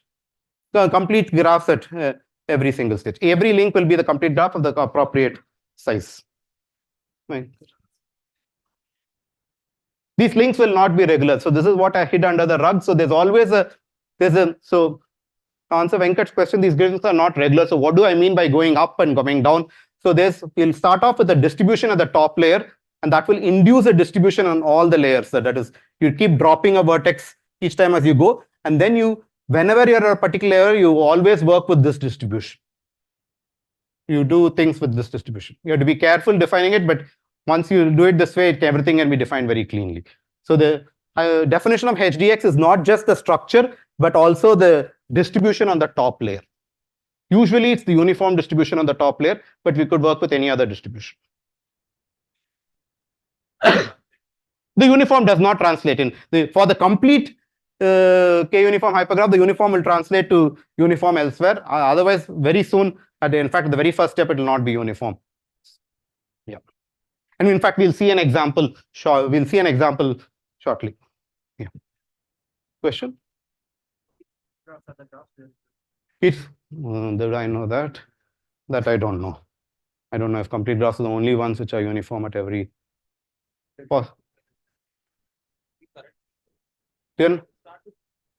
No.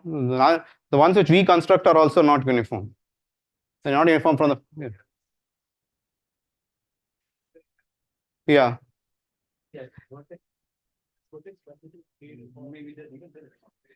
No. If it's K, if. Yeah, I don't.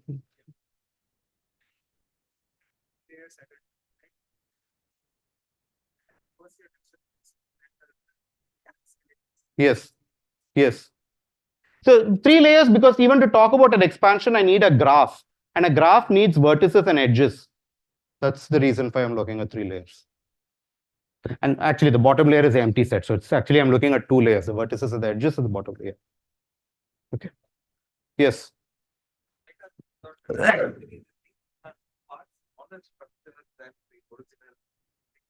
So if you're dealing, what Ramprasad's question is, are the links much smaller structures than the original thing?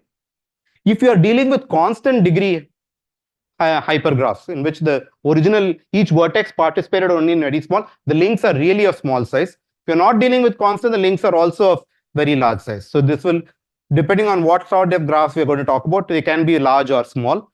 But if you're dealing with constant degree, which will be an important application, notice only the graph at the very bottom is a large size graph. The moment you go above, because it's suppose you are dealing with a graph in which every vertex participated only in a constant number of hyper edges, then every other object is a constant sized object, because the links will become constant sized objects. And what we are asking is, even those constant sized objects should have a gap. They will have a gap, but they need to have this gap lambda, 1 minus lambda in their spectral gap. Okay. So they have so far just thrown at you 2 definitions. Certainly, this definition generalizes both the definitions so far, the random walk definition and the link definition generalize the usual notion of expansion on 2 uniform usual notion of expansion on graphs, that is 2 uniform hypergraphs, 2 K uniform hypergraphs. And the reason they do this is link expansion is obvious. It says for every link, and there's only one link in the case of 2 uniform hypergraphs, which is the link of the vertex empty set. And certainly you are requiring that to be an expander. The other one, we saw that it was a generalization of it. So right now, these are 2 definitions. It's unclear why any of them is useful.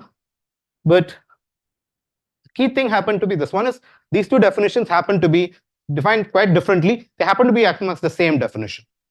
That is, anything that's a random walk HDX happens to be a link HDX, and anything that's a link HDX happens to be a random walk HDX.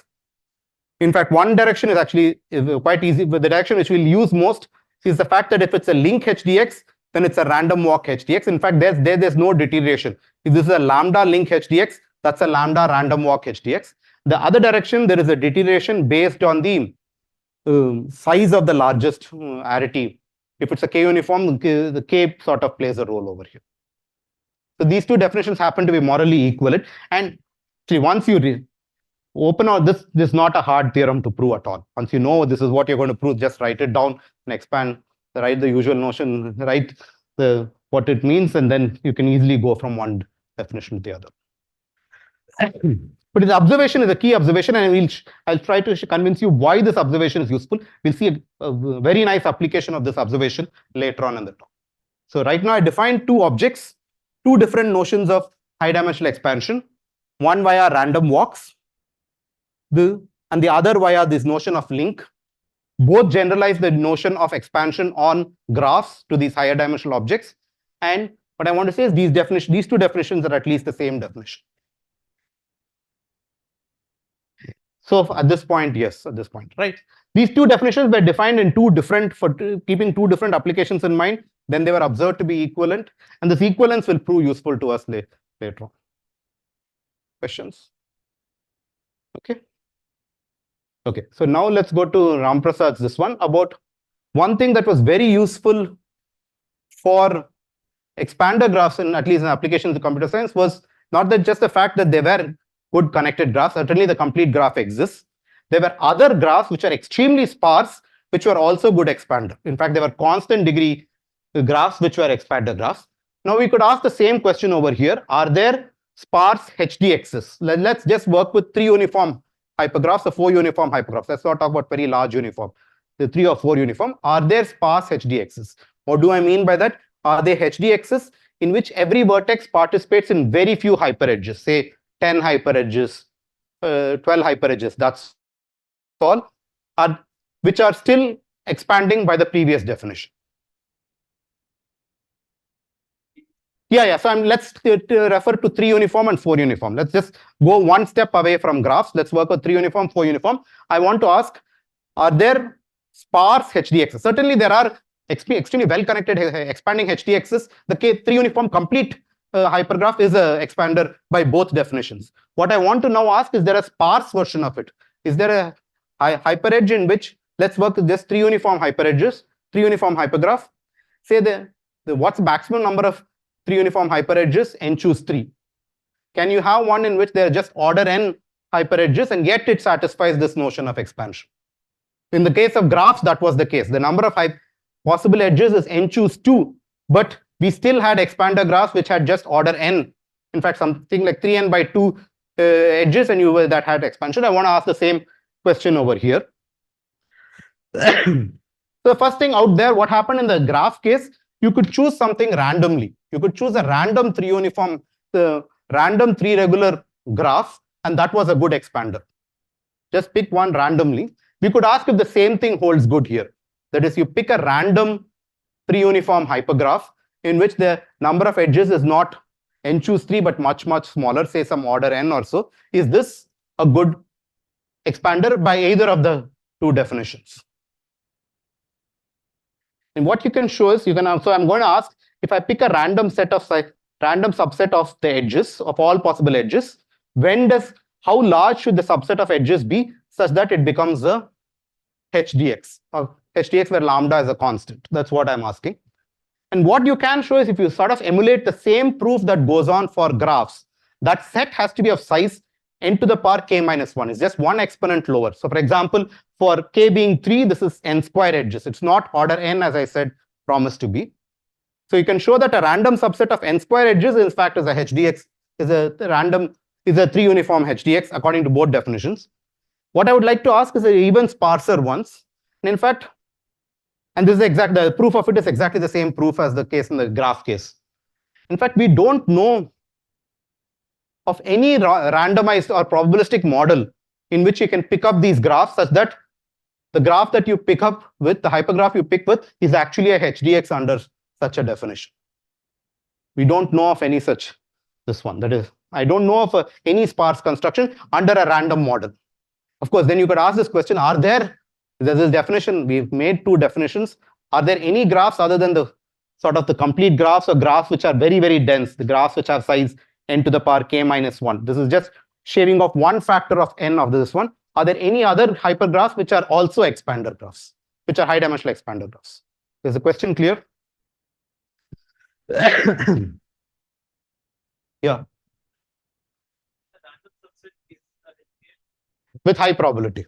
With high probability. When I mean random subset, I mean just like the case of graph, it's a random graph is a expander graph with high probability. Yeah, I should have put a WHP. Yeah.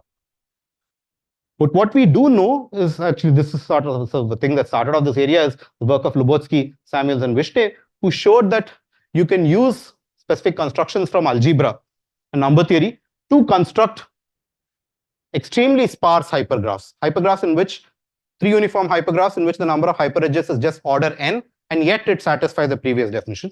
So Lubotsky, Samuels, and Vishne gave something.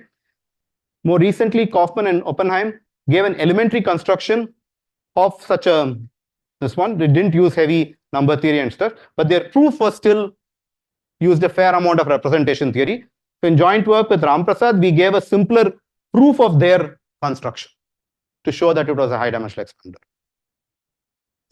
We don't give a separate construction. Our construction is exactly the construction of Kaufman Oppenheim. We just give a separate analysis that it gives you, that it yields HDXs. These are for all values of k, but not for all values of n. For all values of k, yes. Order n, the degree is, it's a constant, just dependent on k, I think so. Yeah.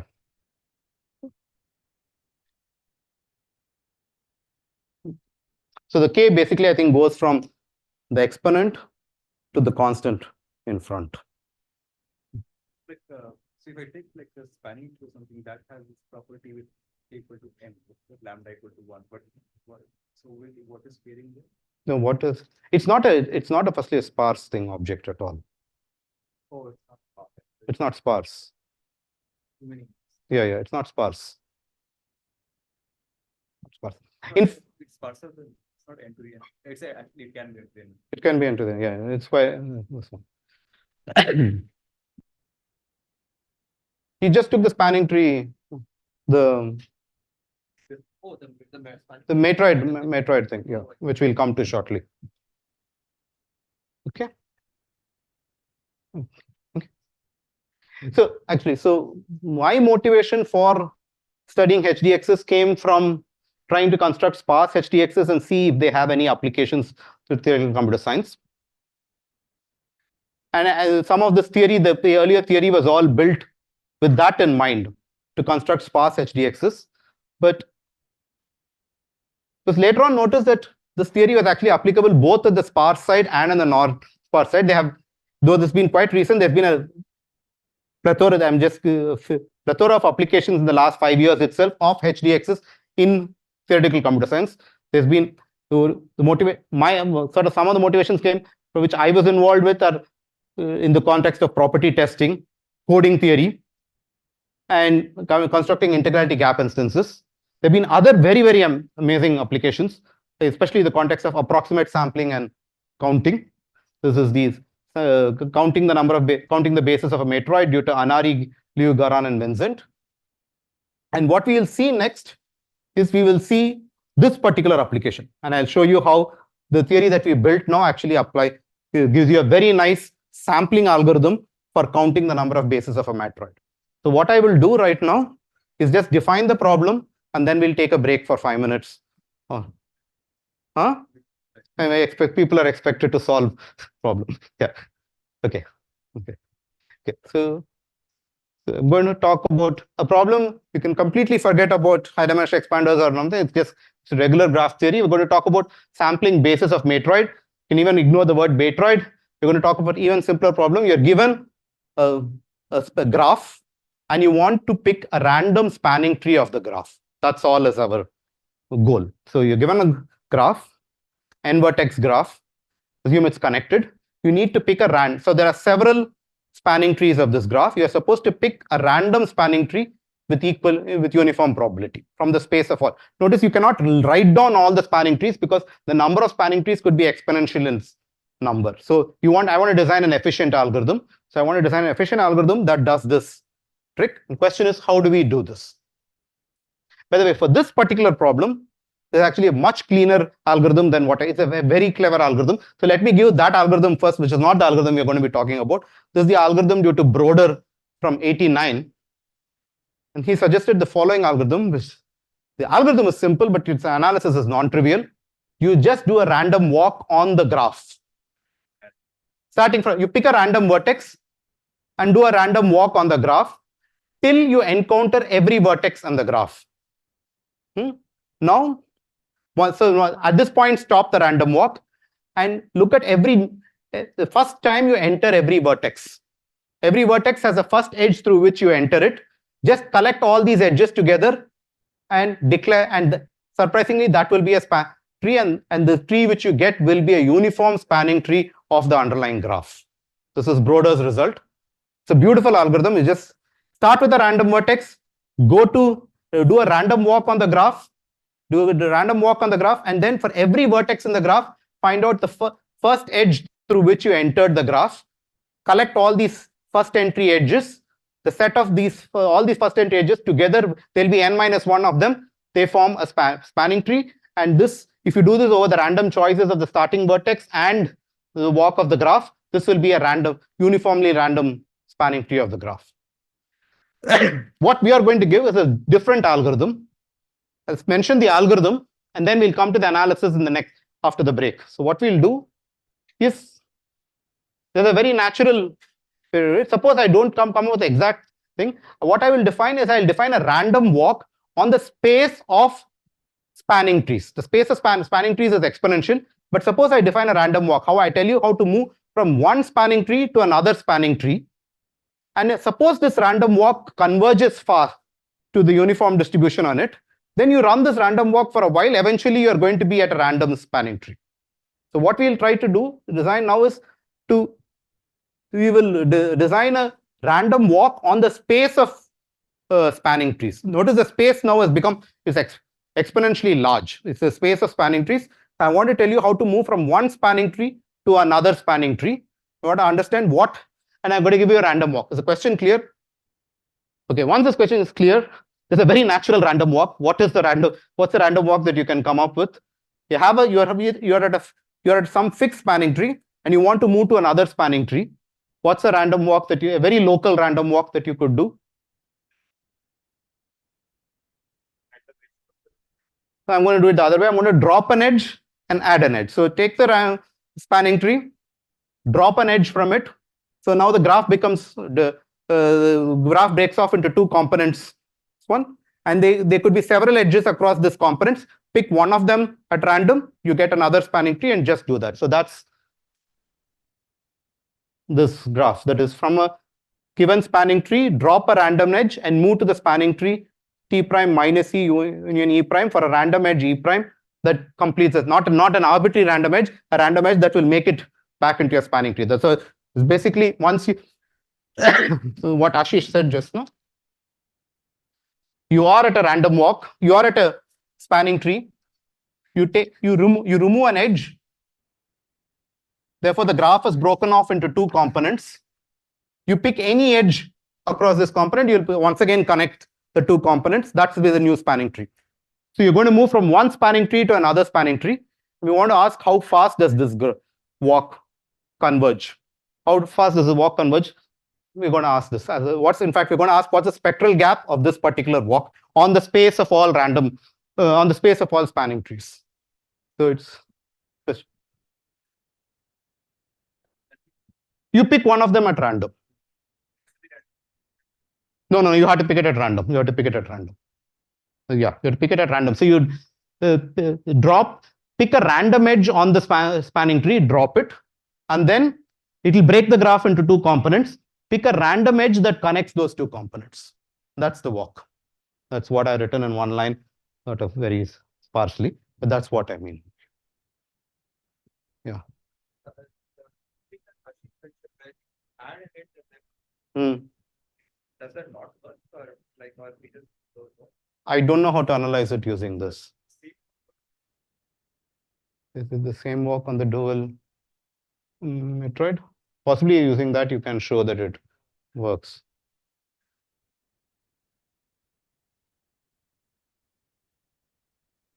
No, you have to add a thing, so you'll complete a cycle. Now you'll have to drop one from that cycle. So I don't know whether that once. Oh yeah. Okay, so yeah, this is actually. So this question was asked. This algorithm was the natural algorithm. So question was posed by Feder Mihai, and Mihai was run. So I don't read.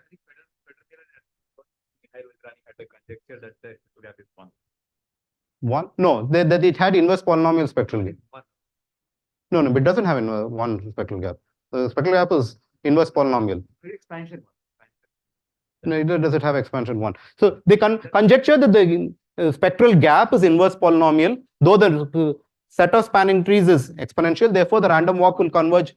It's a different graph. It's a different graph which will have spectral gap one, not this graph. I'll come to that. We'll come to that this one shortly. So they convert, and what we'll show is exactly using the theory we built. This one we will show that this graph on the space of spanning trees, in which two spanning trees are connected by this process, is actually a reversible process. You can check it out. So it's an undirected graph.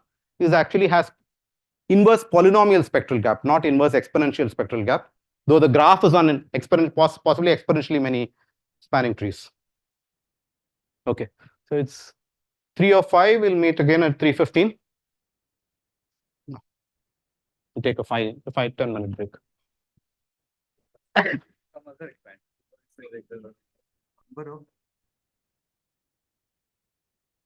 So the matroid, this one has spectral expansion 1. The just the very good. Matroid.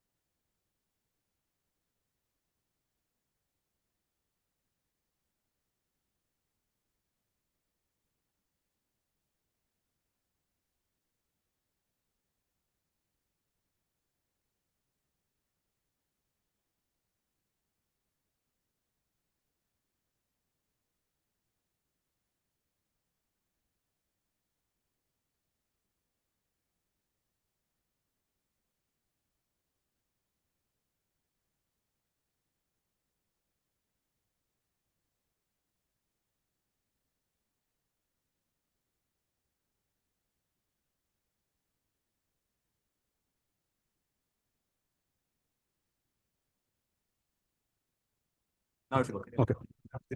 I do. Yeah. Yes, sir. Okay.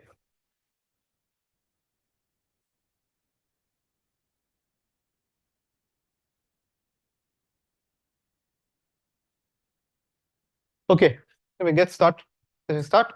So once again, you can forget, at least to begin with, can forget all the initial discussion on HDXs, but they'll shortly make their reappearance in 2 slides. Now with this problem of you want to sample a random spanning tree in a given graph, there exist other algorithms, but you're going to look at a specific algorithm and ask how well does this algorithm converge. You're going to give a particular Markov chain, a random walk algorithm on the space of spanning trees and ask how well does this random walk on the space of spanning trees converge to the uniform distribution on spanning trees. And once again, what's the random walk we had talked about? Given a specific spanning tree T, you move to another spanning tree by first dropping any one of the random n-1 edges in this particular spanning tree. Drop it. Now it breaks the graph into 2 components. Choose any random edge between these 2 components. Any of the edges in the graph that connects these 2 components. There might be only one edge, which is the edge which you dropped, in which case you have picked it with probability 1. So you pick, so the first probability, the first thing you toss a n-1 sided coin to pick up one of the n-1 edges and throw them out. And then the graph has 2 components. It breaks the graph into 2 components and just pick a random edge between these 2 components. And it once again forms a spanning tree. That's the new spanning tree. And you move from spanning tree to spanning tree this way. That's the graph that we're going to be walking on. So if you want to see pictorially, at least I did this for, and the question we want to ask is, does this graph mix well? This was a question asked by Mihail and Mazirani several decades ago, actually several decades before my PhD itself. I just don't differentiate between 1 and 2, as you can see. So, and what we'll see shortly is this graph, this walk actually mixes very well. So this is the most I could draw. Let's take the graph to be K4 and see what's going to be this walk. So what's the space of all spanning trees? Those are all the set of all spanning trees for K4. And we're going to walk in. So this is every possible spanning tree on K4 is this. And basically what you're going to do, you're going to drop an edge. You're going to come to one of these graphs and you're going to go up again. That's the walk. So you're going to drop an edge. So clearly there's a simplicial complex sitting out here.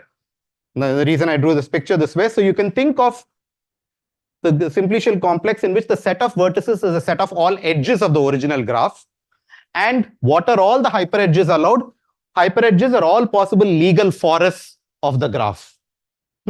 So the largest size forests are the spanning trees, which are on the topmost layer. And then you have, so these are spanning trees of size 3 for this. These are spanning trees, these are forests of size 2 with 2 edges and so on. So just complete the simplicial complex. And so there is a HDX sort of, at least there's a simplicial complex sitting underlying this problem. Though the way I stated it earlier, it's just a walk from a spanning tree to another spanning tree, which is essentially the down-up walk on the top layer. And what we are asking is does this down-up walk converge fast to the uniform distribution on the top layer? That's the question. Huh?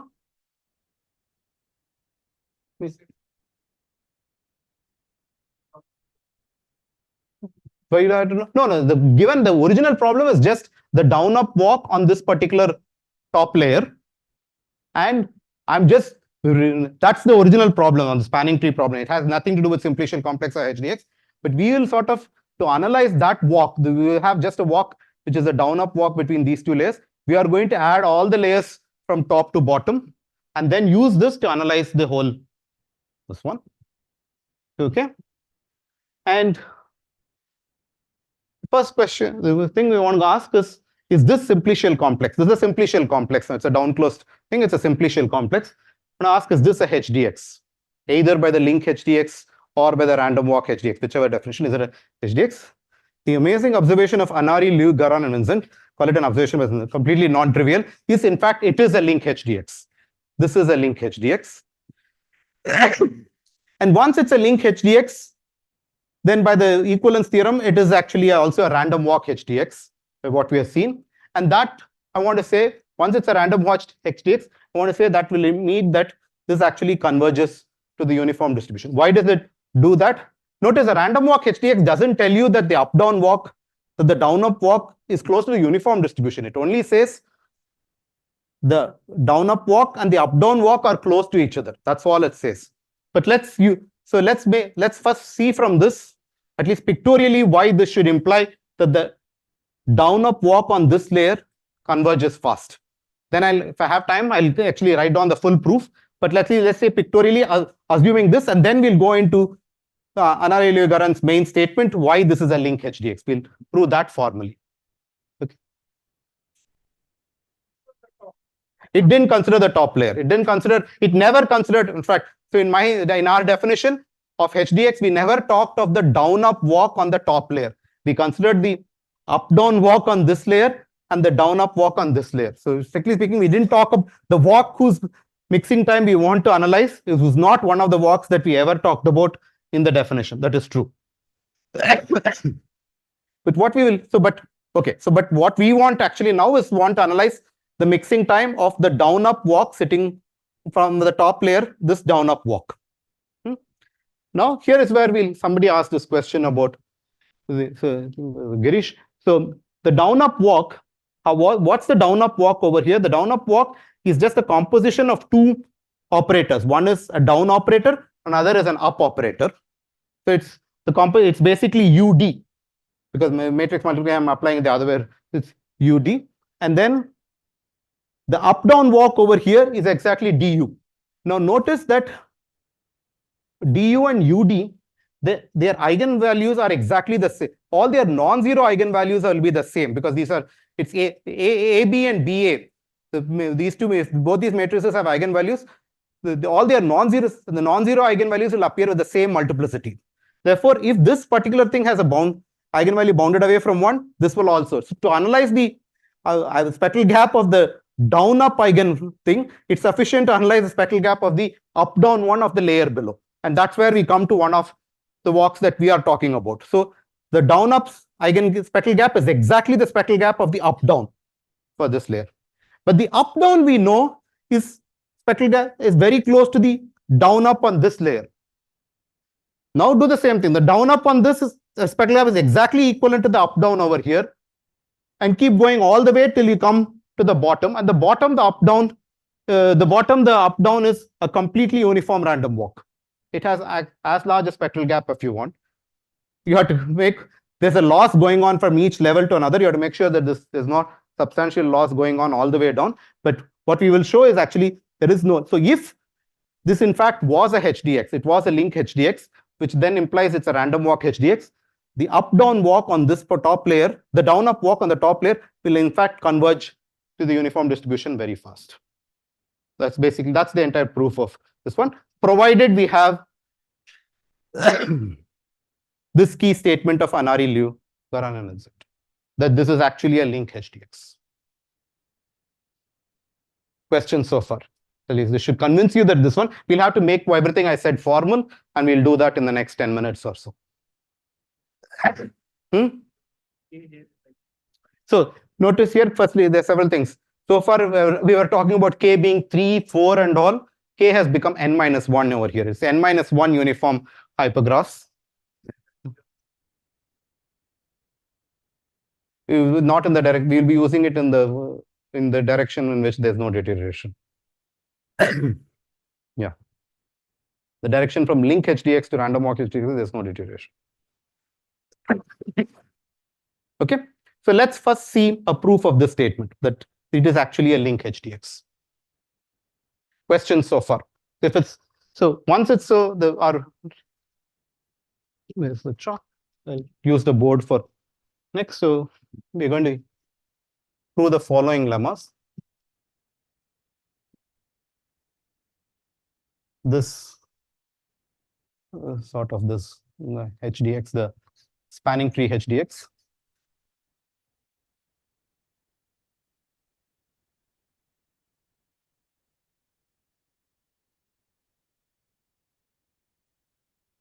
So 0 one-sided. I never defined this properly, but I'll do that shortly. One-sided link HDX.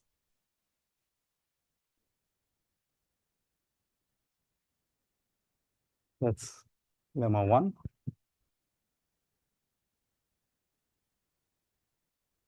Lemma 2 will imply that if something is a lambda link HDX, it's a lambda random walk HDX.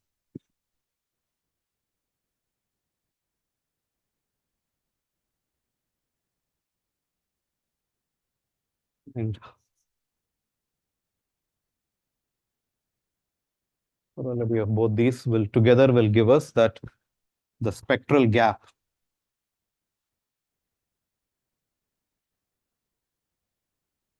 of the up-down walk on spanning trees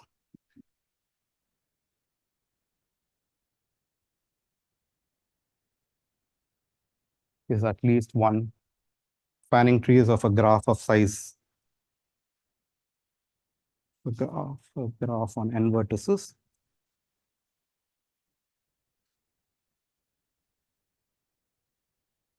is at least 1 over n minus 1. Sorry, the down-up walk.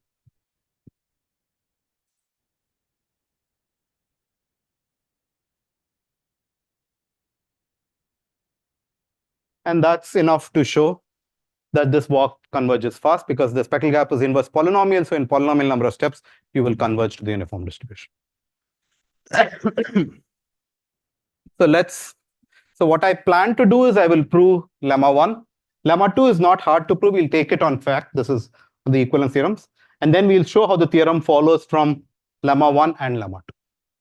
Most interestingly, we'll see what lemma 1 is. Lemma 1 is very clean. I don't know how to call it anything more than an observation, but it's a very important and vital observation that Anari et al. Make. So what we want to show is the spanning tree HDX is a 0 one-sided link HDX. I haven't defined this one-sided. Let's be a little vague about this right now. So we have the spanning, that's the spanning tree. Actually, let me redraw it because we're given some graph G. VE. Mod V is n vertices.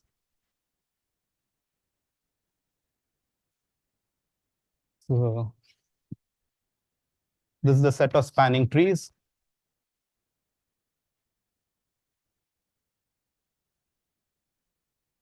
To keep with my previous definition, this is xn minus 1. It's this is the spanning tree HDX. Therefore, the vertices are the set of all edges of the graph. These are the edges of G. Is exactly what the edges of G are the vertices of this, and this is the empty set. That's by the way, if this is not standard notation in the simplicial complex. This one they will typically call this x minus 1, this x0, and this one, but I'm going to stick to. For me, I here refers to the size of the set, not the dimension. Dimension is size minus 1, but let's stick to this. This one. What do we need to show that it is at least a 0 link HDX? We need to take any sort of intermediate hyperedge in this, 2 layers below, and show that the underlying, take the link of that particular structure, look at the underlying graph beneath that structure and ask what is its spectral gap. So let's take the first place where such a thing happens. Let's look at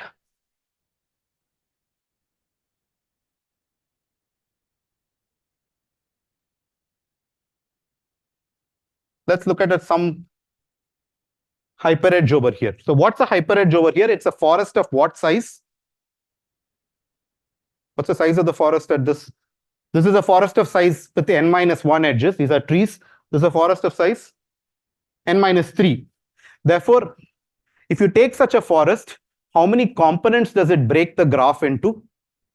3 components. So take any such. So there's a forest corresponding to this. Let's call that forest F. So this forest, if you look at what's happening with the graph, it's breaking the graph into 3 parts. This part is connected. This part is connected.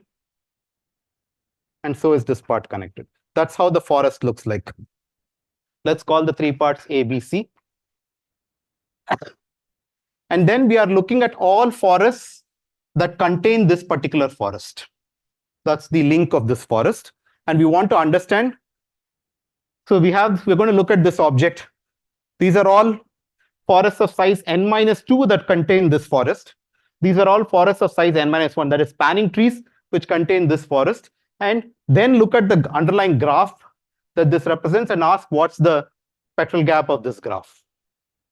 So let's actually find out what is it. So let's look at any forest here of size. Forests here are of size n-2. What are they going to look like over here? So what are they going to do? They have to be forests that contain the forest F. So it should be either it has one more edge, and that edge has to be an edge. It cannot be an edge within A, within B, or within C. It has to be an edge either between A and B, B and C, or A and C. It should be connecting. That one extra edge should be connecting one of these 2 components.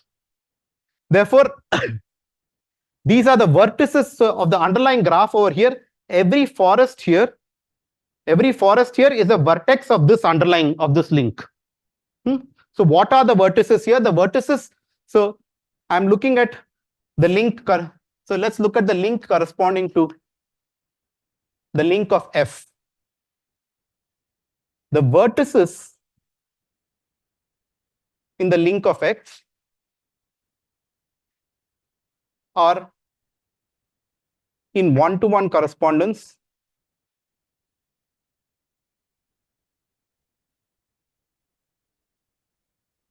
with these 3 sets.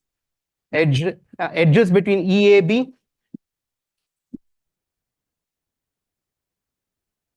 EAB, EBC, ECA. Each such edge corresponds to one of these forests. It's basically this edge plus the forest F corresponds to the forest in this layer. Is that okay?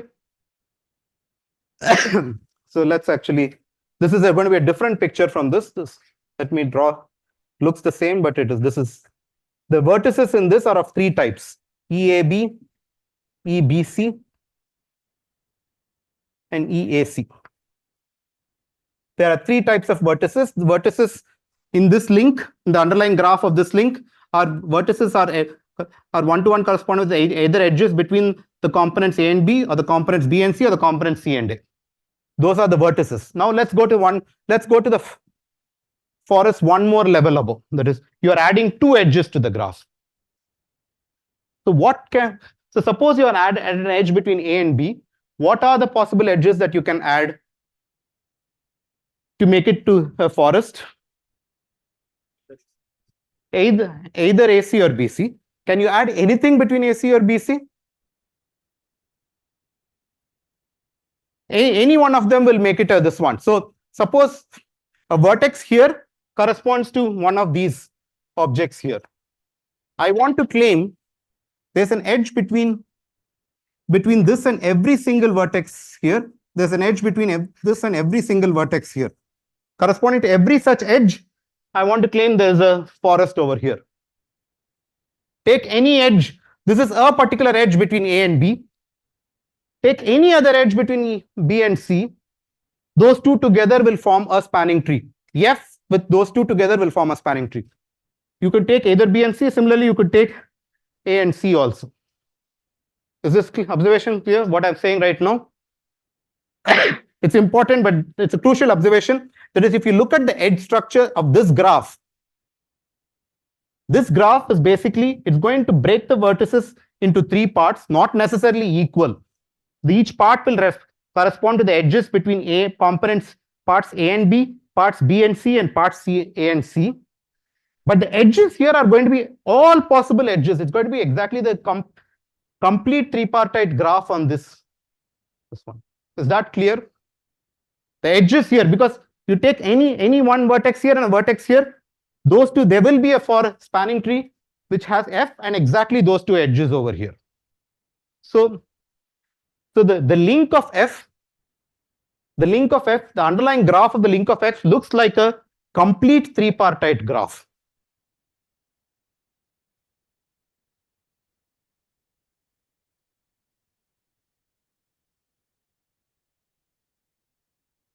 Where the parts could be of arbitrary sizes. The parts I'm not claiming are F-equal parts. The parts could be of arbitrary sizes, which depends on the number of edges between A and B, number of edges between B and C, and the number of A and C.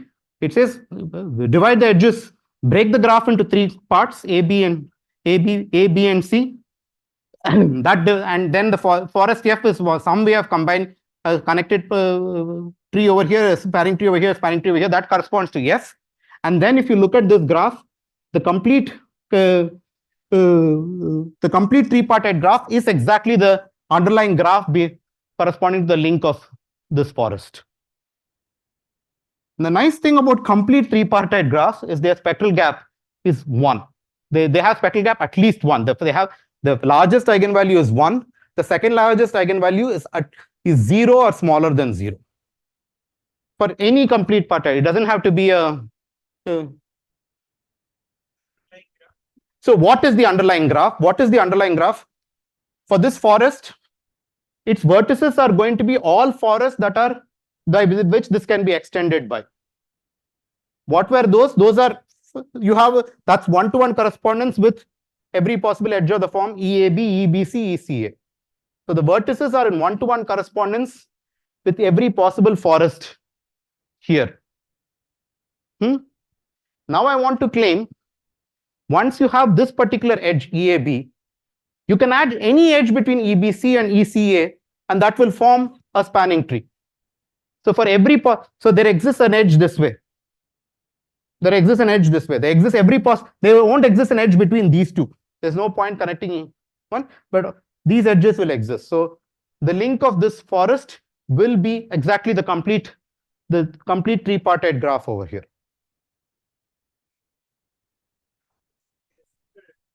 Yes.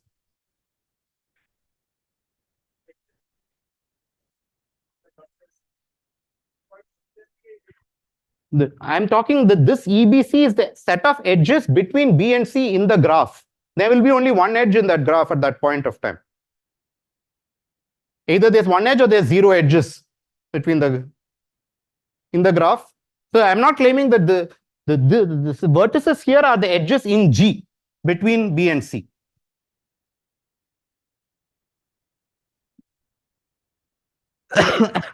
Yeah. What? Edges in G are x1. Exactly. The edges in G are exactly the vertices corresponding to x1. But now I'm drawing this. This is exact. This is F union this particular edge.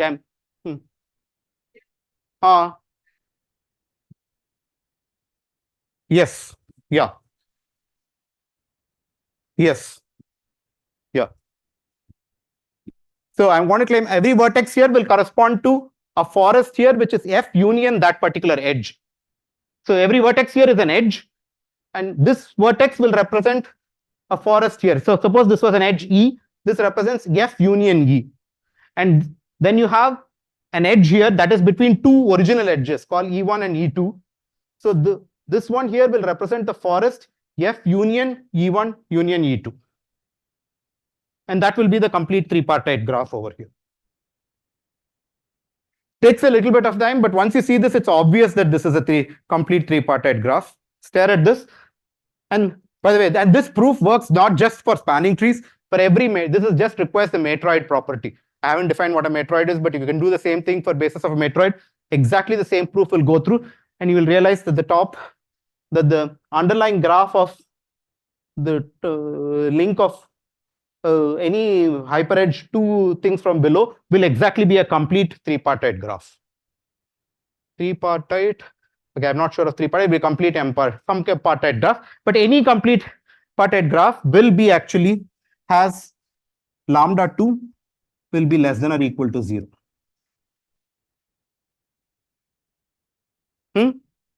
No, no, no, no, I haven't. I have only proved this at the top layer, at this layer. Hmm? Hmm?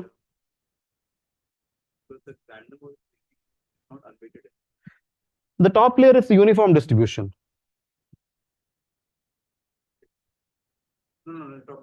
Top layer is fine. The proof which I gave right now is fine. You have to show. So what Piyush is stating is what I wanted to completely hide under the rug. He's not letting me do this. So what we have shown, I haven't shown it's a zero link HDX. I have shown every forest here, the corresponding link of it has the graphical structure under it has second eigenvalue which is less than or equal to 0, because that's the same proof which goes. Now we'll have to do the same proof for not just forests in this layer, forests in the layer below, forests all the way down. So it looks as if it's identical to this proof, except that there's this whole annoying thing which I hid under the rug. There's a distribution on the top which I allow to now work with the underlying. So when you go up, it's not you're not going to work with unweighted graphs. So here it was a uniform distribution. Therefore, on this particular graph, each of these edges had the same weight on it because it was a uniform distribution.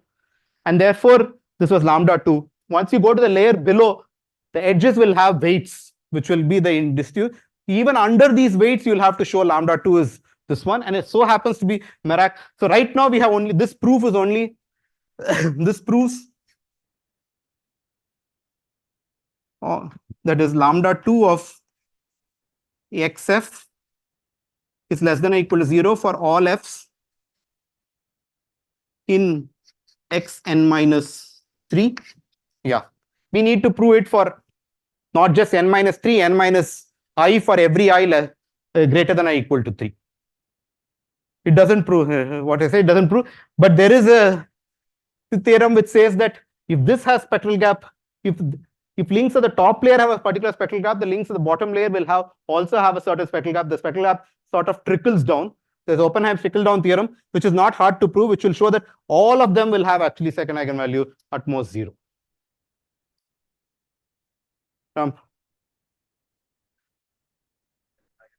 Yeah. Then I have a forest involving I. Yes. So I'm looking at like one edge extension and two edges. Yes. But now again, I will have n minus I components, so I will have n minus I parts. Yes. And once again, I can take any pair of parts. You can take any pair of parts, but this graph is not going to be a unweighted graph. There are going to be weights on the edges. I need to show with those weights, it still has lambda 2 less than or equal to 0. Weights are what's coming from the top. So the graph will be the same. They will be. It will be induced. It is. I can't see any single place where it will be the uniform distribution. It's going to get a weird distribution. And the surprising thing is it still will have lambda 2 being less than or equal to 0. One-sided means lambda 2 is less than or equal to 0. I'm not saying anything about lambda n. That's what one-sided means. Yeah.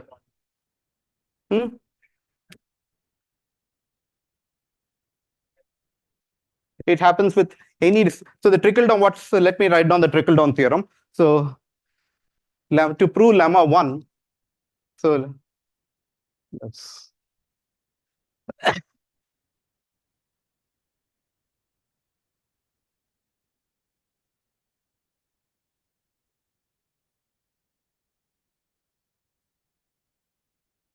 So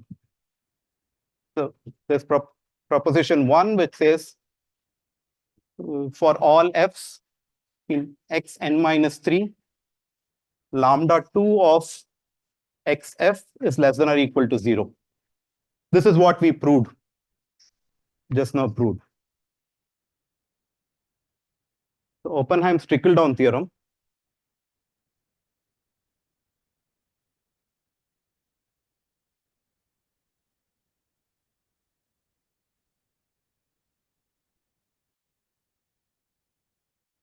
says that suppose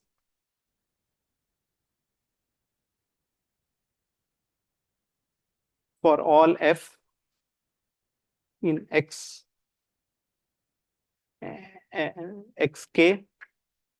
lambda 2 xf is less than or equal to lambda, and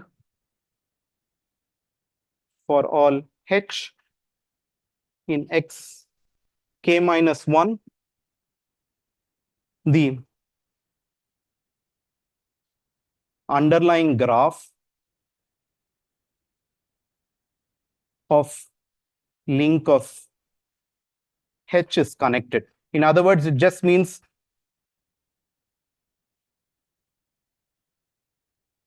the lambda 2 of this graph is not equal to 1.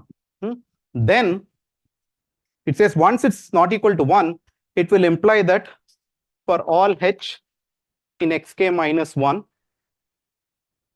lambda 2 of xh of this particular link is less than lambda by 1 minus lambda. It's going to deteriorate a little bit. The original spectral eigenvalue was lambda. It's going to become lambda by 1 minus lambda. Given that for us lambda was 0, there's no deterioration. Okay. So these two together will prove us. This is starting at the uniform on top. So this is true because of here I'm using this, but the fact it's uniform is what is being used in this proposition. Trickle down is true for any particular thing. Trickle down is a statement that's true in general. So if a particular layer you can show it's lambda and the layer below is connected, then it is lambda by 1 minus lambda. For any specific distribution, for the same distribution. Yeah, you have to maintain the distributions. The induced ones, yes. Okay. I have just 10 minutes, so let me just state this and give you a proof of this. I'll give you, once we have these two, the proof which I, sort of the picture proof which I said was done, we'll finish the proof of this. So this one will just say the form.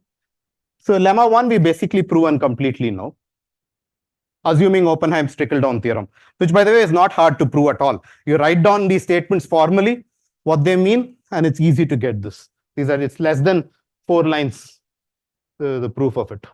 Just it takes more to write down what this means. What this means, once you write this down, that will follow. These are crucial observations, but once you know what is it to observe, it's easy to prove it.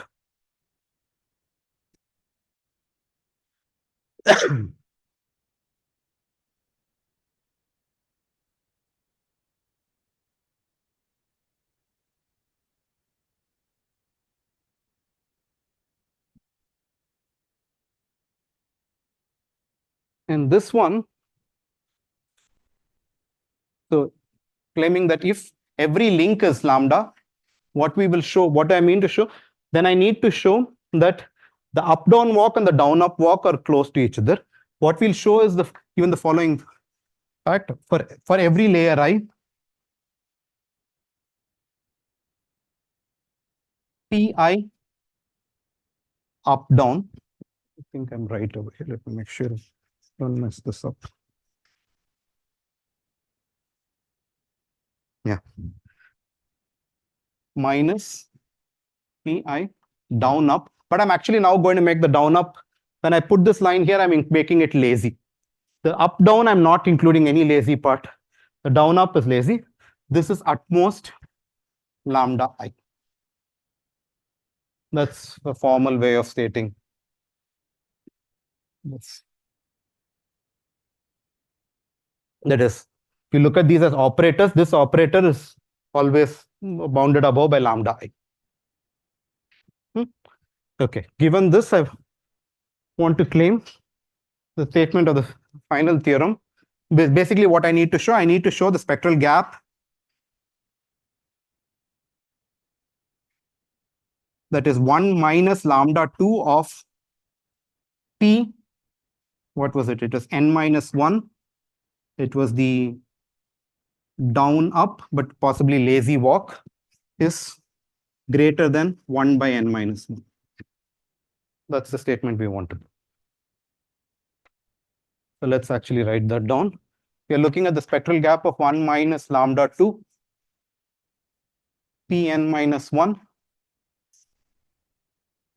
Am I right? The down up. Possibly, the walk is lazy. The way I define the walk is lazy. And here we'll use the fact that this is exactly equal to 1 minus lambda 2, Pn minus 2, up down.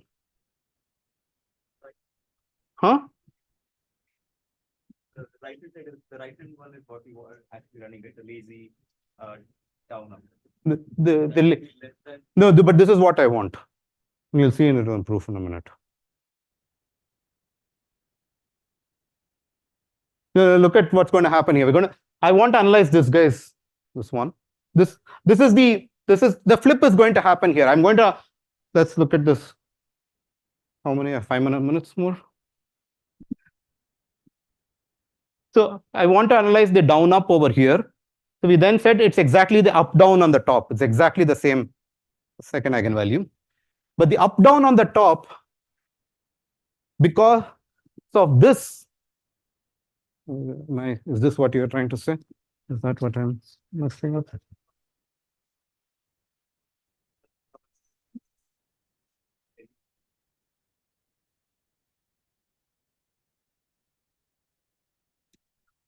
No.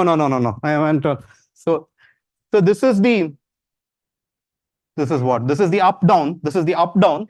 But I'm going to write it, I'm going to break it up into the lazy and the non-lazy part. So what is this? This is 1 minus lambda 2. What is the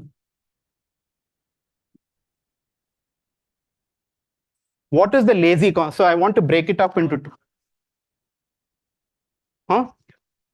So what is the lazy part? What is the non-lazy part? No, it's 1 by n minus 1. There is and 1 by n minus 2 by n minus 1. There's a probability 1 by n minus 1, you come back to itself. The lazy component is 1 by n minus 1. So this is what it is, which is exactly equal to n minus 2 by n minus 1, 1 minus lambda 2 of p hat n minus 2. Now I will invoke this. So this is greater than or equal to n minus 2 by n minus 1, 1 minus lambda 2 of p n minus 2. It flips. Lambda is 0 for us. So because therefore lambda 2 of this will always be smaller than lambda 2 of that's what I'm okay. But now I'm exactly the same situation. It's the same situation one. It's exactly this, but one level lower. So if I do it again, repeat the same process, I'll get n minus 2 by n minus 1 into n minus 3 by n minus 2. And just do it all the way, and eventually you'll get it to be 1. It will be a telescopic sum, and you'll just be left with 1 man.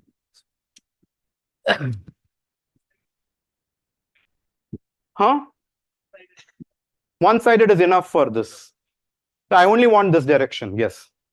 The other sided, actually, it's close to it. So I don't, these things are not, these are only one-sided. At least for the matroid case, it's only a one-sided spectral expander. The proofs are true. If it was two-sided, even the random walk will be two-sided. If the links were one-sided, these things will also be one-sided. But we only want for the matroid basis sampling, this one, you only want the one-sided, and it's a right direction and it goes through. Lemma 2 is true in both. If this were one-sided, this is one-sided. If this were two-sided, it's two-sided. Yeah, that's all I had to say. I want to skip this whole part, which I.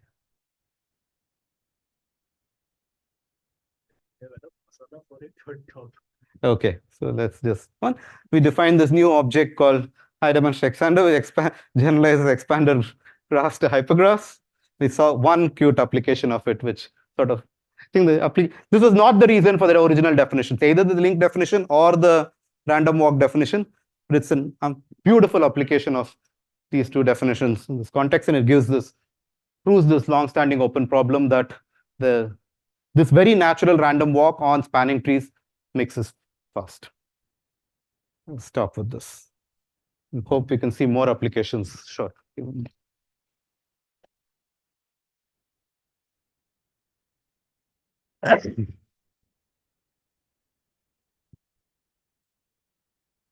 Which one?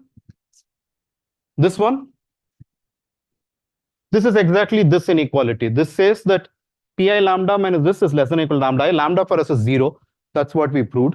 That means pi lambda is less than or equal to p this one. That means every I, the first at eigenvalue levels, these are inequalities are true. The second one is true because the first, they share the first one. Yeah.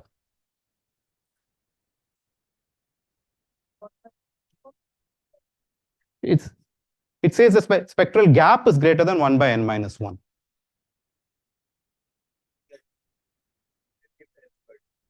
Yeah. By the way, so this shows there's a quadratic time. It mixes in quadratic time. So almost immediately after this proof of Anari et al., Ryan, Gio, and Musa actually analyzed. This is sort of looking at the Poincare inequality on this random walk and trying to find out. You can look at the Lobs-Sobolev inequality, modified log-Sobolev inequality on this random Markov chain and others, and almost doing the same sort of analysis. Identically, instead of looking at the spectral gap, if you look at the modified log-Sobolev, you can show that that also has the same sort of going across layers and stuff, and they managed to show that you have even a faster mixing time, basically n log n. This walk mixes in n log n time. So you can sample a random spanning tree in almost the same time in which you can construct a spanning tree. Cryan, Gio, and Musa. Edinburgh group, yeah.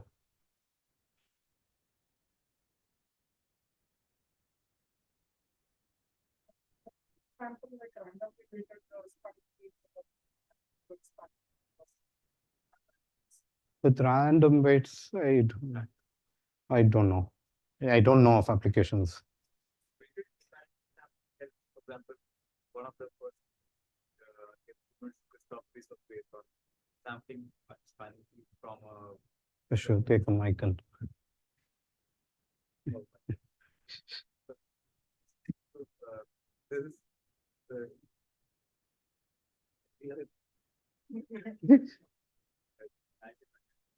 There is some okay. So there's a classical algorithm called the Christophorus algorithm for getting a 3 by 2 approximation to the traveling salesman problem when on a complete graph where the distance is satisfied triangle inequalities. That algorithm just says that it essentially says it's essentially based on the fact that a traveling salesman route like a lowest cost traveling salesman route will contain both a spanning tree, just the path itself, and also matches. So basically, it just takes a spanning tree and a matching and combines them. And there was so this gives a 3 by 2 approximation. The first improvement on that in a long time was by Shayanovich, Karan, Amin Saberi. So same was one of the authors of this, which was based on actually sampling spanning trees from a certain distribution. But these are not random weights; these are specifically constructed weights. There are also other, so I was looking it up. So there's another result which predates these by Aaron Child, which gave a different, so it built upon the Aldous-Schroeder random walk algorithm that Prad mentioned, which runs in cover time, right? So n order n cube typically. So he showed that you can build upon that. So that gives a perfect sample. When it stops, it gives you a perfectly uniform sample. Aaron Shell showed in 2017 that you can massage it to get a sample which is epsilon close to uniform in total variation in time that is nearly linear. So number of edges to the power 1 plus small o of 1 times 1 over epsilon. So it's not usually you want log 1 over epsilon, but he had 1 over epsilon. But that's also nearly linear time. So it's around the same time that it takes to get the spanning tree.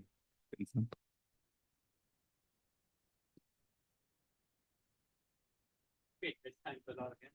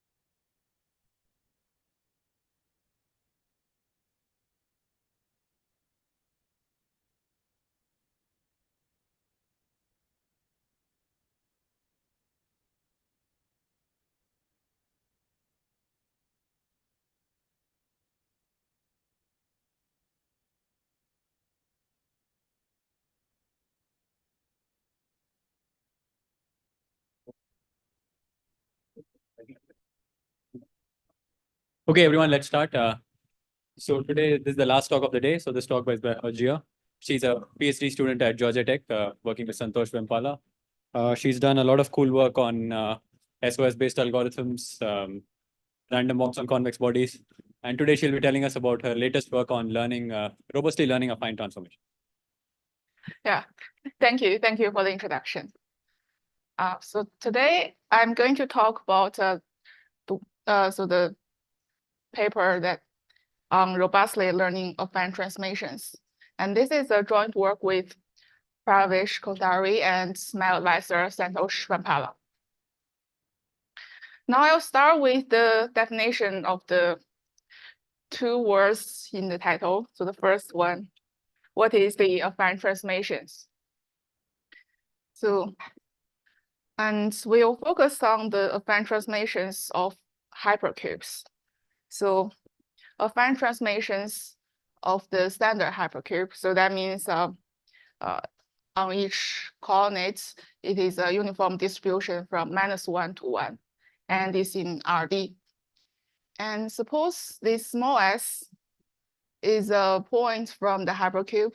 We'll first apply this matrix multiplication to the small s, and then we apply another shift vector, small b.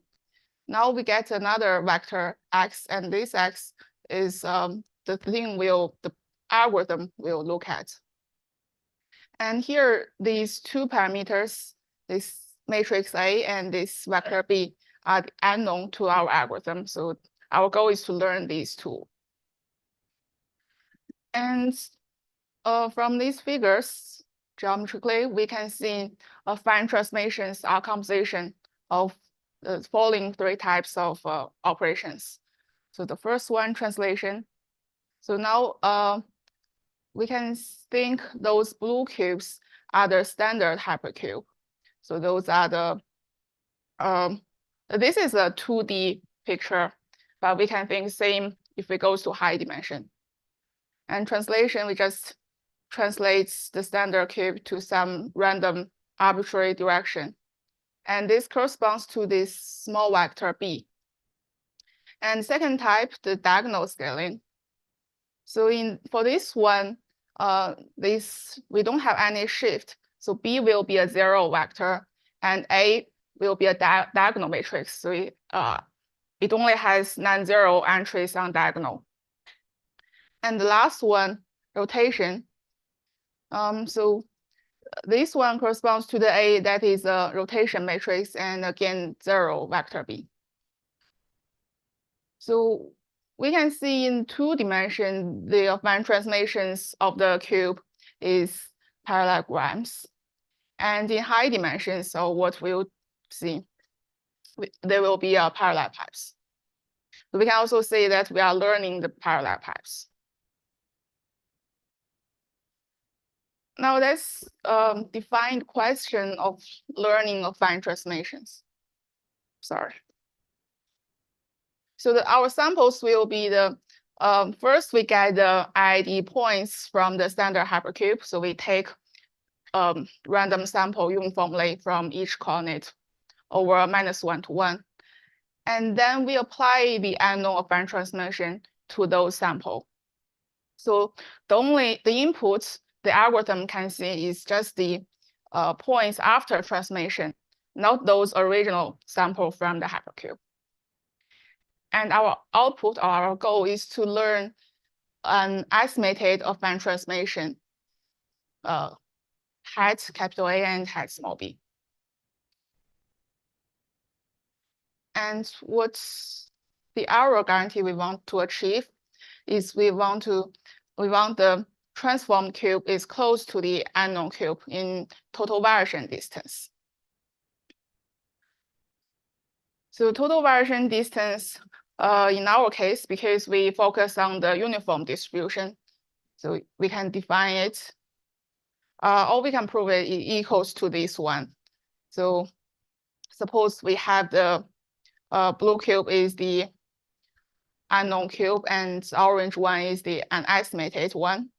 So the TV distance between these two cubes is, we can define as either it is the volume of this blue shadow over the volume of the blue cube, or it is the volume of this orange shadow over the volume of the orange cube. So it should be the maximum of these two. This is the TV distance is some distance measure that is natural to use because it's measure the max probability of some events that have the probability of two different events of the distribution.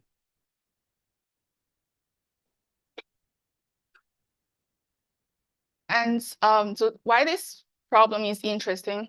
So this is an important setting of independent components analysis, or ICA, because we can see the hypercube is a product distribution, so it has some natural basis. And to find the rotation matrix is actually equivalent to recover these natural basis.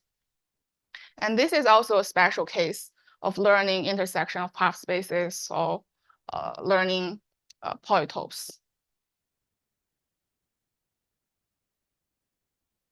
Now let's see what are the previous results of this learning of fine transformation problem. So the method of moments can be used to solve this problem because affine transformations can be identified by low order moments or just the first four moments. So the first moment or the mean corresponds to translation, and the second moments or covariance corresponds scaling. So if we can learn or we can estimate the first two moments of our samples, that means we already have a good estimation of the translation and scaling factor. And it's also proved that the fourth moment corresponds to the rotation matrix.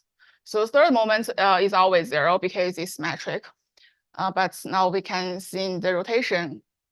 We can learn the rotation from the fourth moment. This is something non-trivial to prove, but it's proved a long time ago by Fritz, Jerome, and Kanan. They show that the local maximum of the fourth moments are in the direction of normal facets, assuming that the cube is isotropic. So isotropic means the cube has 0 mean and identity covariance. So it's in a good position that it looks like the standard hypercube. And they also gave a non-robust algorithm using this theorem. So first, we can make the samples, the samples isotropic. So just compute the empirical mean and empirical covariance, apply the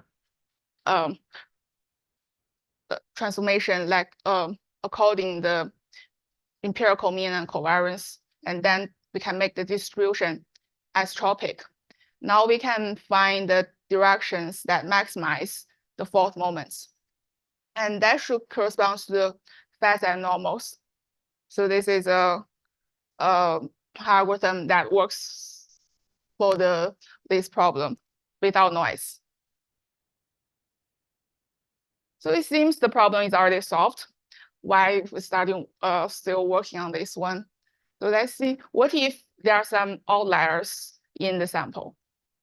Or if the model is a little bit like different from the true affine transformation of hypercubes.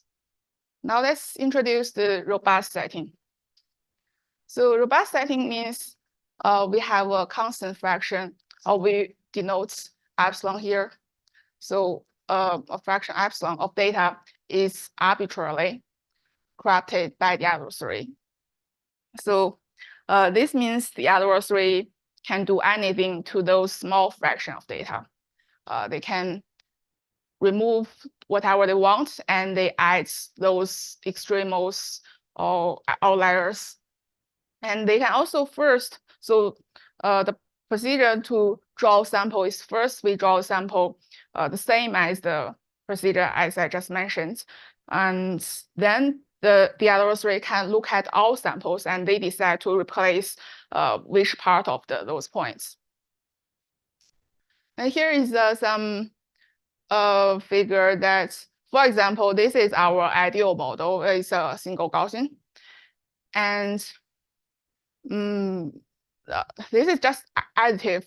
So the adversary suppose they add some extreme modes here. And now the algorithm will only observe this observed model. So now from this figure, we can see if we try to use the empirical mean to estimate the mean of this model, it doesn't work. A single point at very far, it will collapse these empirical moments. We have to come up some other methods to get the robust estimator. And so basically, the adversary can do anything they want. So the only restriction is in our model, the only restriction is the number of points they can manipulate is bounded. It's bounded by this epsilon times the total number of points. And we'll focus on this problem that we want to, same problem, estimate the affine transformation within the TV distance and in this robust setting. And our goal is to achieve this linear in epsilon error in TV distance. And we'll see something, on one side, this is the optimal error we can expect, almost the optimal up to the constant factor, because the adversary already manipulates epsilon fraction points. That means we can distinguish two possible distribution that has TV distance epsilon. So epsilon is the optimal error, and we can do it up to a constant factor. So this all of epsilon is something that's, for example, let's see what we can learn robustly. So this is a result that's by Doug, Nicholas, Kamat, Kay, Lee, Melcher, Stewart, and another group, Lyro and Vampala. So they show that for a single Gaussian, they can learn the mean of the Gaussian within error all of epsilon times square root log 1 over epsilon in polynomial time. So this is something almost linear epsilon, but still is a little bit worse than that. And actually, it's just shown that this is essentially the best possible under so for any statistical queries algorithm. So this is almost the best. However, we beat these bounds that we achieve a linear in epsilon error. Although it's something different, so these are different distributions. For this one, the distribution can be, for example, can be high dimensional Gaussian or any distribution that has bounded second and fourth moments. We can use this algorithm to get this error.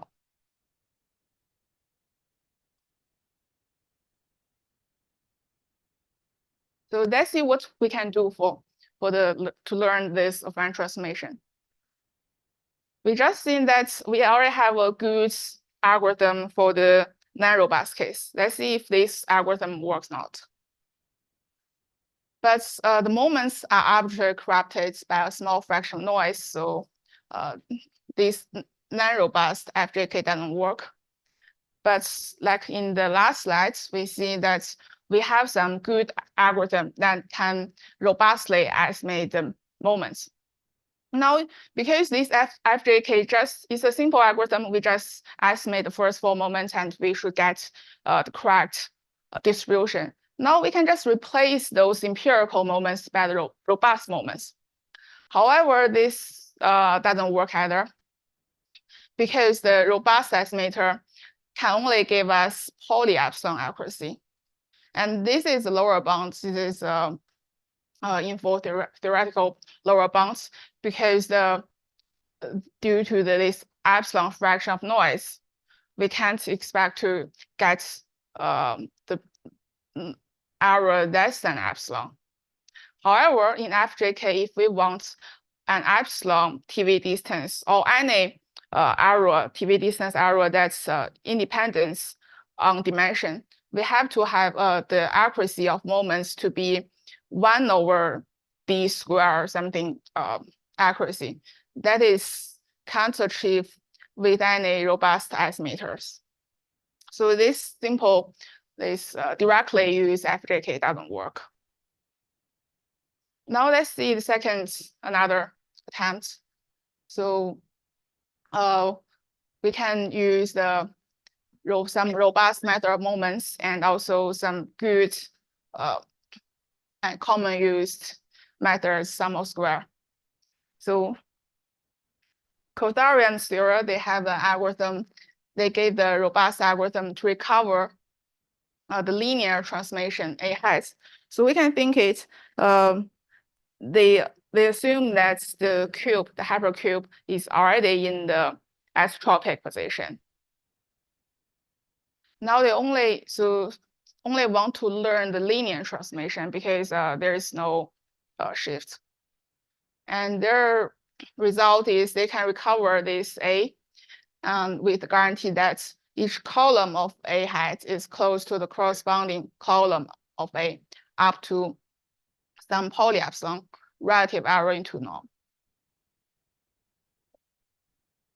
So again, they use the robust estimator for moments based on the method of moments. But they also employ the sum of square methods to get these results. And this result is good because it's independent with the dimension. So now we are in the setting that we assume that dimension can be very large. We don't want our error to have dependence on dimension. However, this is the results of the error is in parameter distance. So that means the error is between the parameter that's A hat and A. Even if we have good error in parameter distance, it still can be bad in TV distance. Recall that our goal is to achieve some small TV distance error. But this is also a warm start for our algorithm. So we can start with some already good parameter estimation. Any questions? Let's see why the parameter distance doesn't imply the TV distance. So we prove this theorem. We show that, okay, so suppose A, again, A is the rotation matrix, rotation and scaling matrix. Okay, just rotation matrix for simplicity. And it's a matrix with unit rows. If it is rotation matrix, of course, it should have unit rows. And we prove that this TV distance between AH, so we apply this rotation matrix to a standard hypercube. So TV distance between this cube after transformation and between these two, the original hypercube and the transformed hypercube, is tightly bounded by the sum of L2 norm of AI minus EI. So AI are the rows of matrix A. EI are the rows of the rotation matrix I.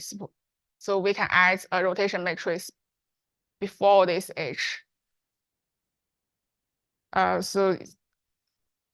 we can see even if we have this in their results, so each column of A is close to a corresponding column of A in polyepsilon error into norm. So that means each of these is bounded. However, if we add up, so the sum will at most be D times that error. So it's poly D epsilon error. That is too much. So that's why our algorithm can be bad in TV distance. So this lemma also shows that if we want to achieve a good TV distance error, we actually requires a bound on the total sum of L2 errors. across arrows, not the sum of squares of L2 norm arrows. So if we have a square here, that this is just the forbiddance norm, that something should be easier to get. But now what we have is just the sum of L2 norm, no square. The other way to think it as a difference between L1 norm and L2 norm. So this one is like the L1 norm. It's the sum of the absolute value. And the forbiddance norm is some kind of L2 norm, sum of the square.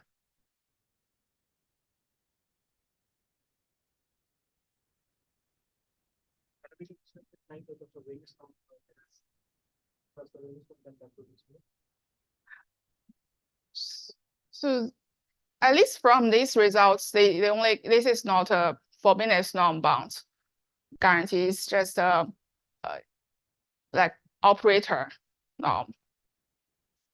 I don't know if there is any forbiddance norm guarantee of algorithms.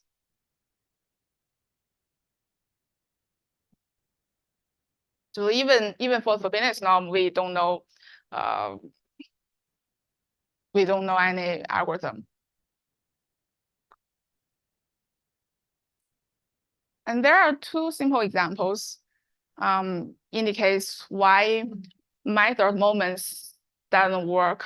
Like it's not because of the algorithm. There's some heuristic reason why method moment doesn't work. So the first one, let's think this, we have the blue standard cube and we shift it by a distance epsilon towards the diagonal direction or direction of vertex. So we shift it by epsilon. Now we can compute the overlap between these two cubes. So in each coordinate, we have a distance epsilon over square root d. That means the overlap will be 1 minus epsilon over square root d to the power of d. Now the TV distance is close to 1 minus this value, and it is almost epsilon times square root d, TV distance. So again, we see there is a square root d dependence on dimension. So this is, and in this example, we can see these two cubes are only different in the first moments of the mean. So the mean is different by epsilon, and all the high order moments are same because we don't change the shape of the cube. Even if we can perfectly get the estimate all the moments of the samples, still it can happen that we finally get this epsilon times square root d TV distance. And now let's see second example. So even here we assume that the mean is known. We don't shift the cube, and we rotate it by epsilon in some arbitrary direction. Again, the overlap will be 1 minus theta times epsilon times d. Theta epsilon times d. So the TV distance is almost epsilon d. And we prove that any moments of order small o log d over log d is not adequate to learn the rotation. That means we need some novel methods to beyond moments to learn this fine transformation. Let's see this inefficient algorithm. So now we have those black points. These are our samples.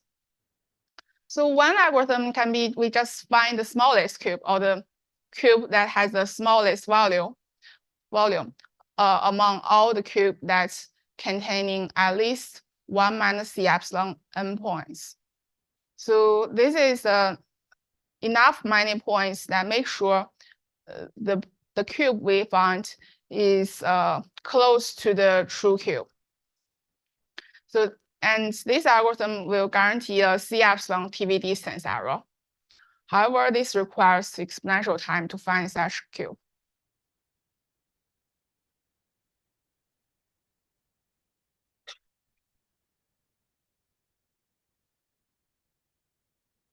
we can see this is the TV distance is bounded by C epsilon, because we just seen that TV distance is bounded by this volume shadow over volume cube, and we know the volume shadow is C epsilon, and the volume cube is 1. So the TV distance is bounded by C epsilon. So now we have a new goal. We just want to make our cube to have more points, while the volume keeps the same.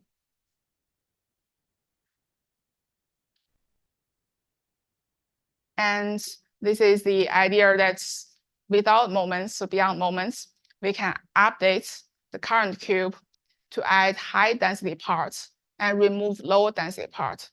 So each step will include more points inside our cube. But still, we try to keep the volume low. That's in this way, we improve the cube until we get the one that is close to the true ground truth.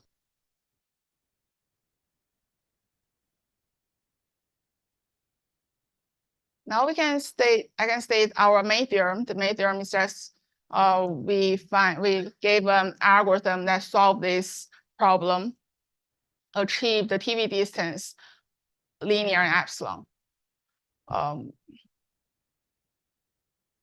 And our algorithm deal with the 3 types of fan transformation by 2 different algorithms. So with the first one, shape and scaling. So for this one, we assume that there is no rotation.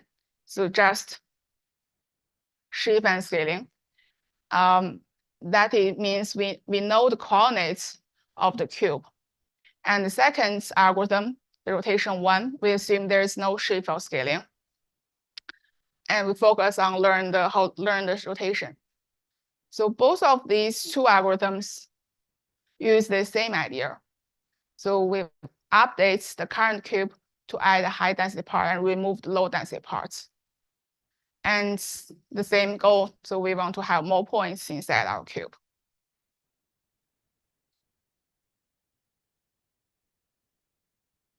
And the very important step is the filtering. Both algorithms use this filtering step. So both algorithms has the same scheme that we check if the current cube passes the test. So if not, we'll update according to the test results. And those tests are in 1D. So why we can do this test in single dimension? So this filtering step is very important. Maybe I can explain this algorithm on board to make it easier. So suppose this is the standard cube or the unknown cube, the one we want to recover. And I just draw another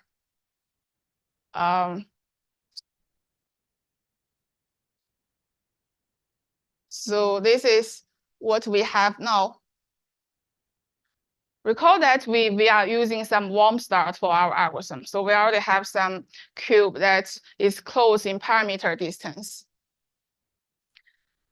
Now, what we'll do is, we don't know what the true cube is, so we can't see this part. But what we have is, we have samples and also this cube. This is something we already have. And for this cube, we'll check those intersection, those 2-dimensional intersection. So this is a projection. Imagine this is a projection onto a 2D space. And we'll check this intersection. This is actually a D-2 thing.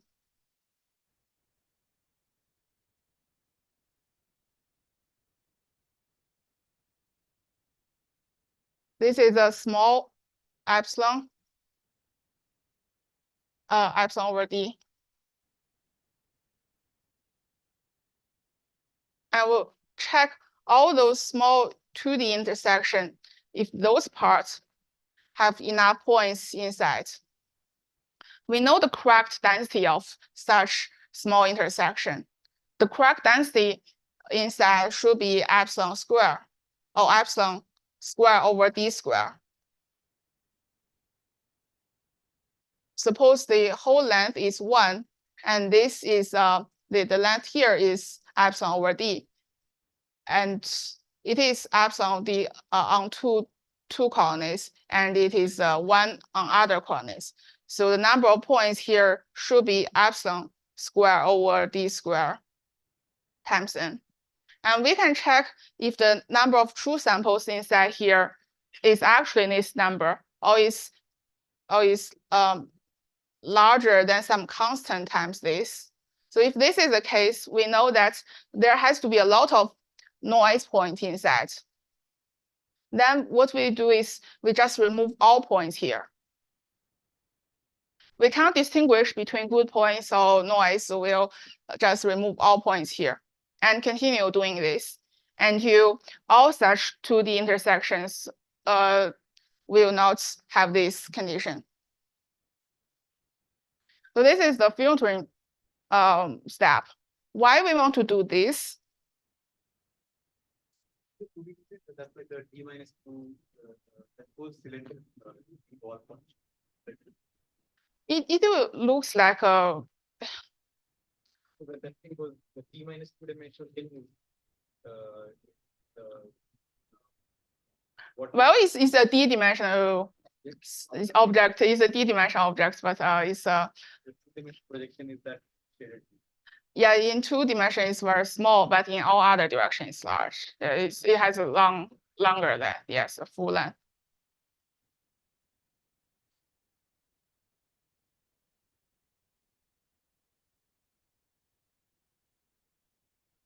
So we want to do this filtering step because this lemma.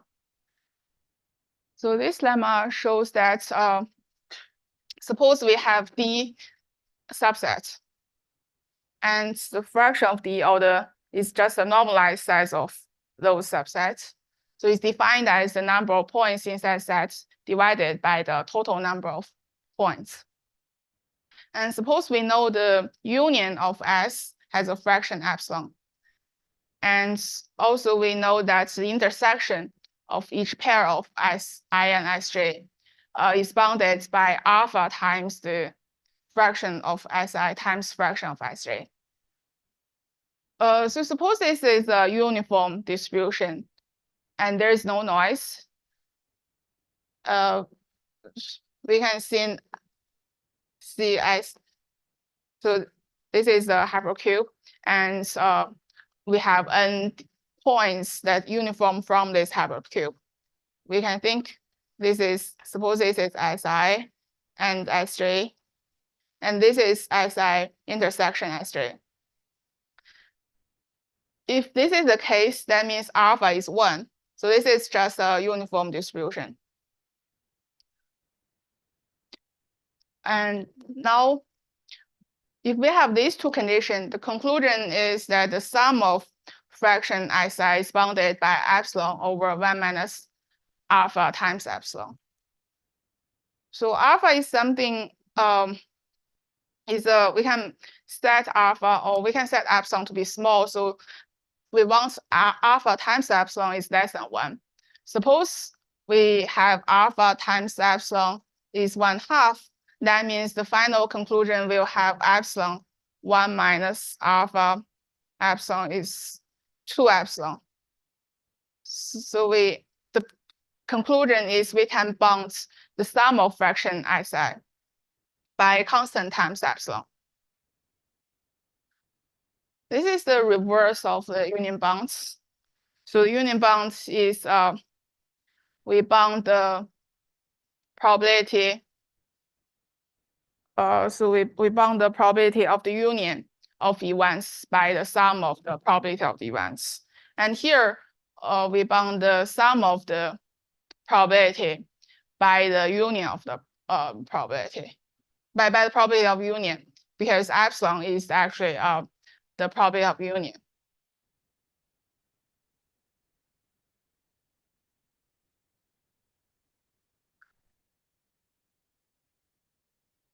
This lemma is very easy to prove. So we first suppose y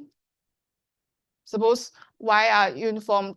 Y are random variables that is uniform distributed on all union of xi. Then we can define random variables xi is 0 if y is in xi, and xi is 1 if y is in xi. Now we can write this lemma in the form of xi. So these two lemmas are equivalent.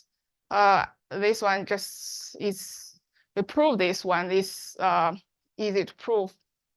So now we see x is a random variable. So it can only be 0 or 1. So it's on 0, 1 to the d.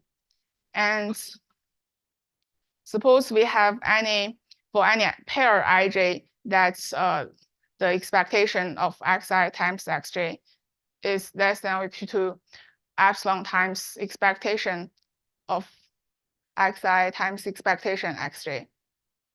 This condition corresponds to the second one on the top lemma. And then we'll have the conclusion that sum of expectation xi is bounded by 1 over 1 minus epsilon. So if you write it out, then it's something like obvious to see that they are equivalent. And also the second one, we can just prove it by the essence inequality. So we use this inequality, replace it, the square inside this, and we'll get this lemma.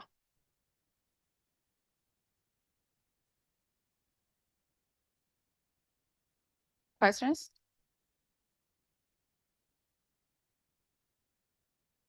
So why we need this lemma?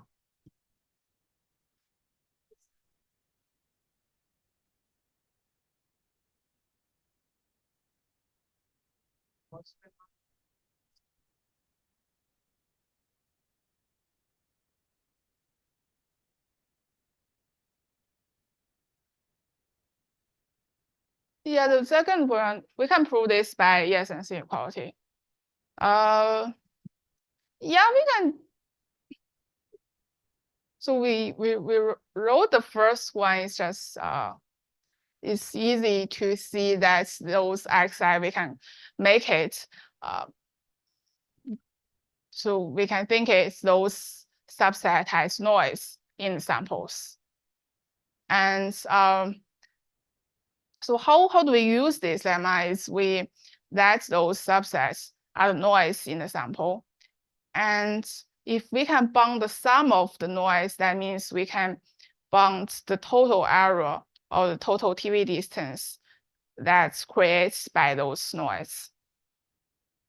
So the first condition is satisfied because we know the total number of noise or total fraction of noise is bounded by epsilon. And second condition is satisfied due to the filtering step. Because we are doing the filtering step, we make sure that each 2D intersection has the number of points not too large. We don't have too many points here. Means that the point is, so suppose this is our cube. Now, if we have some noise or outliers here, that means this outlier can corrupt both this I direction and J direction. This is something we don't want to see. So that's why we remove the bipoints or outliers here to make sure that each outlier can only affect a single coordinates. Because we are updating our cube only in single coordinates.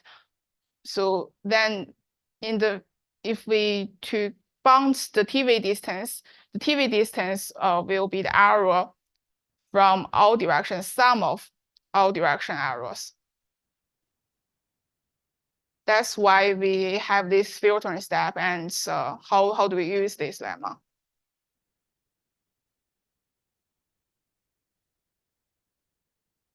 So this lemma shows how outliers affect the total error.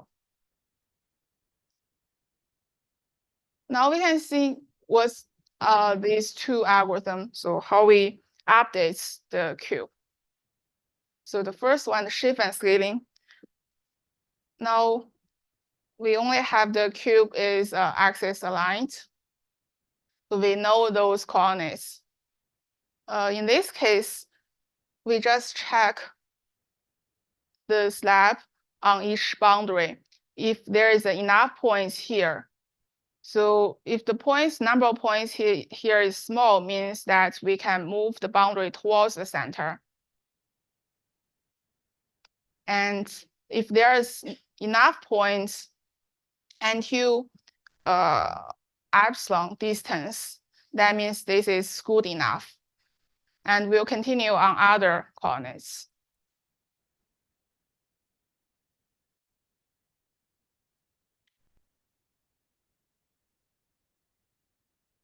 And the second for the rotation one.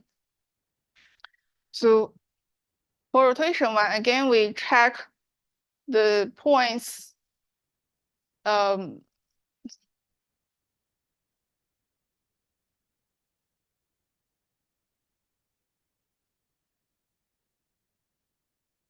suppose this is a true cube.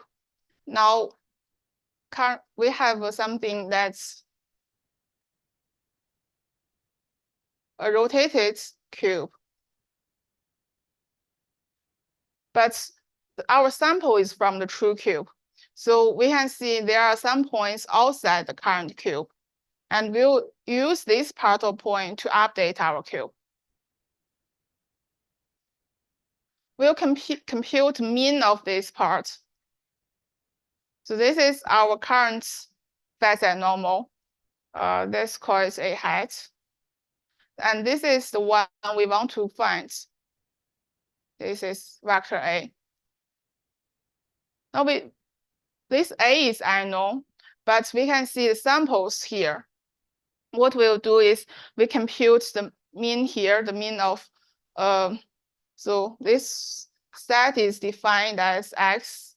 So X are the samples, and A has inner product X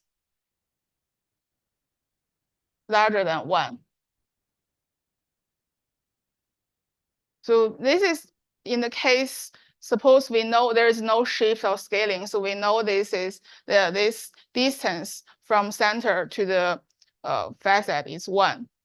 Now, this is the parts, the shadow parts. So when we have all the points in this shadow, we can compute the mean of this. So this is mu.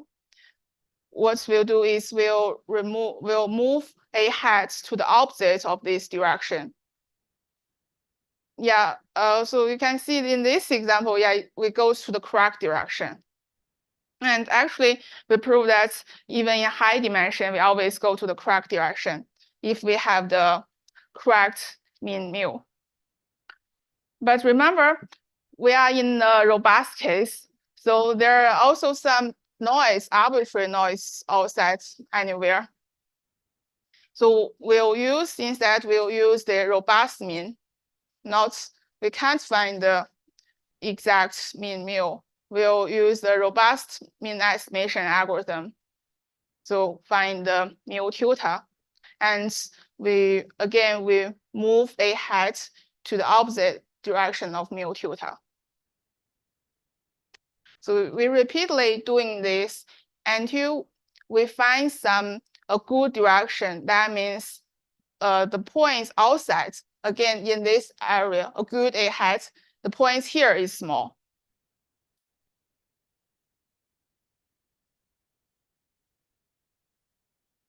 So this is the rotation algorithm. Of course, so for both algorithms, after each update, we'll repeat the filtering step to remove the points from those small intersections, make sure that no outlier will affect at least 2 coordinates. To get the general case, we combine these two algorithms. What we do is we'll alternate between these two algorithms. So we'll start from some warm starts. That's we assume we have some parameters that are already poly epsilon close to the ground truth. We get it because we have the robust mean and robust covariance estimation algorithm, and we use the Coulthard algorithm to get the good enough matrix A. And we'll update those parameters from there.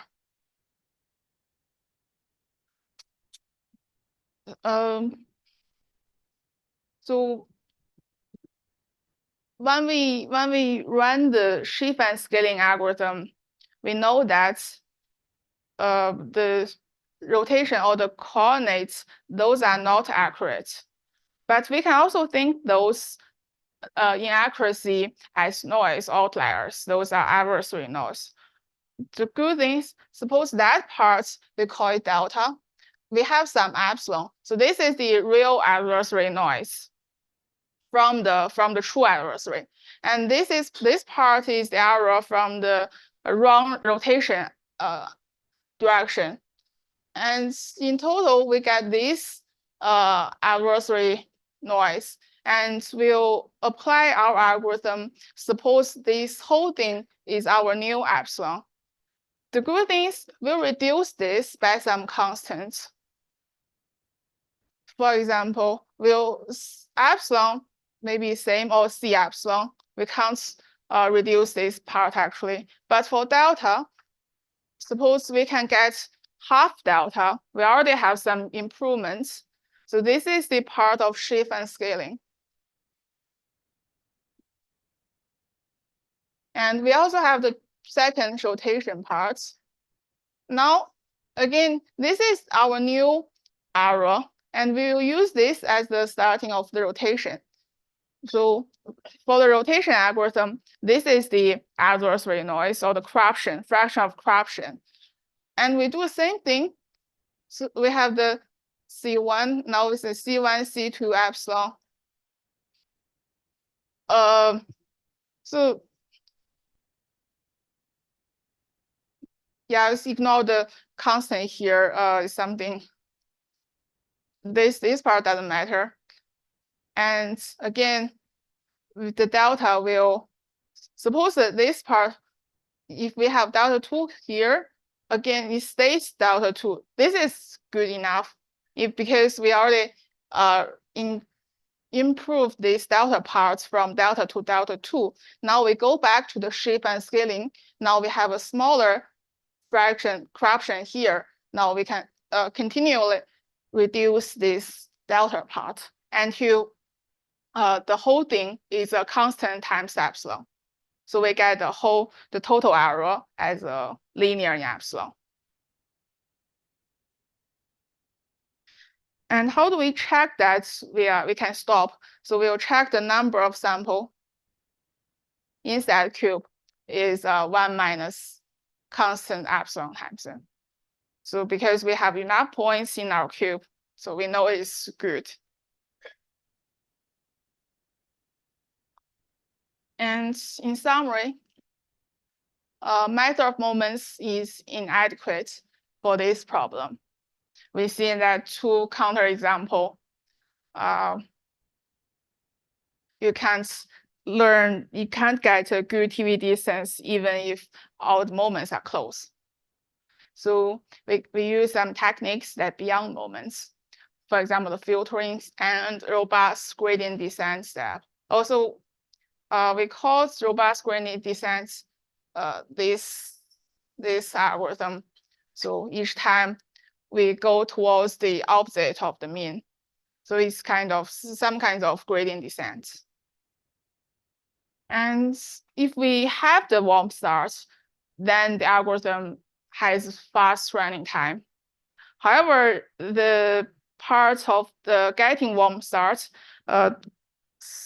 so particularly the Kothari and Stewart algorithm, because they use the sum of square method, so yeah, it requires a high running time, but it's still polynomial.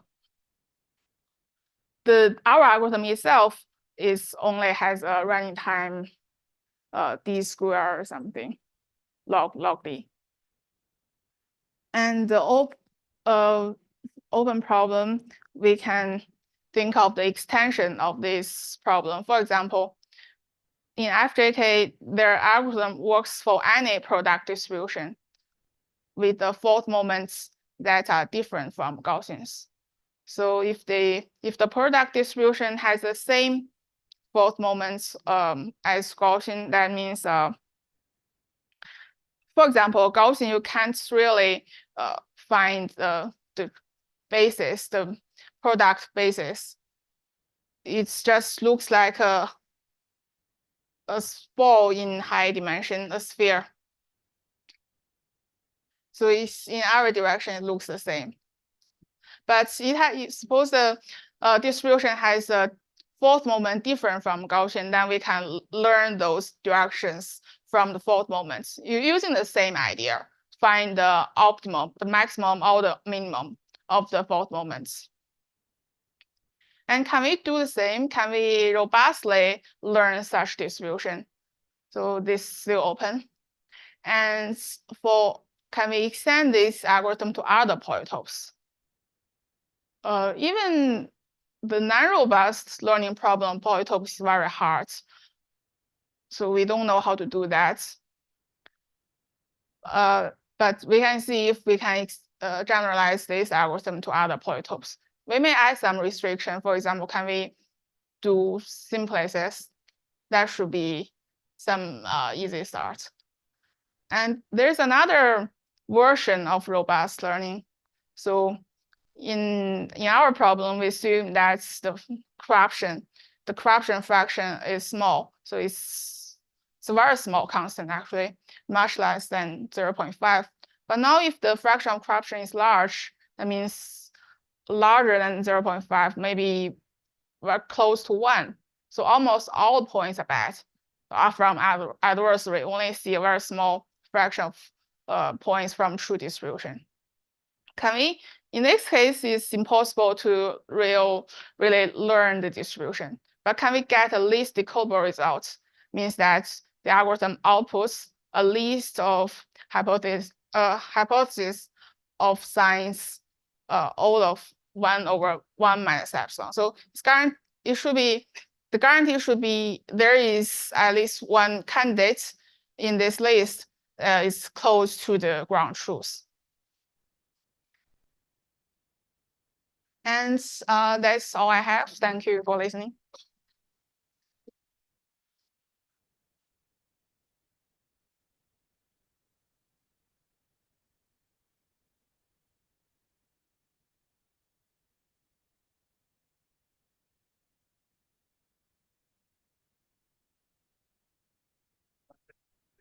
Algorithm, suppose the metric is a permutation metric. That you're just permuting the coordinates. Oh, yeah. In that case, things are much simpler. Yeah, so the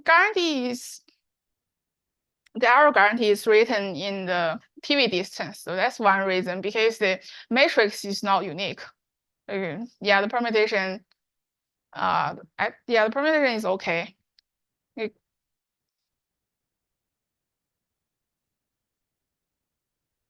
Does that answer your question?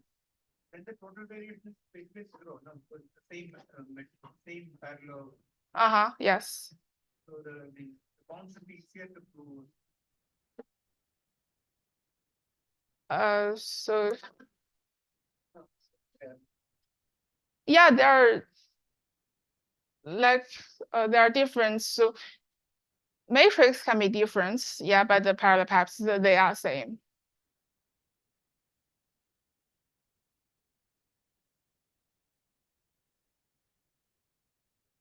Okay, any other questions?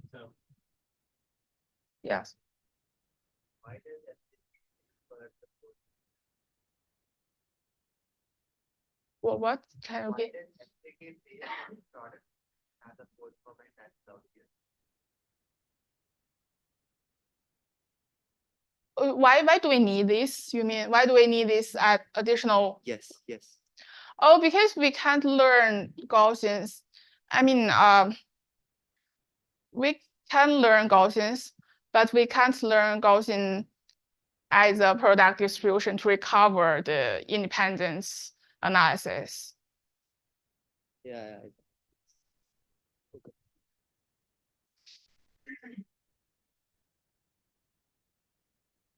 Okay, let's find speaker again now.